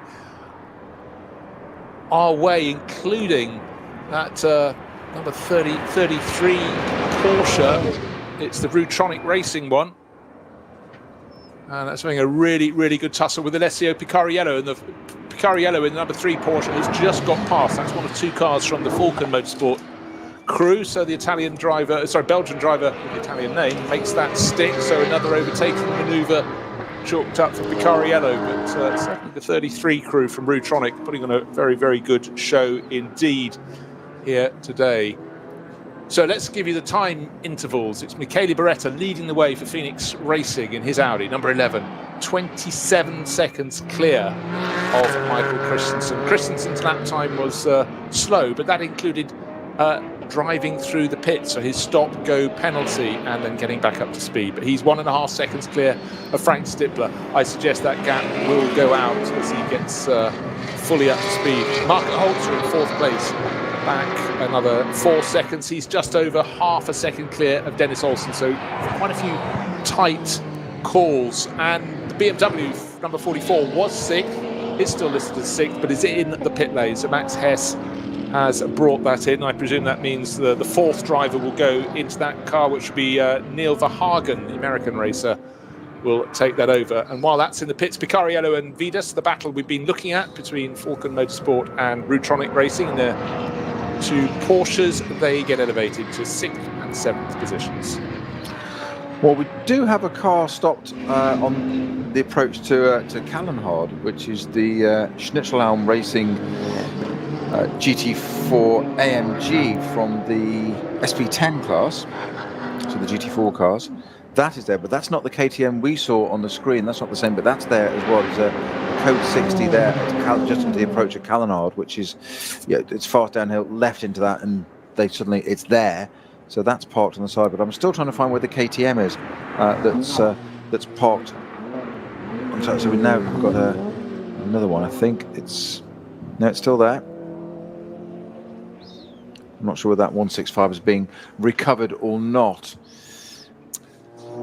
I'll go through the KTMs and see if we can just find which one that might be and where that's parked on the track. We've got to turn into now. You see, it's a one at Metzgersfeld just before Kallenhard. It's a 120 zone that's then reduces to a 60 zone at Kallenhard.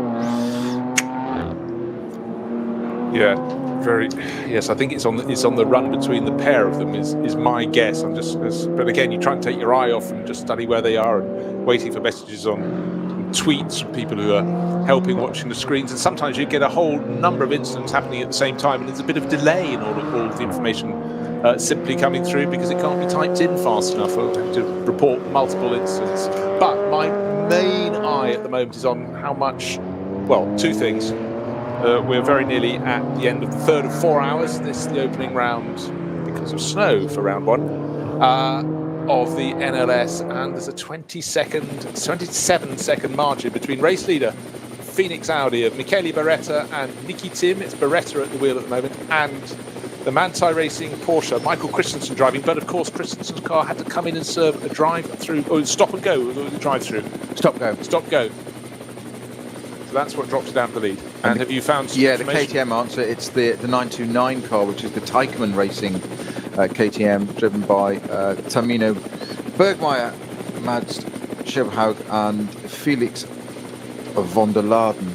That car is parked at the side. That's the code 60 that's been... Now we've got Mercedes facing the wrong way there, but not an SB9 car. But that's a Schnitzelau car. Yeah, that's the 165 car. Just to finish off, that's the code 60 for the 929 KTM is at Schwalbenschwanz. Now we've got, so that's the number 165 Mercedes. That had been class leader at some point earlier in the race. Yeah, so that's the SB10 car again. That's the one I was saying, the Schnitzelau car. That's Tim Neuser, Marek Bluchmann and Roland Frisser driving that car, or not driving them, because it's been towed against the traffic out of the way. And it's, I'm sorry, I'm very old school on this. I know it's absolutely the right thing to do, but I still, it piques my interest or grabs my attention when I see a car going the wrong way, even being towed gently backwards by a recovery vehicle on the track. They're doing absolutely the right things, the officials, don't get me wrong. I still see a car facing the wrong way thinking, you just don't, it's just that ingrained into you. You don't go, it's almost like walking down the pit lane the wrong way. You almost go round and do a loop again. you just don't do it. But, so that's there's those two answers for that for the moment.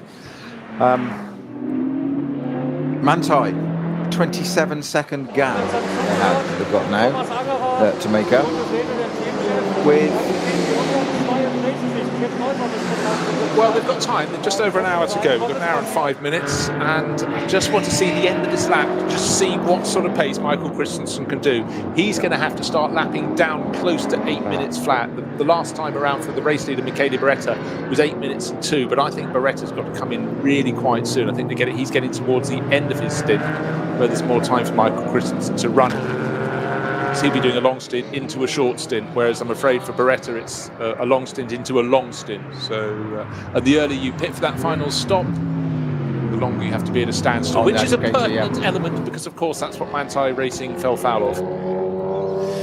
Indeed, the shortfall on their pit stop, and that's what gave them the stop-go penalty. It's, as you say, they just couldn't get any worse, but they can snatch victory from the jaws of defeat, I believe. I think it's possible. It's 27 seconds. And I think most pertinently, as you've said, Bruce, it's what's going to happen when this lap pans out. I think we'll get a much better idea on this with just an hour and 3 minutes, just over an hour to go. So into the final quarter of this race.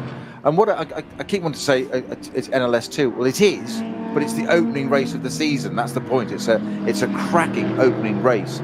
It is the second round. We never got cars out on track for the first round.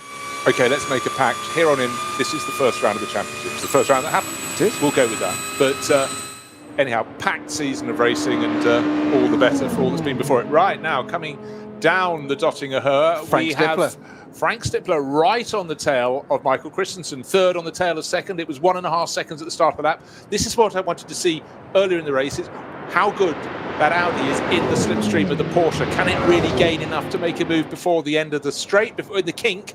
That's covered off by Manthey Racing, not offering the Kevin Estre line that it used earlier in the race at the end of the first lap, using a little Hyundai very nicely in traffic to get through, but the left rear bodywork damage on the Frank Stippler Audi as well. Exactly so, but also he's normally a bit quicker out of that final corner. And because we're talking about how nimble that Audi R8 LMS is through the tighter bits, but is he going to be close enough to make a move into turn one, or is he going to be? No, he's about 3-4 car lengths behind, but he may gain a bit of ground in the first sequence of corners, the first 4 laps, the first 4 corners of the lap that form the sort of arena at the start. But the answer is yes, he does gain a little bit going out of the second of those turns, the tight left, but and then all but clonked the back of it, went way too late. Why did he do that into the third turn? Because he was desperate to get past the back marker in the production class car, so he braked too late to make sure he got past it before the track tightened to the left, and very nearly took out the pair of them. Well, fortune favours the brave, and if you do pull it off, that's fine. But I think he's just run a bit wide there. That's he had a bit of a twitch there under braking. That's cost him some ground. That's cost him 2 car lengths straight away. I think the left rear bodywork damage on that is contact potentially, because there's no tyre there, no issue there before. Sorry, no tyre problem before, nothing preceding. And I suspect they've had a little bit of contact with something there. It's just tapped somebody. It's just loosened that bodywork. It's the venting on the rear as well, but that bodywork is flapping. It shouldn't get any further. any further of a problem. But Stippler there gained. It was that those first 4 turns that he needed to do it. But that was, you say, that was a little bit of an act of desperation, wasn't it? Just to get upside that production car and get there and not lose touch with the Manthey car. Absolutely so. But what did we miss while that was happening? The race leader in the other Phoenix Racing Audi came in to serve its final pit stop, and it came in with a 21-second advantage, which obviously slightly jiggled around it, probably a bit more than that. It was 27 the lap before, but of course he started slowing going to the pit lane. But the final pit stop, and that will therefore be a longer final pit stop than its chasing rivals. But will that 20-plus second advantage be enough? We've got the sliding scale. I've put somewhere behind me in my little pink pad. So it's in that folder there. I know where it is. Yes, I don't know the contents of it. I just know where you put it. It's in the top of the folder. But so Beretta will be out, one presumes, and Nicky Team will be in for the charge to the finish. Can he keep that Phoenix Racing Audi in the lead of the race? All rivals will have to pit. Marco Holtz has just come in the KCMG Porsche. He's serving that pit stop. But just to reiterate, here we are 1 hour and 1 minute before the end. That means their pit stops have to be minimum time at a standstill, 336 seconds. And meanwhile, for 6th and 7th, absolute raging battle there between the Piccarella in the Falcon Motorsports car and Axel Jeffries in the Conrad Lamborghini. You said that Lamborghini was always going to be there or thereabouts. Bearing in mind that the 5th place car, Holzer KCMG Porsche, has just pitted, as you said, but the Lamborghini all over the back of Piccarella, Falcon Motorsports Porsche right in front of him. Slow traffic there as the tow vehicles are out on track for just ahead of the Manthey cars. Of course, it was going to be 2 tow trucks on track going out, minding their own business to recover 2 cars inside the track. What's the first car that comes across them? The Manthey Grello Porsche. It's like you could not make it up, could you? If you wrote it like this, nobody would believe us, would they, Bruce? Yeah, but I suppose you could also say that, you know, the TV director's looking to see where the Manthey Racing Porsche is. So, but anyhow, it just does seem to stumble over the lot of them. And now they've had to back right off because it's a course vehicle on the circuit. They've had to go around the outside of it. Where are we here? Is that over towards Cannonhart again? Just trying to take a look. It's very hard to find that on the overall screen. But nose to tail now, Christensen and Stippler lead. First and second, it's gone green again. Off we go. So they had to slow right down, but again, drivers exemplary in there. It's at Metz Gesfeld. Okay, so yeah, so it's after, it's between there and Cannonhart. Got it.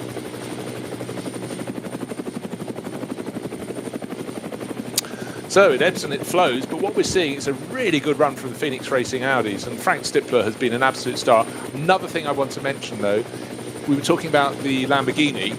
It really flies in the hands of Axel Jeffries. Michele Di Martino, who will take it over for the final stint, isn't quite as quick. That's my feeling. So what it's gaining now, it may lose, but maybe I'm slightly maligning young Michele. But a bit of a twitch there.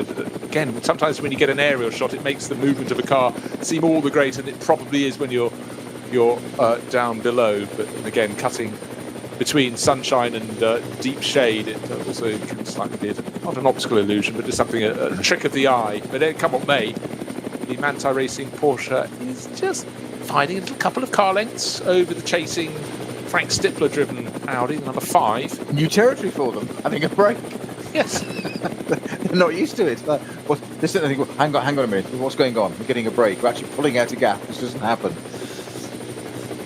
It will change, I am sure.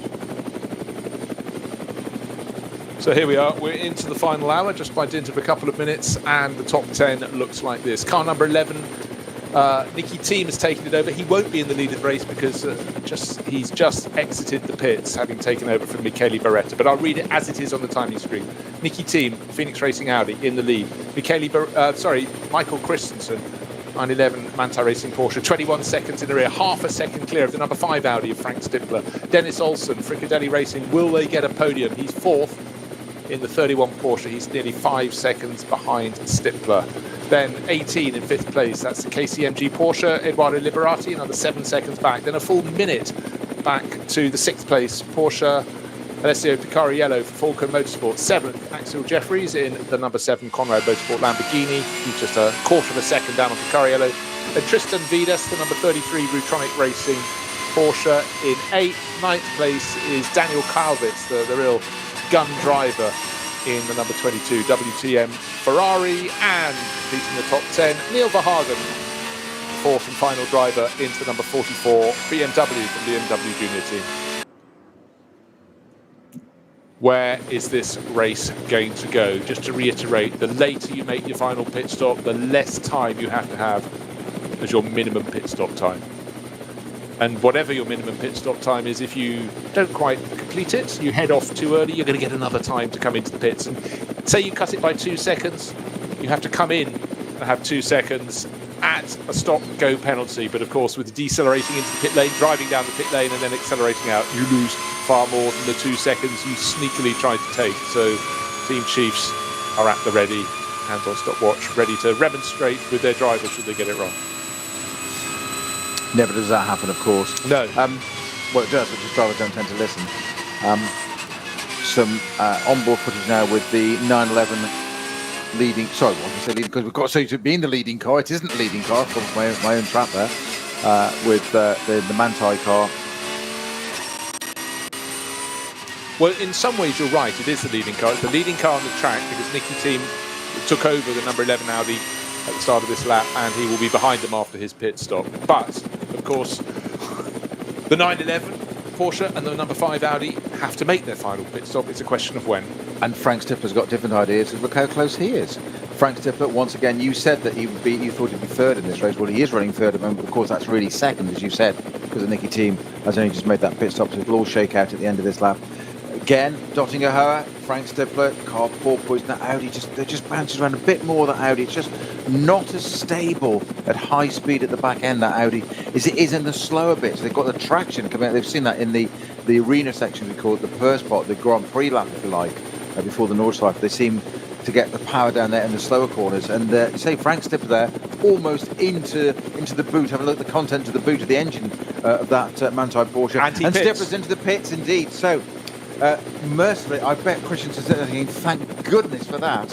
A bit of perhaps I can have a lap with a bit of peace and quiet now. It's not going to happen. He's not going to get any peace and quiet. There's more to it. That's with 55 minutes remaining. That pit stop has to be 320 seconds. So let's go down to 47 minutes ago. An 8-minute lap coming up from Michael Christensen.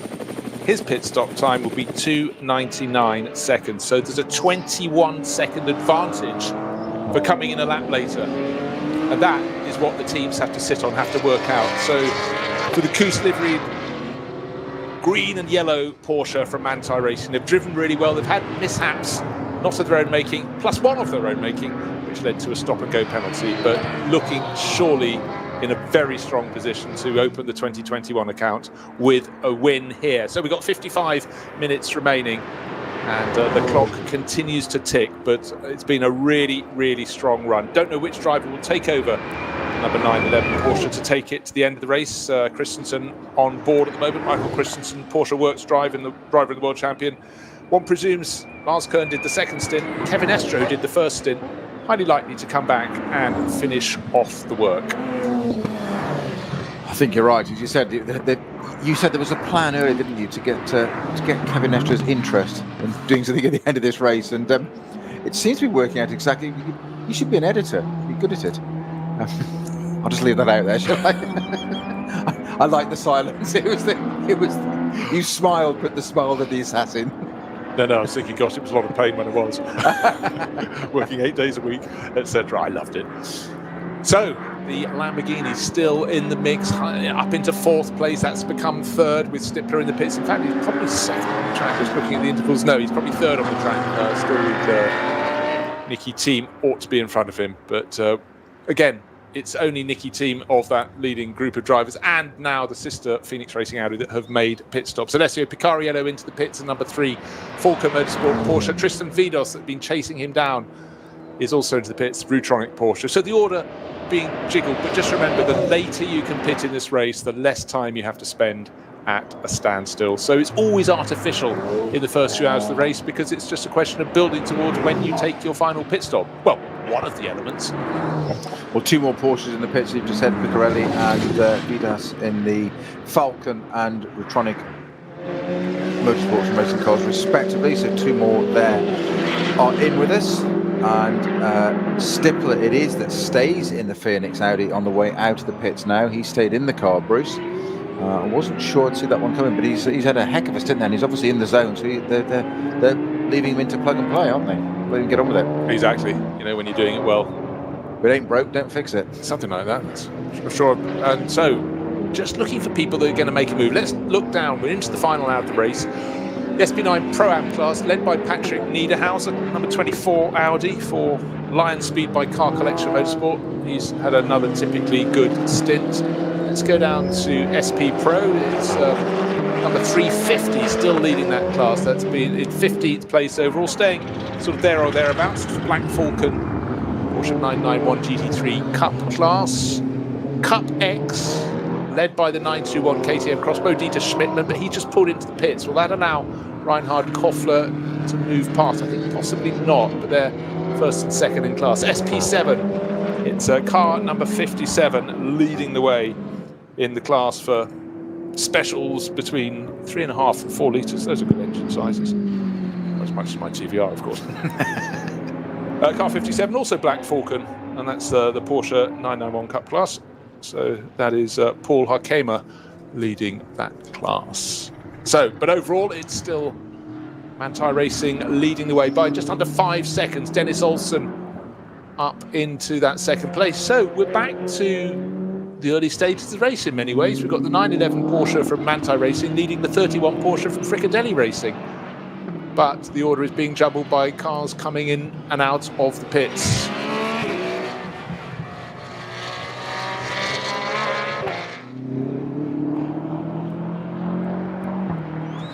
We've still got the code 60 at Metzgersfeld, which carries on through. It's been reduced from it's a 120 on the way in, and then becomes a 60 into Kellenhard.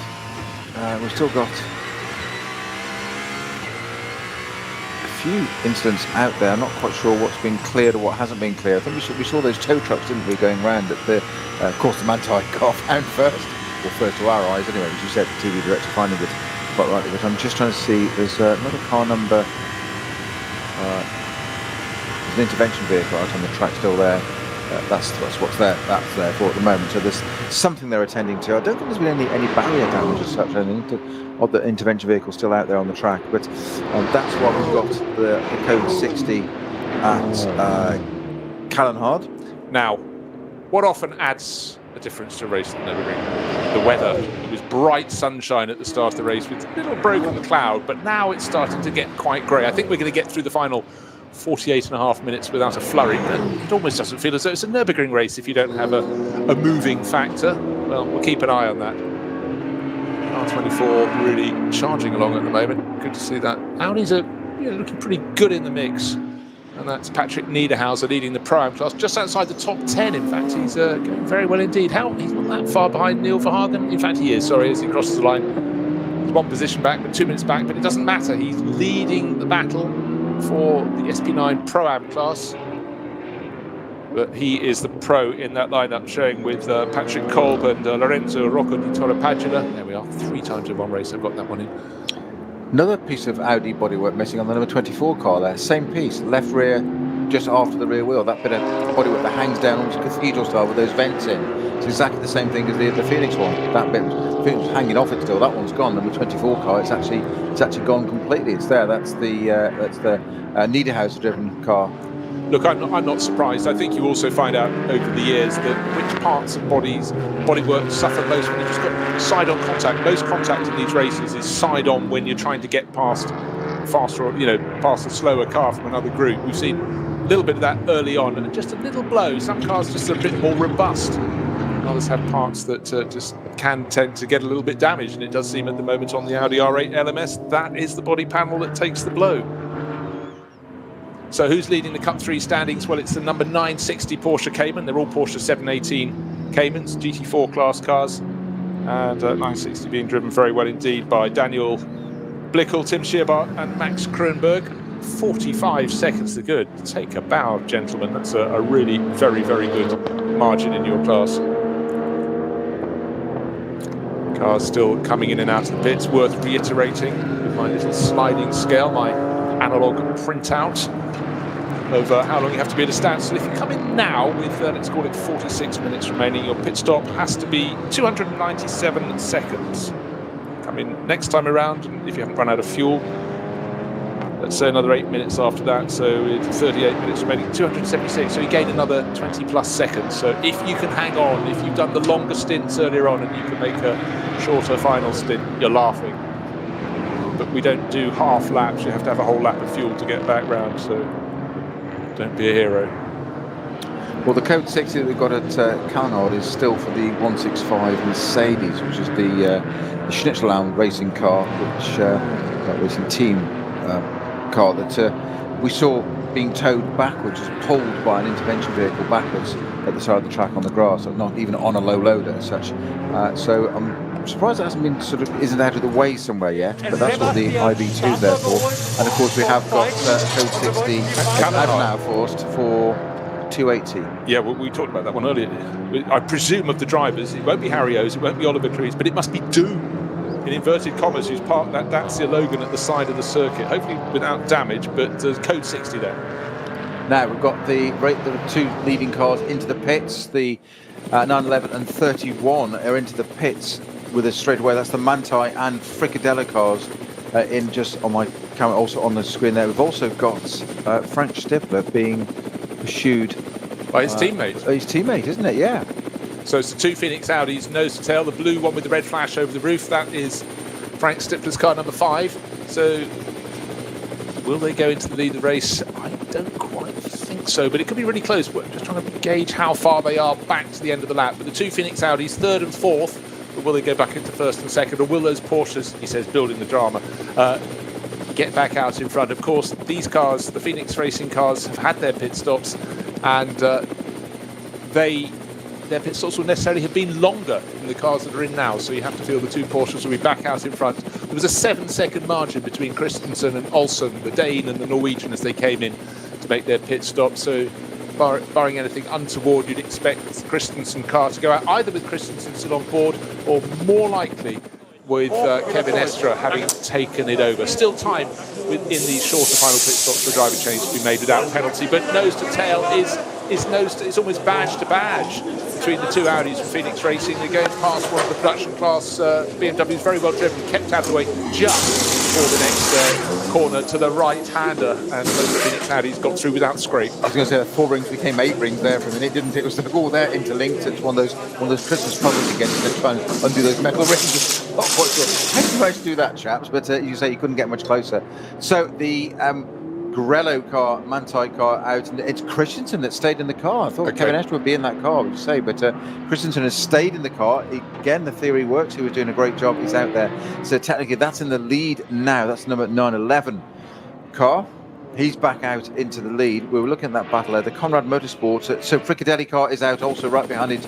Olsen, Dennis Olsen out as well. So battle recommences, you say. 43 minutes left of this race to go, Bruce. Meanwhile, the two Phoenix Audis are just finishing up a Tiergarten, both staying out indeed. They're continuing that lap. So now, second of the two, the Audis there.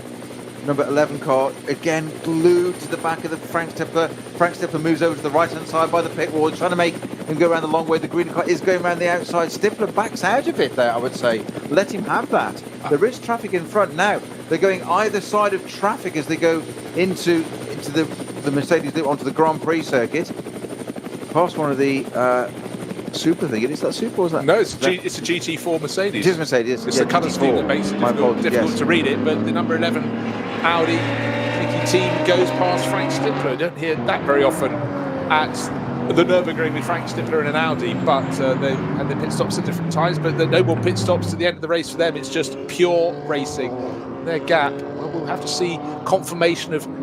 See, we've still got the time when Christensen went into the pits in that Manthey Racing Porsche on our screens, but it's the time he came out. That's what the real interval is between those two Porsches at the front. The Manthey Racing Porsche number 911, the number 31 Porsche from Fricadelli Racing. Michael Christensen, Dennis Olsen. How big is the gap, or how small is the gap back to the Phoenix Racing Audis? They're 3rd and 4th, and their order has just changed. Now we've got Nicky Thiem up into 3rd place, trying to pick his way back through the field. Being careful, being cautious, getting the track tightens over the bridge at Nordkera. Now we're on to the Nordschleife. Let the fun begin. Yeah, Nicky Team about half a second quicker than his teammate over the previous lap, which is frankly nothing anywhere really, but unless you're building on it all the time, it ebbs and flows so much, but around here it's nothing around the Nordschleife. So that's going to be an interesting battle to keep an eye on there. Those two Phoenix Racing R8s, that will be interesting. Our timing screen says it's Stippler and thin, but we know it's the other way around because Nicky Team he got past it. It didn't look to me like Frank Stippler defended it. He had the run, not so much dotting at her, but through Tiergaard came out and he had the run down the pit straight. Frank Stippler stayed over to the right-hand side and let him, go what I thought was going to work hard, my friend, go around the long way. But he had the job done and he just didn't defend it, let it happen. And that's when they came across some back markers. I suspect that it's opened out now. We've got a good 10 car lengths between them now. Okay, you know what? I think Stippler is now starting to feel the damage from the left panel that's loose. He's seen the speed, he's seen the rate at which he was caught by Nicky Team and sees no point. Their teammates let him through. But what I want to see is what the margin is between now Nicky Team in the chasing Audi that's chasing after the Porsches and the second of the Porsches, Dennis Olsen, and then what sort of lap times they can do. But look at the clock on the screen. We have 40 minutes remaining until the checkered flag could not just be unfurled but waved, whichever is going to be the first car to the finish. Is it going to be the Manthey Racing Porsche, or is Dennis Olsen going to find some speed and start to take it to him? 7 seconds between them when they serve the pit stops. Can't tell you what the gap is between them when they've come out of their pit stops. What I can tell you is the gap between the two Phoenix Racing Audis. It's half a second. The team runs off the circuit, two wheels on the dirt, having gone past a GT4 run. He's back on the track, but he lost traction, and that meant that Stippler got close enough to go, should I go up the inside? Tell you what, it's probably a course vehicle up there or something, but they're almost coming to a standstill. There must be a code 60 up ahead of them because they've slowed right down. Quick scramble to look at screens to see where on the track that may be. So it was very close before the green Audi started closing. The blue Audi nearly had a go at it. Course vehicle is still at that area between Metzgersfeld and Kallenhardt, I feel. Or is it? No, that looks too short a run between those two turns. So somewhere else, and some new stretches of barrier being prepared on the back of a truck to be winched into position. So barrier repairs out there halfway around the lap, one feels. I've not seen anything go off and touch the barriers. I've not seen any footage or evidence of that yet. Obviously something has happened, but not seen any evidence of anything that's gone off to do enough to warrant barrier repairs. But that is what the officials are getting on with. Frank Stippler got caught out there, not once but twice, nearly. She said at one point it looked like he was going to lunge down the inside on the left-hand side of the track. Nicky Team was staying over to the right-hand side because he'd seen the yellows that microsecond before and was just backing out of it, as in, you go through, you've got to give it back. Frank Stippler saw it, but again, great teamwork, very professional there. The last person you don't want to run into anybody on the track or have anybody run into you. The last person you want to get involved in there is your teammate. And I think that's why Nicky Team stayed over to the right-hand side of the track. If you don't see it, I'm sure he's quite certain that between them or on the radio, if he did get the position, he'd give it back again. But that's no good if the car's damaged. He kept over to the right, as in if you haven't seen it, shoot through, brake, give it back. But there's the track to use it if you need to pull the thing up. And I think that was, again, it happened about 2 seconds later as well. The other one, so great thinking there from Nicky Team. As I said, the kind of thing you expect from a professional like him. Exactly. Apart from two wheels on the grass pit, he got going again. He was just playing. He was doing a Jack Brabham there. So by the time they got to Exmüller, it was all clear. They're back full speed racing again, now working their way through one of the most magical sections of the Nordschleife as they work their way to the bottom of the hill. And then we'll be working their way up towards the carousel. And there's 2/3 of a second between the pair of them. But more importantly, what traffic is ahead is the green Audi, third place overall for Nicky Team, the blue and red Audi from the sister car from Phoenix Racing, Frank Stippler at the wheel. Comes out, in fact, for once there's not much traffic up ahead of them. But the big question is, what's the gap to the two Porsches? One does feel with just over 37 minutes remaining, it's an insurmountable gap. Twists and turns and drive-through penalties still could have a role to play in this event. The rotund lady is not singing yet. Not even warming up. Exactly. He's barely gargling. So, Michael Christensen, he too at this stage in the race wants clear track. Pressing on he goes. I just had a thought, is Kevin Estre two timing us? Maybe he's departed to go and compete at Monza, perhaps. International racing drivers these days need to have a passport and a series of COVID tests. Of course, logistics hard enough if you're trying to flip between race meetings, but it's quite another thing, obviously, with the protocols quite rightly in place. But let's hope that latter half of this season we can get clear of all of those, much in the way that Michael Christensen and Manthey Racing have got clear of their opposition. 7.1 seconds to the good at the start of this lap. Just over half an hour remaining, 36 minutes to be precise, and along the straight from Dottingerhöhe back towards Tiergarten and the end of the lap goes the Manthey Racing Porsche. What an incredible scene. The Manthey Racing Porsche surrounded by nothing but racetrack. No cars, no intervention vehicles, no flags, no codes, no anything. That must be the only shot. It's taken us 3.5 hours to have a shot of it on its own, minding its own business, doing what it does best, which it did. They set their stamp on this in the beginning. They started from the second row of this race, and they put their stamp on it at the very beginning, didn't they? And they have had to work and work and work, and so far it's proving worthwhile. They've got away with it so far. You know, the majesty of that shot was a bit like the unbelievably clever shot achieved, I think it was, I can't remember, it was Paul or Kaye at Brands Hatch 1988 British Grand Prix, where there was a stoppage and the photograph is taken from Paddock Hill Bend, looking over the undulating start-finish straight, and you can see the two McLarens, and the drivers are getting out, nobody else is in the shot. They were so quickly round, but it was obviously perfect timing. The rest of the cars were just coming back, but it looks like it was their track. And now, talking of track, and whose track is it? It's not Nicky Team's, because he just lost third place. Great move pulled off there by his teammate from Phoenix Racing, Frank Stippler, but there are quarters to go to complete the lap. 1 quarter to go, to be precise. Get through, they go around the back of a production class BMW. Now it's the turn of Nicky Team to get the slipstream down the start. Which is exactly what he did on the last lap there, hugging the pit wall there, to be throwing the dust up there. Frank Stippler stays over to the right-hand side again. Nicky Team did this on the last lap. Not so easy for him this time, into the braking zone. Stippler does let him have the space. No, he doesn't. He gets the apex, just runs it right, just wound out the steering a little bit there, and just sort of like, well, I'm just let it flow out a little bit. Nicky Team had to have a little twitch to say, I thought you were going to be slightly kinder than that, being his teammate. If there's anything that's ever going to happen, don't run into your teammates, but don't let yourself be beaten by your teammate. And that's exactly what happened there. Frank Stippler, I think that wasn't quite what Nicky Team was expecting there. He'd done it the lap before, and it wasn't this time. What was the difference? The lap before there was other traffic around. This time it was a clear sector of track, so Frank had all the space to play with, whereas before he could see that just ahead of them he'd have to get around the back markers when he came out of the corner. This time it was all fair. Now they're in among traffic, still third and fourth, or fourth and third, depending which way you're looking at the cars. And now it's this is what's happened here. Frank Stippler has actually thrown the gauntlet down. Now this is a Phoenix battle royale. Nicky Team he's all over the back of Stippler. He's going to make him work for that. He's obviously read, that's how it's going to be. That's how it's going to be, matey boy. I'll race you. It's not a problem. Teammates or not. He is not going to let him get away with this. As they go through the Vidal chicane down onto the Nordschleife, start again, let battle commence again. Well, actually, just looking as they got into the Vidal chicane, I think Nicky Team thought he'd be given a bit more space, and he had to compromise his line.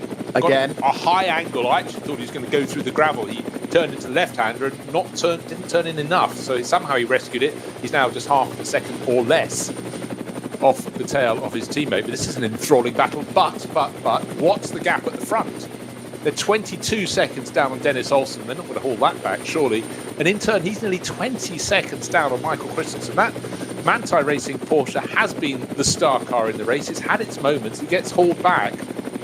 But you can't see Dennis Olsen catching Michael Christensen. So really, you can see exactly why the director is putting the cameras on the Phoenix Racing Audis, because they're having a ding-dong in their battle for third overall. And added gravitas, so this is for the final podium position as well between these two teammates. So Nicky Team all over the back of Frank Stippler. Now he's used the traffic there a little bit. He's got right up behind. He's sitting on him right in the boots. Those two Audi badges once again almost interlinked.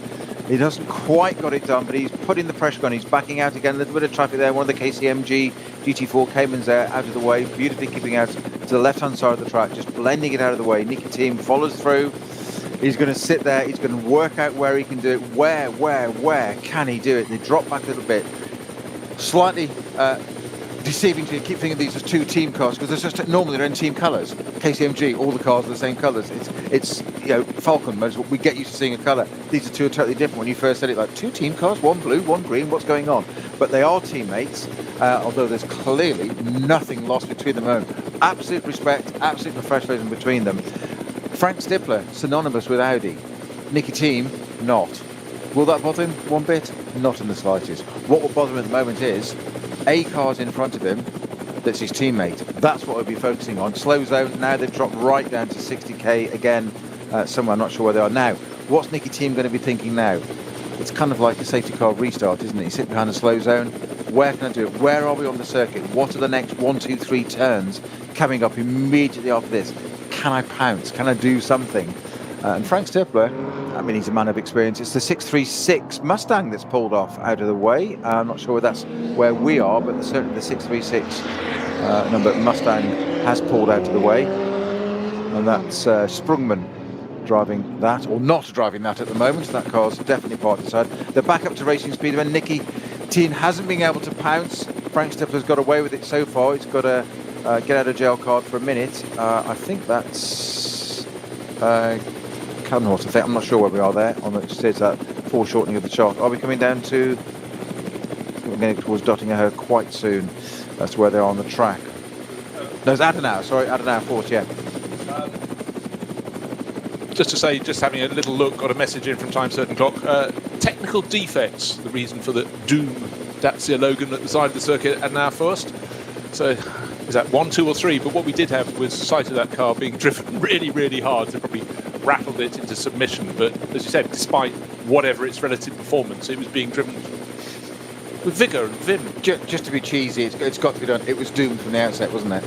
I thought one of us had to do it, so I thought it's there for the record now. I thought I'll take one for the team there and just lower the level that little bit further for us. We can tick that one off now. Yes, moving on. Yes, just sweep that bit of tumbleweed out of the way and we carry on, shall we? So, this Phoenix battle emerging out of the forest for us here. Nicky Thiem, little bit closer, little bit of traffic in the way again. He seems to, I think he's playing the game here. He's certainly playing some kind of game, but he seems to, when there's no traffic, he backs out of it a bit, almost as if it's kind of like, is he giving himself that bit of extra room? Here's my thinking of what he might be doing as a driver.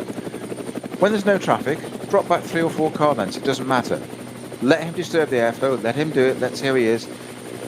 When they get on traffic, it gives him that split second, that longer shot, that visual of what does he do? What does he do? Let Frank Stippler, his teammate, do the work. And of course, being a driver, he's hoping he makes the mistake, doesn't he?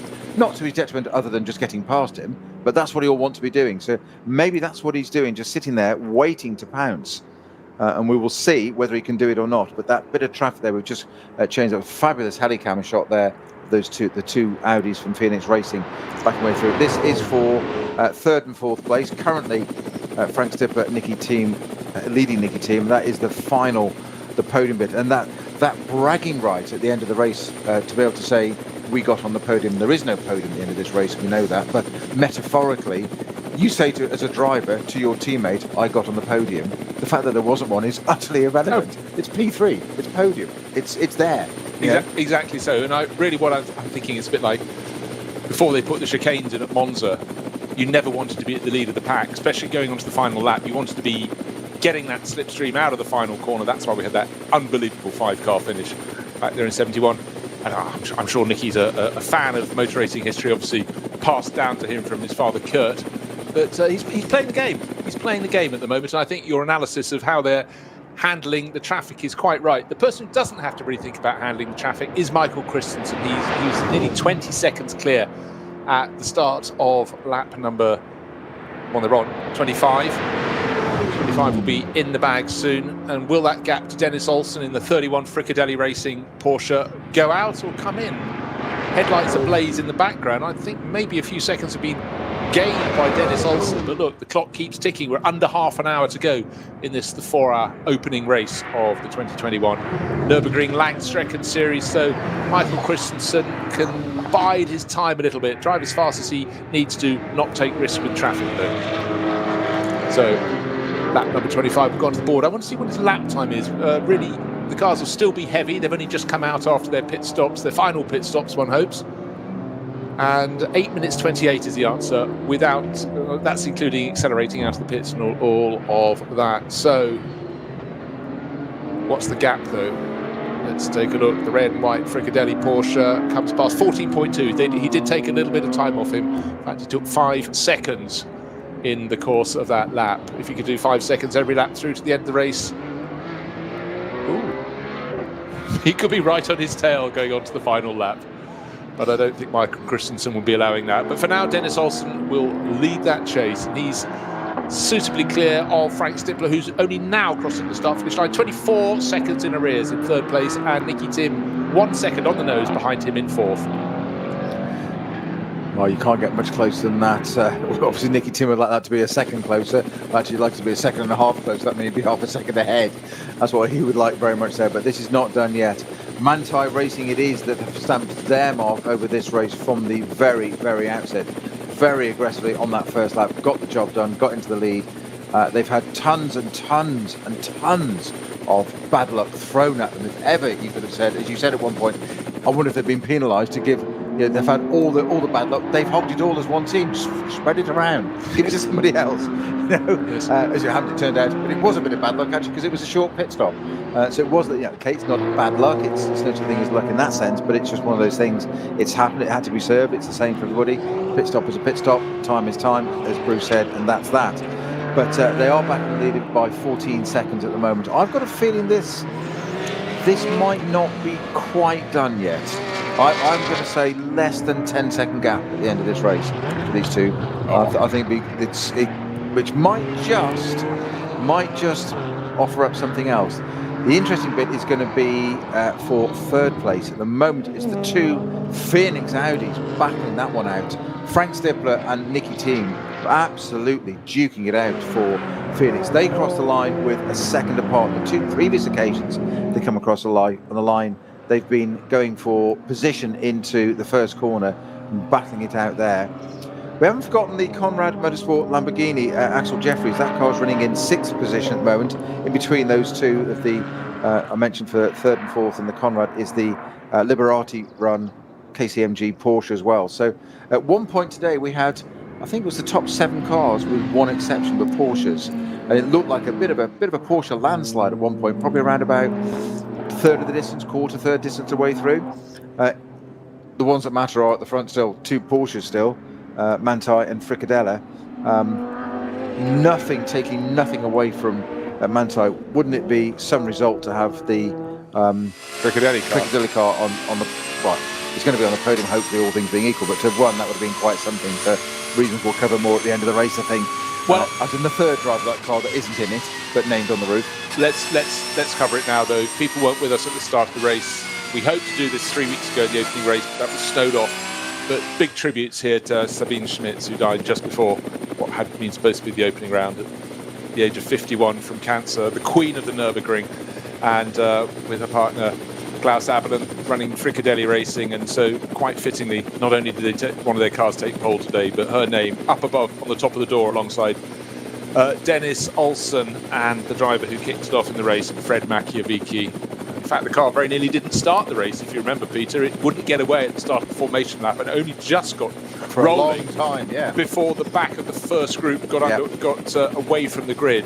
Came round to take the start on the opening lap. Kevin Estra passed it. 2 wheels or 2 half wheels on the grass in the kink at the end of the run back from Dottinghur. And since then, it's been Fricadelli trying to chase after the Manthey Racing Porsche. But the 911 Porsche, now with Michael Christensen in the wheel, 14.2 seconds clear at the start of this lap. But 5 seconds were trimmed off it by Dennis Olsen.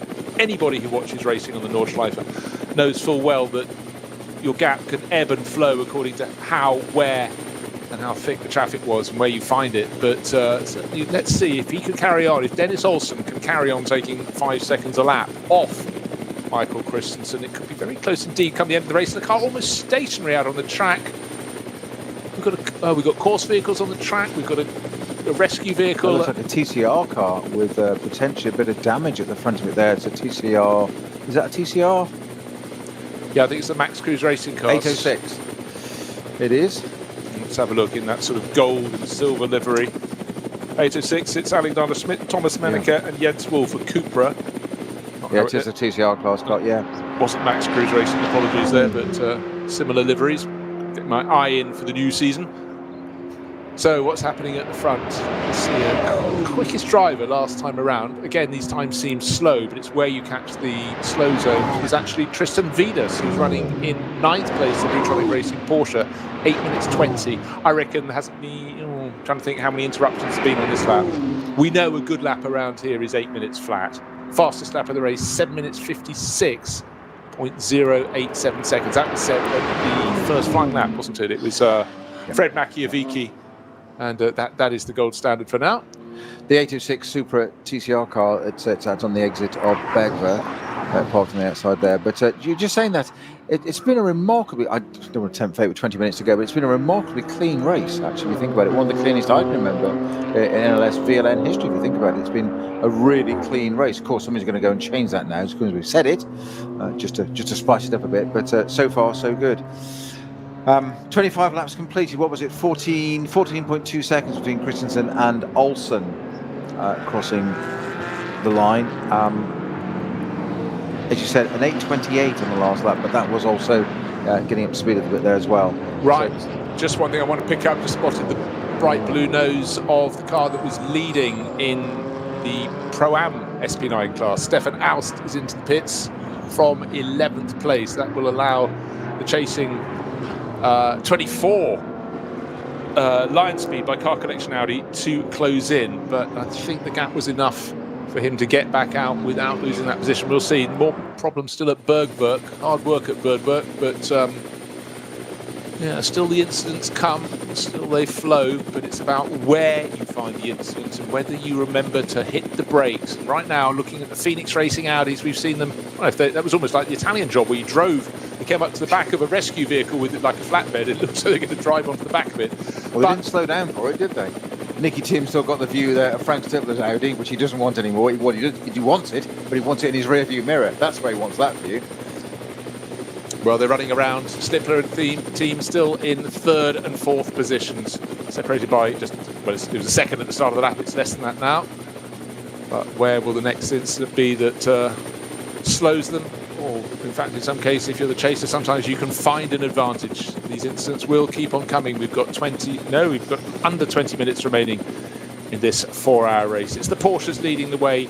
Just remember this gap, 14.2 seconds, the gap between Michael Christensen leading for Manthey Racing and Dennis Olsen giving chase in the remaining Fricadelli Racing car. Just cast your mind back almost an hour now since Nick Tandy had to limp back to the pits with the right rear tyre coming off its rim as he entered the pit lane, but clearly damage underneath was too much despite his caution coming in. So it's just one Fricadelli Porsche still in the race, and it's in 2nd place. Will it still be closing on Christensen for the lead of the race? Can Dennis Olsen keep that good job going? Or maybe what helped him gain last time around was swing the other way and go against him. But it's, for now, Manthey Racing and leading the way, and Phoenix Racing providing the entertainment in 3rd and 4th. Nicky Team once again doing that toe down the Dottinger. He's going to catch on it. Is he going to have a run into Tiergarten? I doubt it. He might do. He's close enough. He's going to look down the inside. He is. He's going to try and go down the inside. He's put the green Phoenix Audi ahead of the blue one into Tiergarten. That's very, very brave. He's going to do it and get away with it. I think he's going to pull it off. He is. Quite incredibly. I wasn't sure he was going to do that. That's ultra brave. He's got ahead there. That thing I said again, you appear in the pit view, everybody sees you leaning over the pit wall. Yes, they've got cameras in the garage, whatever. There's nothing like seeing your car, especially if that view there of out of Tiergarten. It's up over the Brown Hill and it pops into sight. And which one is it? It's Nicky Team. He's got the job done this time. He's got it done. It's confirmation. And Frank Stippler, when the move was going on, was not that keen to let him go either. He was really making it difficult. Quite rightly. Now, the gap I was looking at was Christensen to Olsen. It's only come down by half a second, so Christensen does have the answers. Stippler, though, maybe not quite finished yet. Going through the arena section, gets to the 3rd corner. He's diving deep into the corner. He does that there, doesn't he? He's got something about that car. He knows how to stop it there. Well, almost stop it. It's quite extraordinary what he does there at the 3rd turn of the Grand Prix circuit as he does there, but closes the gap down a little bit. But meanwhile at the front we're just waiting for this main bit. One of the Porsches into pit, not one of ours to worry about for the moment from the leading part of this. Different KCMG cars looking at there for a moment, but it's 17 minutes of this race to go. Christensen in the Manthey car, it is. It's still at the front. It's 2 Porsches, 2 Audis, Porsche, Lamborghini,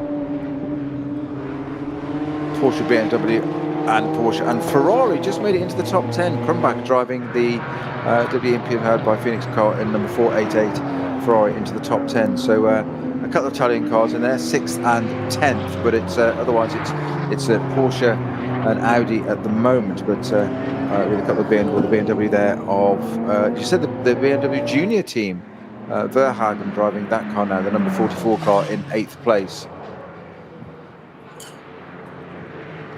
But Manthey Racing, it is that it's theirs to hold on to now, I think is perhaps the best way of describing it.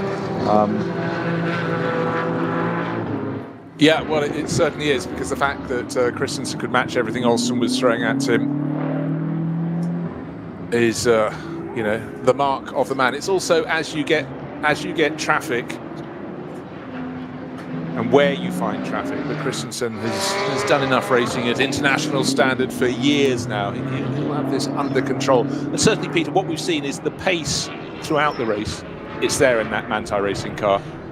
It is, and they just seem to have been penalised, as you say, so many times on just pure luck, where the traffic falls, the pit stop, which you could argue it's luck or not, but it's one of the things, how rarely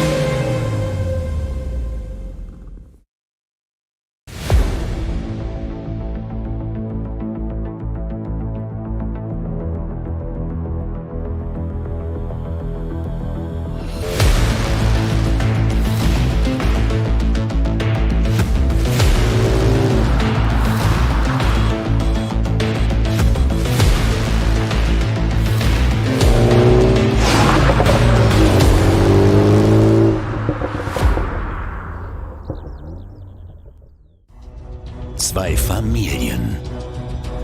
40 Jahre Firmengeschichte.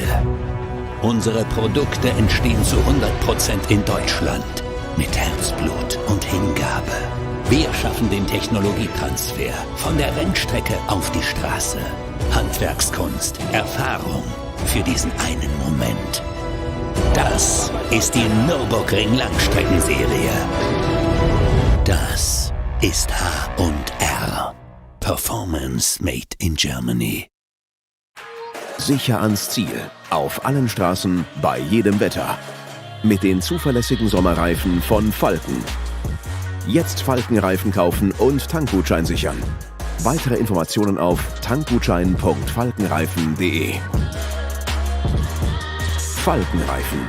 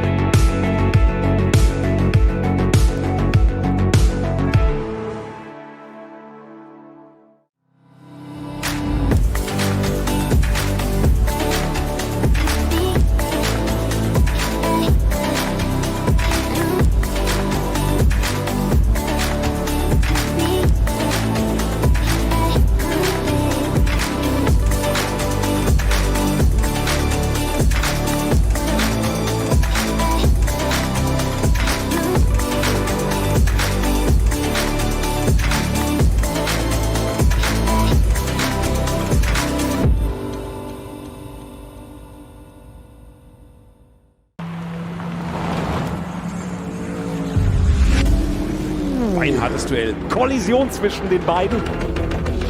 Damit ist das der Führungswechsel. Zu dritt nebeneinander. Maximale Reaktion. Da brennt der Falken-Porsche. Drama. Das Auto hat einen längeren Boxenstopp. Vorsicht. Und hier kommt der Gesamtsieger. Der Rowe NLS Rückspiegel am Sonntag um 18:30 Uhr auf diesem Kanal.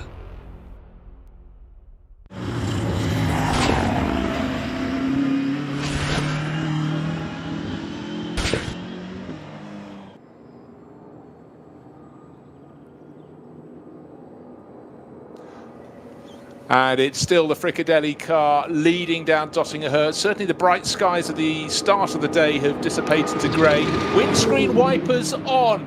I did say 20 minutes ago, it's getting grey. There's always the possibility of a twist. That's not really venturing a great deal, but certainly for Manthey Racing leading the way, they're not bothering with windscreen wipers. They're going fast enough to clear it, but a couple of the cars that they're about to come and pass were using their blades. But of course, it may be having a little spit hits on the camera lens at Tiergarten, so that could be a tricky little slip up on the final lap of the race, couldn't it, when you're going into the final sequence of corners on a lightly greased track.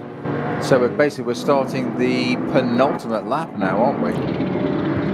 Yes, indeed. We've got only. It's going to be annoying. They're going to have to do just one more. They're going to start it with about 2 minutes on the clock, or a minute and a half left on the clock. Actually, when they start the final lap. Yeah. So the question is, what's the gap? It's 14.2 seconds between Christensen and Olsen. Has it gone out, or has it contracted? Here comes Fricadelli. Oh, it's gone out. It's nearly 18 seconds, 17.9 seconds. Bit of traffic in front of Dennis Olsen there, but I think Christensen's got this one in the can. He's got this lap plus one more lap. Had he arrived 2 minutes later, he'd have only had this lap to do, but 2 minutes later would have put him down in about sixth position, so of course he didn't want to be there. But Frank Stippler is not letting Nicky Tim have the podium in the can one bit of it. They're onto the pit straight. Is that right? On the pit straight? They're on the pit straight. They're on the pit straight, and he's going to do that thing where they're going to... Now, this is where Frank Stippler is mighty. Not turn one, but to the next bit coming up. He goes to the left-hander.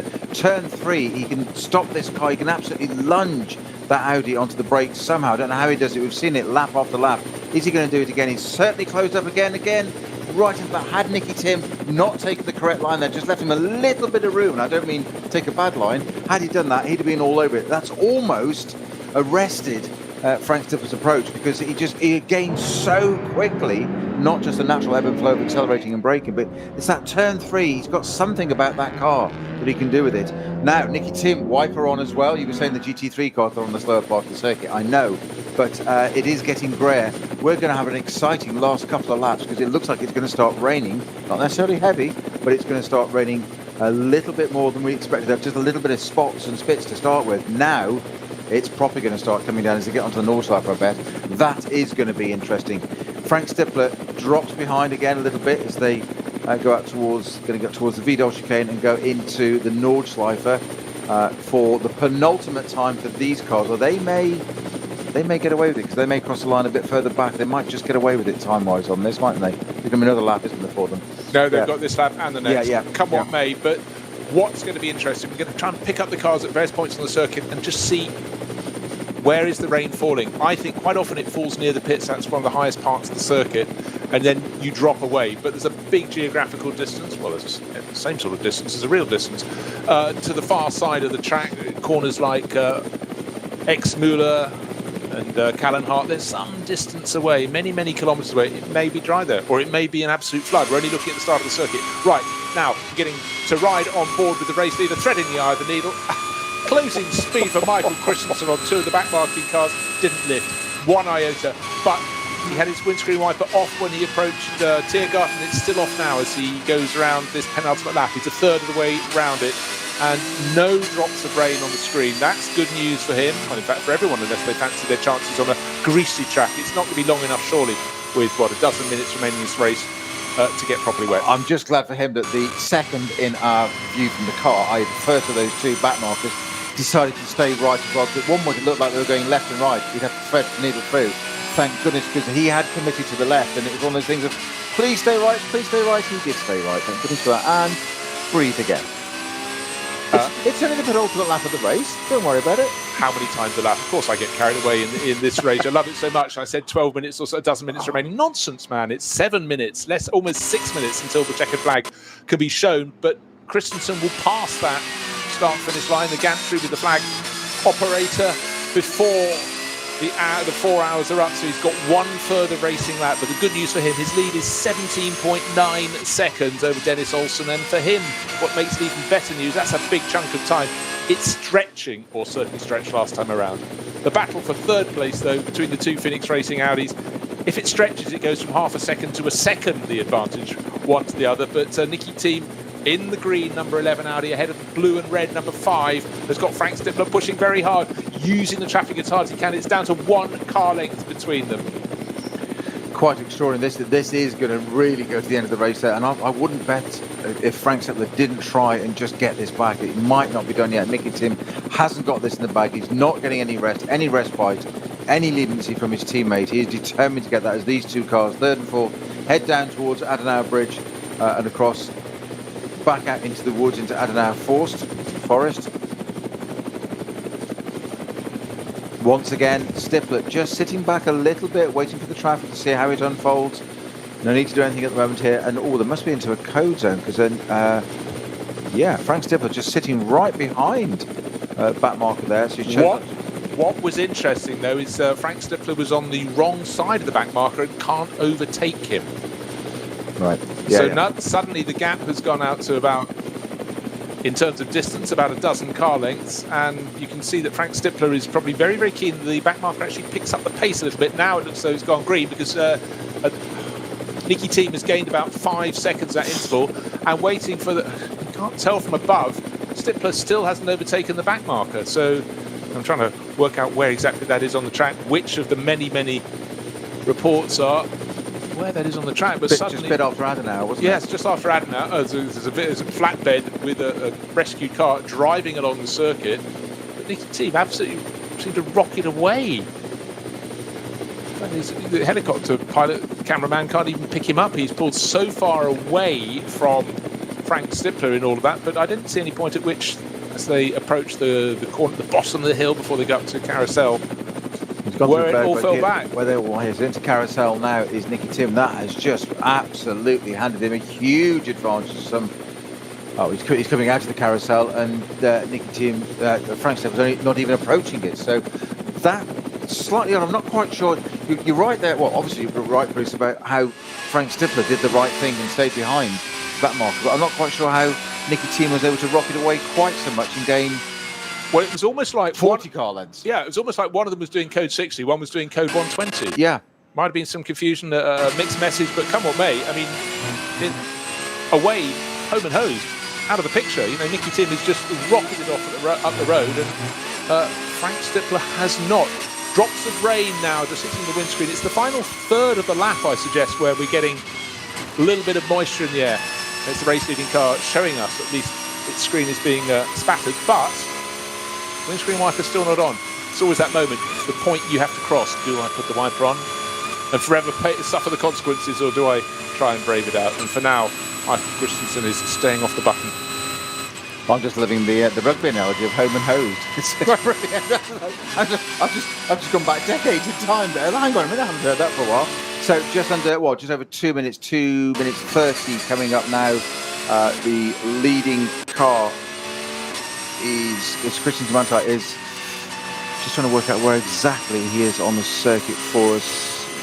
Well, the big question is, can he get onto this next lap or not? That's what I'm saying. That's what I'm trying to work out. He doesn't need to. If anything, he doesn't want to. He's on the dotting, so he will start one final lap. But my shot is allowing us a chance. It's going to be tight. 2 minutes to go.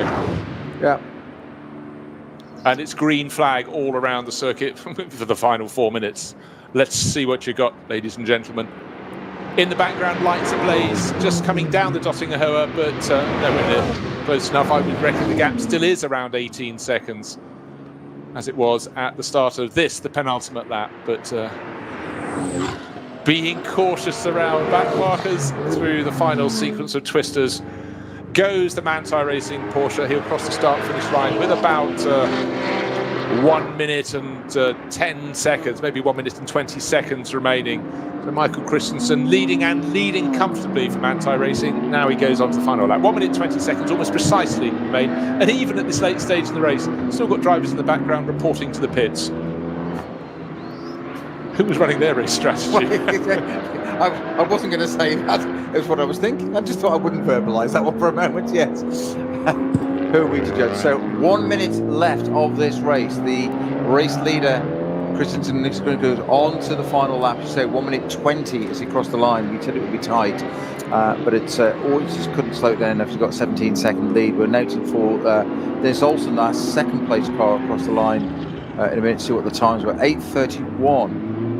The last lap for the race leader. Okay, this is an interesting little window. Lap times last time around. Race leader, 8 minutes 31. Second place, 8 minutes 31. Fourth place, 8 minutes 28. Third place, Nicky Thiem, 8 minutes 13. Did he gain an unfair advantage at that point? It's never easy to judge because the yellows, they come and they go in the slow zones, but certainly Nicky Thiem gained, get this, 15 seconds on his teammate. I think you're onto something there, Bruce, with the possibility that it does look remarkably that way. Not accusing of anything, doing anything wrong or impropriety, but I would suggest it fits in exactly your potential of following a code 60 and a code 120 each.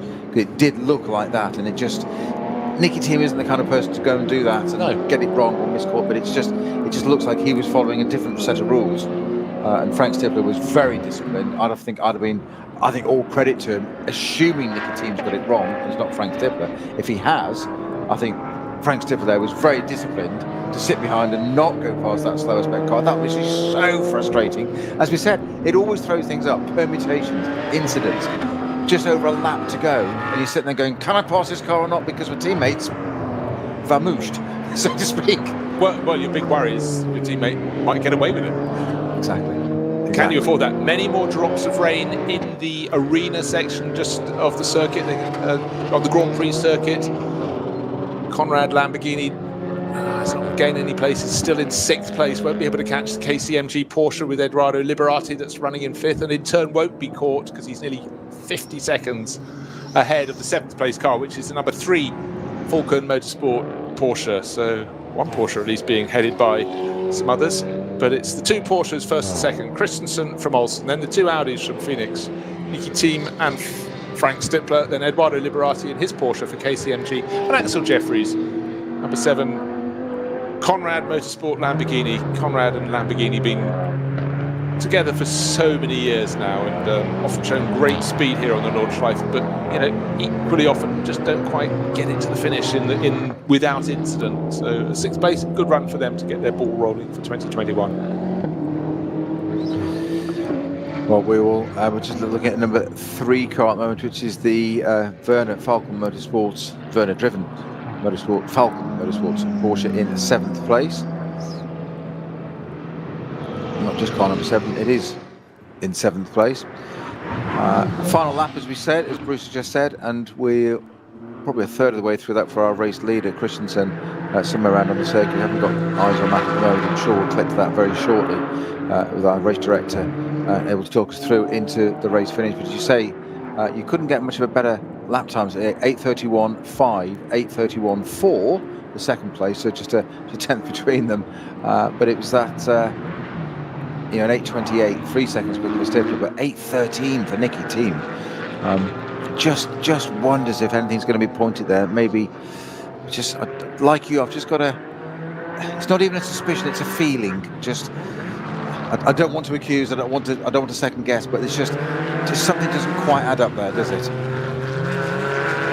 On the Nordschleife, you can get these incredible gains just simply because a code 60 was withdrawn when you were coming through and then reapplied perhaps when the person behind. But the fact that Frank Stippler was, half a second behind, one really feels there's a possibility there's been a bit of an error there. But let's take it through to the end of the race. It's going to be a Porsche victory, come what may. It'll either be Michael Christensen for Manthey Racing, who's sitting on a lead of nearly 18 seconds, or it could be Dennis Olsen if something untoward happens to our current race leader. Then it's the 2 Audis, in which order it does look as though it's certainly been settled on the track whether that gets to stand, we will see. Will it be Nicky Team in third place, or will Frank Stippler get promoted? We're not going to guess that one just yet. Looking down through the classes, it's almost done and dusted now for the number 24 the Lion Speed by Car Collection crew. They're a minute and a bit to the good over the Huber Motorsport Porsche, so they should win the Pro-Am class of SP9.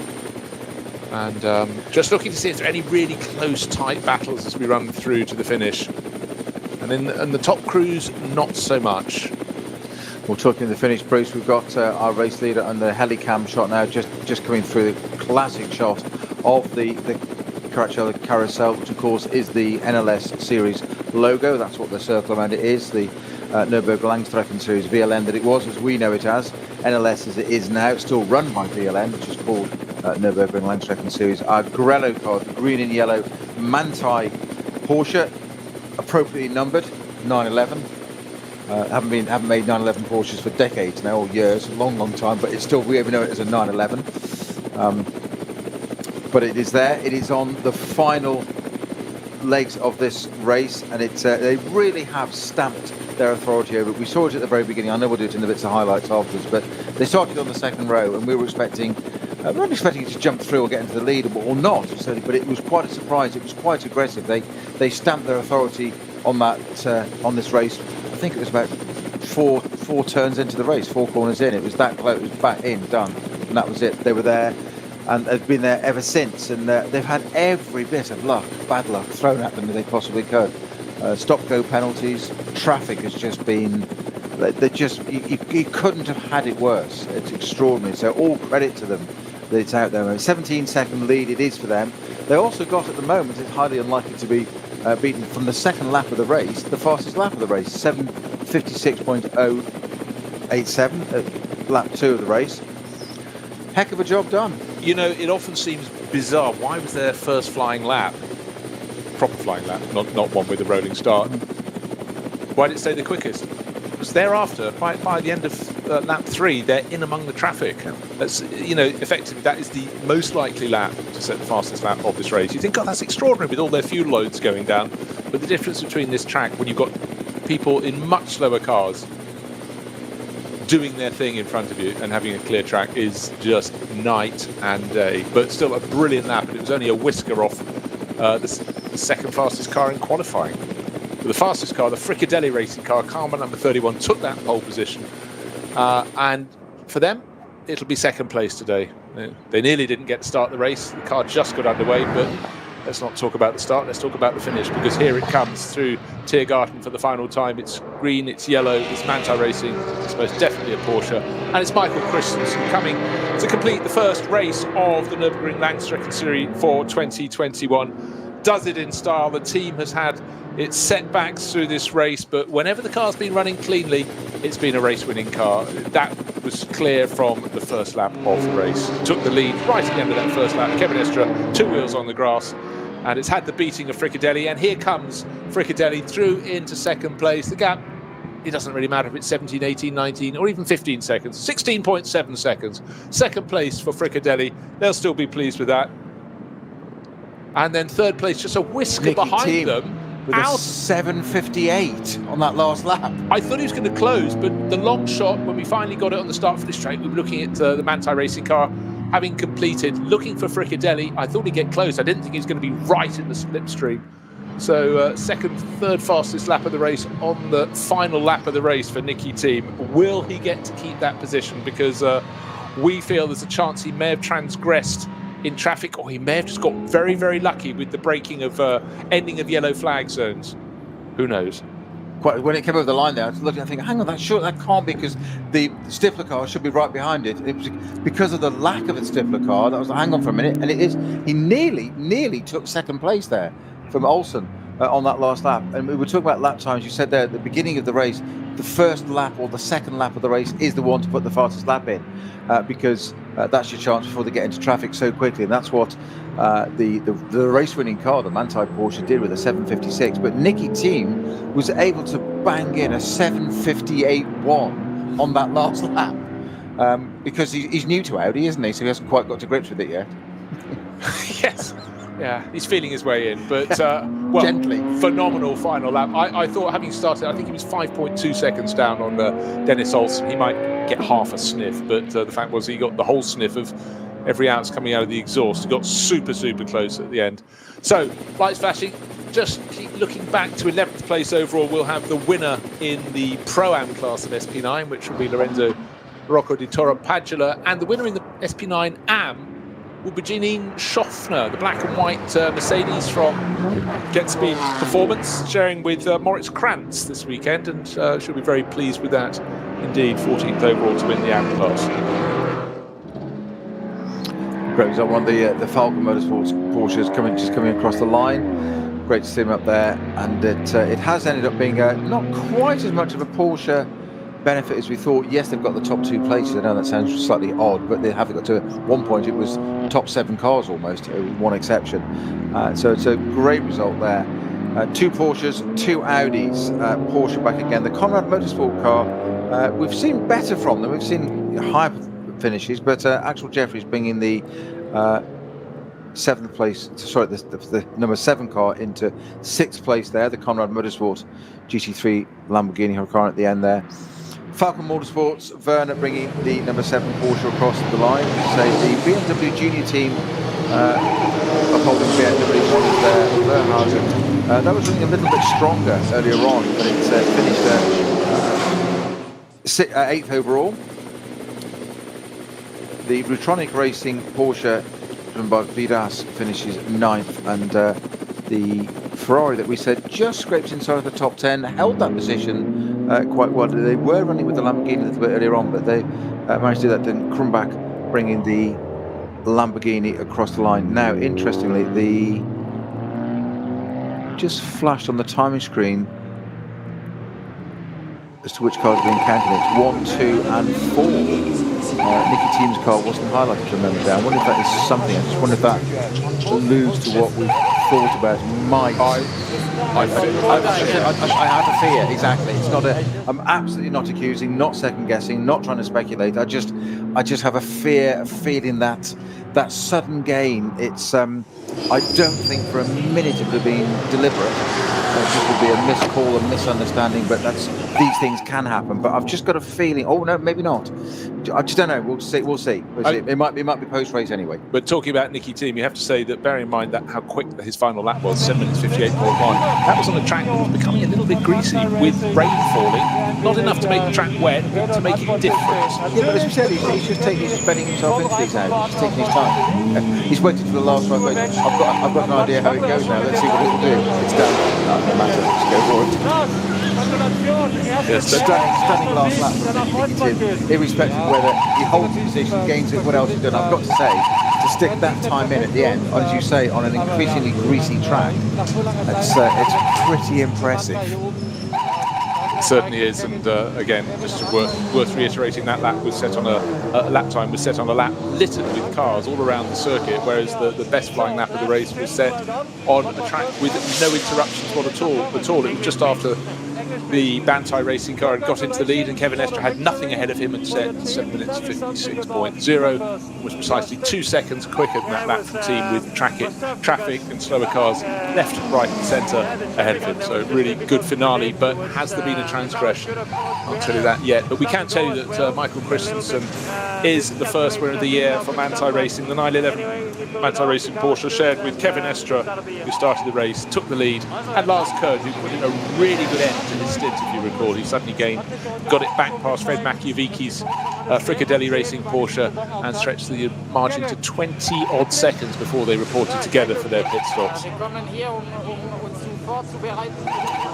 So still the cars come in, still the slightly almost comedic tweeting of the pit lane klaxon, but for most of the drivers, of course, you don't see them going into the pits before the start finish line. They go round the back of the pits on the little Grand Prix loop and then come in the back, the back entrance to the pits and park up in the paddock. But for all these drivers and teams who were frustrated when the first round was called off, because of snow and lack of visibility and frozen gravel in the gravel traps. Not that there are many gravel traps around the course of the Nordschleife. They got to go racing 3 weeks later. This has been the result, and it's victory for Manthey Racing. Won't have to wait long for round number 3, because the IBAC ADAC ACS Cup is May the 3rd, so really not too far into your calendar. And the good thing is that the racing season is underway now properly in Europe, and it's just good to have people back doing what we like to see them doing and what they like doing, which is racing their cars. And certainly it's good to have it on the Nordschleife as well. So it's been a full day, 4 hours underway on incident. And for long-running fans of the NLS, to see the Opel Manta is still there at the end of the race. We saw it limping back to the pits. We knew it got going all over again. So just waiting to see if there will be any particular elements being notified to us after this race. We do have a question mark. If you're just joining us very, very late in proceedings, with a lap and a half to go, Nicky Thiem had Frank Stippler right on his tail in the battle for 3rd place, and then at a point on the circuit in which the drivers were running slowly, he put a car between himself, or already had a car between himself and Frank Stippler, and then it was like he did the restart and Frank Stippler didn't. But more looking at the lap time, it seems he might have jumped a little early, but we will see. That is guesswork from the side of the circuit. You just got me thinking there. You didn't say May the 3rd, did you, for the next round? May the 1st. Oh, round 3. Yes. Yes, that's the thing. Hang on a minute, because that'll be on a Monday then. I quite like it. I get tired of working my weekends. Making sure we're in the same place at the same time. That's all. It should be quite handy. Yes, round 3, but to us round 2. Okay. Yes. May the 1st. Yes. There are reasons I'm thinking that, because I can't race on that day because I'm doing this with you instead.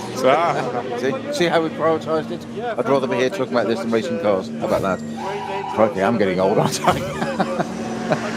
So, dry running throughout, but a little frisson for the drivers at the end of the race. A trickle of rain, not all the way around the circuit, but for Manthey Racing, didn't bother with their windscreen wipers. They were going quite well enough. And Michael Christensen building on the work. It was started by Kevin Estre, who took the lead from on the opening lap, right at the end of the opening lap. Lars Cohen, brilliant stint from him. And then Michael Christensen, a double stint to bring it home. Eventually 16.7 seconds to the good, so a very comfortable win by NLS standards. But again, that's 16 seconds over 4 hours, so still super competitive. And as anybody who's competed in the NLS will know, luck can come your way and luck can go the other way. Today it really did look as though it was going against Manthey Racing, but they had just the raw pace to bring the green and yellow 911 through to a dominant victory. 2nd place Fricadelli Racing, car number 31, and 3rd place the Phoenix Racing. They had 2 Audis in the race. They finished 3rd and 4th. And number 11, the bright green one, is sitting there beneath the podium. So for now, holding on to that 3rd place, but just to raise the point one more time, we do feel there's a slight question mark about how Nicky Thiem managed to drop Frank Stippler so in such rapid fashion when it still appeared to be a point on the circuit. Again, quite hard to tell from a drone shot or a helicopter shot exactly where the flags were. We were up high, but it did look as though one car went off racing again, the other did not. So we will see. But anyhow, it's still a very strong run from the Phoenix Racing crew to take 3rd and 4th places. So, an awful lot has happened over the course of 4 hours. And we started in bright sunshine, and it was just good to be racing again. And just to reiterate, 147 cars on the entry list. It's great that not just the top cars, all the cars can come out and play on the Nordschleife. It was a difficult year in 2020. We managed to get some racing in, and the season then had to be curtailed. But I suppose one of the successes, the NLS also had a really good digital series. So a lot of the drivers kept themselves sharp within that confines, and some now will do it in tandem or in parallel, more to the point, of a real racing world and a digital racing world. But the season is now properly underway for 2021, and the Porsches have laid down the gauntlet. Let's take a look at the provisional results. It's the Manthey Racing Porsche leading victory by nearly 17 seconds from the remaining Fricadelli Racing Porsche. These 2 cars, 911 and 31, really fought it out at the front. all through the race. The Phoenix Racing Audis gave good chase and they finished in 3rd and 4th places. KCMG with their Porsche, first start of the season for them. Well, first start for everybody because the first round was snowed off, but 5th place for them. Conrad Motorsport rewarded with 6th place for the Jeffries Di Martino Huracan, then Alessio Picariello and Dirk Werner finishing in 7th place. The BMW M6 of the junior team taking 8th. Then Muller and Vidas for Rutronic Racing 9th in their Porsche, and one of the 2 Ferraris, that's the WTM entry from Phoenix Racing, car number 22, finishing up in 10th place overall. Good run from them. But it was the story of the Porsches at the front. Now, let's look just beyond the top 10. 11th place was the first of the Pro-Am runners in the SP9 class, and it was a victory for car number 25 at the end of all that. That's the Huber Motorsport Porsche. Just got ahead really in the final moments after a backwards and forwards race. And the top runner in the AM class in SP9 was Janine Schaffner and Moritz Krantz, 14th place overall in their Get Speed Mercedes. So great to have these classes within the SP9 class. The top car not in SP9 was SP Pro, and that was the car that finished in 15th place overall, with Von Danwitz bringing it to the finish. So we start to get a mix of classes. Top runner in Cup X by just over half a minute was car number 921 in the battle of the KTM crossbows. And going outside the top 20, more runners in the SP9 AM class. Second car in the SP7 class, which was run by Niels Langeveld in 18th place overall, was car number 69. The Klick Verischung team, it's the Porsche Cup class. And again, running well at the front end of that series. H4, car number 606, BMW the Porsche Cup class in 23rd overall. So again, you start to get this mix and blending, but the top car in the what we normally call a GT4 class car was in 24th place overall, winning both SP4T and SP8T, and it was car number 140, and made it a very, very tidy run for the Black Falcon team. Techstar Mercedes looks good on the ground, and it looks very good on the timesheets as well to be sitting that high up the order. But again, what we've seen through the course of today, it really is a case of getting the race miles under your belt. It's also about getting your season underway. It's not just the drivers, it's the mechanics as well. Like the man on the stopwatch or the woman on the stopwatch not letting the car go too soon. You have a minimum pit stop time, and we saw that transgressed by the car that went on to win the race, but it so easily could have cost them. Absolutely. You say it's a whole infrastructure. It's so easy to focus, as we said, on SP9 GT3 cars at the front. It's so easy to focus on the driver, and that's just a bit we see in reality. That's all the work behind it. It's rather like the swan on the water, isn't it? It's all that work going on underneath. We see the serene bit at the top. I know it wasn't quite serene for some of these cars, but there is so much behind all this, the infrastructure, and from the organisational side as well, to put this on. You know, we sit there and we talk about cars going out on track, what goes on the pits, what goes in the paddock, all the infrastructure, all that works, the logistics, the strategy, etc. There's so much going on. And as you say, you get into a pattern, you get used to it again. We've had a break, we've had the winter break. We had that build-up, and so almost got teased, didn't we, 3 weeks ago, of here we are, and it was a snowman in the pit lane, quite literally, and then it's cancelled as we got started, and then all of a sudden we're here. So everybody's got to get back into the swing of it again. Well, apparently, even right at the very end, apparently in the last few meters, we lost the number 45 CP Racing Mercedes. So plenty to be looking at when one analyses this race, but really looking forward to seeing some highlights, because it was super competitive right from the start. So really bad news there for Putman, Foster and Chris Dudulu. But it's been a day of huge fun. And really, for me, it's about getting the season started, getting it all working. And there's nothing like racing. You can test as much as you want. Not that that's easy these days, but it's about when the flag drops and you've got 4 hours to have the incidents, avoid the incidents, preferably, rather than have them, and keep your nose clean in a series that just is so competitive at the very front end. And sometimes that takes the edge off what we're not getting to see further down in the order, where we've got classes with sort of 16, 18 cars in them. And particularly if they're one-make classes, they can be super competitive. And, you really need to watch the race many times over with as many camera angles as you can possibly get to do justice to all of those classes, but to each and every crew that's managed to come away with a win in their class today. They've got the season rolling in style, and hopefully that they'll have stuff that they can build on. But it's been good. And again, you look at the entry list, 147 cars coming out to play. Just looking down the list, sometimes you go, good grief, I had no idea, back down there.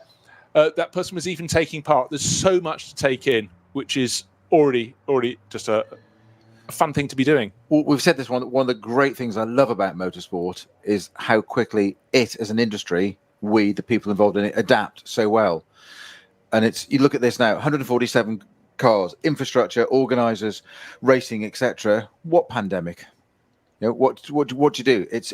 We adapt, we move on. We said this time last year there was a template to it of how to go racing, and they did. And a year on, we've had snow, first round, but here we are. It's brilliant. They've just adapted. We're on it. You wouldn't think there's anything going on out in the real world. There is obviously something very seriously. We have to take all the appropriate measures to do that. But we've adapted, we as an industry and the world. And it's great to be getting a little bit back to normal again. No, it really is. So it's been enormous fun. But I can't just keep reiterating this, but I sort of want to, because, yes, last year was really difficult. The VLN set standards that enabled racing series with far fewer entries. They don't have 120 entries to go racing around the world. And the fact is, they worked. We're back here for another season with a much enlarged field. And it really is just an accolade for everybody. And I think many of these drivers compete all around the world in all sorts of racing series. Those are the drivers at the front end, and those in the lower class cars, this is their race series, and this is what they do and concentrate on. And this, therefore, is their gold standard. And this is what they come and do the racing for. Some of them have been doing it for 20 years because they just love it. And why wouldn't you? Once a month to go and have a thrash around the best, most challenging racing circuit in the world. And that's why this series has run for decades and just goes from strength to strength.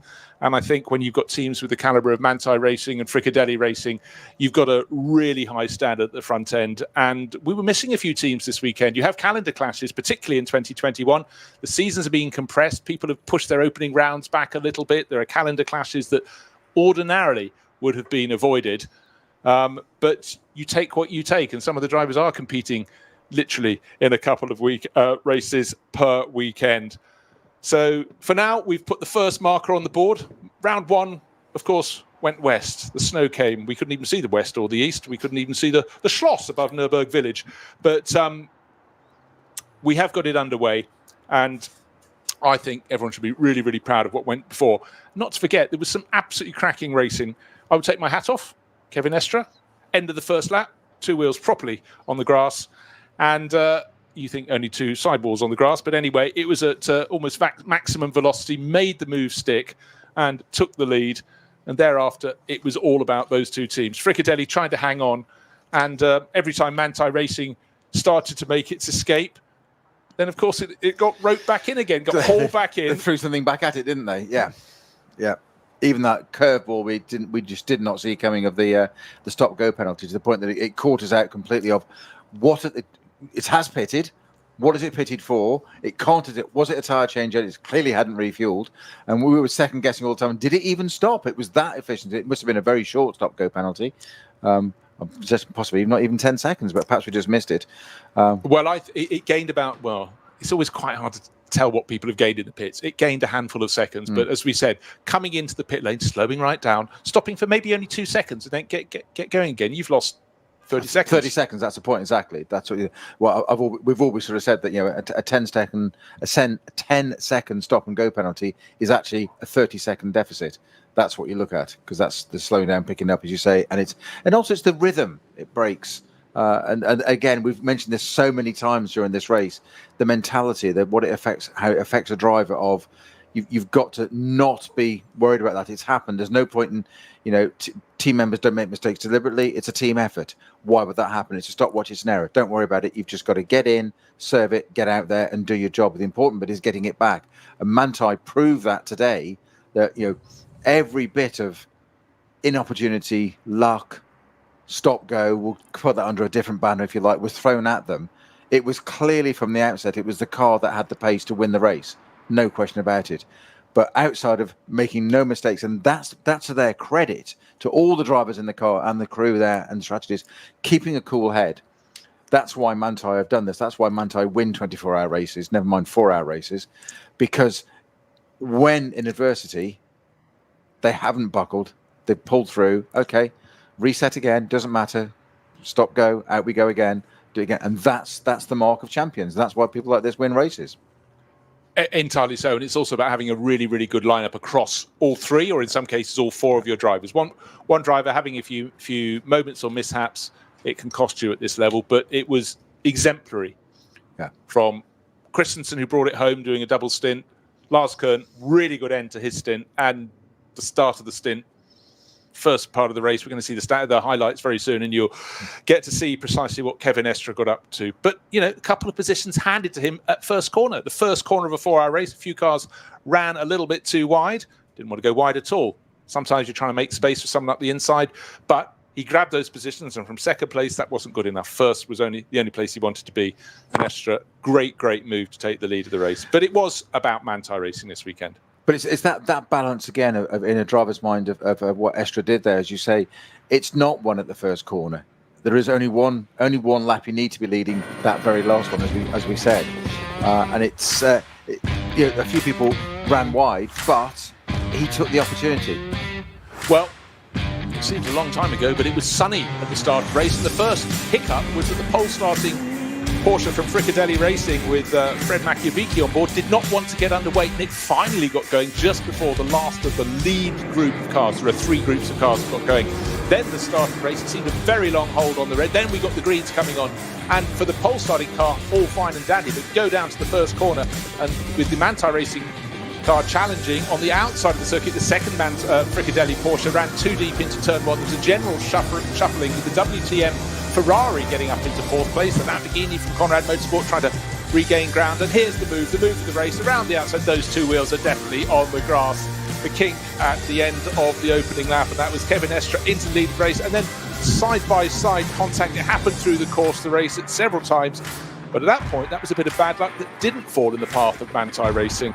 And Kevin Estre was able to build his advantage. But there had been a moment where there was a yellow flag on the circuit, a slow zone, and suddenly in one lap he lost 8 seconds of his advantage. That put the Fricadelli Porsche number 31 back onto his tail. And then it was how you handled the traffic. And there was traffic everywhere for these drivers as they tried to pick their way around the course. There were changes of position, but almost always the flow was the Manthey Racing Porsche getting back into the lead of the race. The WTM Ferrari went well, and unfortunately for Nick Tandy, a puncture somewhere right towards the end of the lap. Look, the carcass is it just left as he entered the pit lane, and there was fire.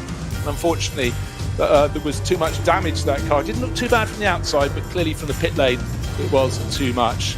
And then it was the case of the Manthey Racing Porsche escaping again. Kevin Estre handed over to Lars Kern. Lars Kern did the job. The Phoenix Racing Porsches really enjoyed a good bit of battling. Super close. Wonderful fighting between the green one, which would come home in 3rd place, and the sister car number 5 that had to make do his 4th. But as you could see, there was no quarter given between them. And all the way towards the finish of the race, it was the Manthey Racing Porsche out front. Eventually, nearly 17 seconds to good.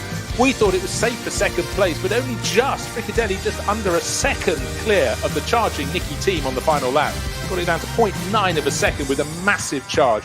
But first victory of the season goes to Manthey Racing. It's been a while, and as the day started brightly, it's ending quite grey with a little bit of rain in the air. But we've got 4 hours of racing under our belt. We're coming back on the first weekend of May to do it all over again. What the weather gods will throw at us, I cannot tell you, but there'll be probably more cars in the field as we start to build up, ramp it up through the course of this season. And for me, Bruce Jones, and for Peter Snowden, it's been a fun, proper start to the season, Peter. It has. It's had everything. It's been absolutely brilliant. And as ever, Bruce, a privilege to not only cover this and be able to do this and sit in these seats, in the jump seat next to you and do this, but it's a pleasure to work with you as ever, and a privilege. Well, none of that at all. It's been absolute great fun. We love doing it, Peter, because it there's so much variety. You can never, ever say an NLS round is predictable. There are too many variables, and that's why you feel if you look away from the timing screen to the monitor and vice versa, you're going to miss something. And thanks to the people out around the circuit and in race control who keep firing us messages. We try to read as many as we possibly can, but again, take your eye off the screen. That is pretty much it. So round one, effectively for us, has now been completed. It was supposed to be round two. It became the opening round, and that's the NLS season underway for 2021. Please do come and join us next time, the 1st of May. That's goodbye from us, and thank you.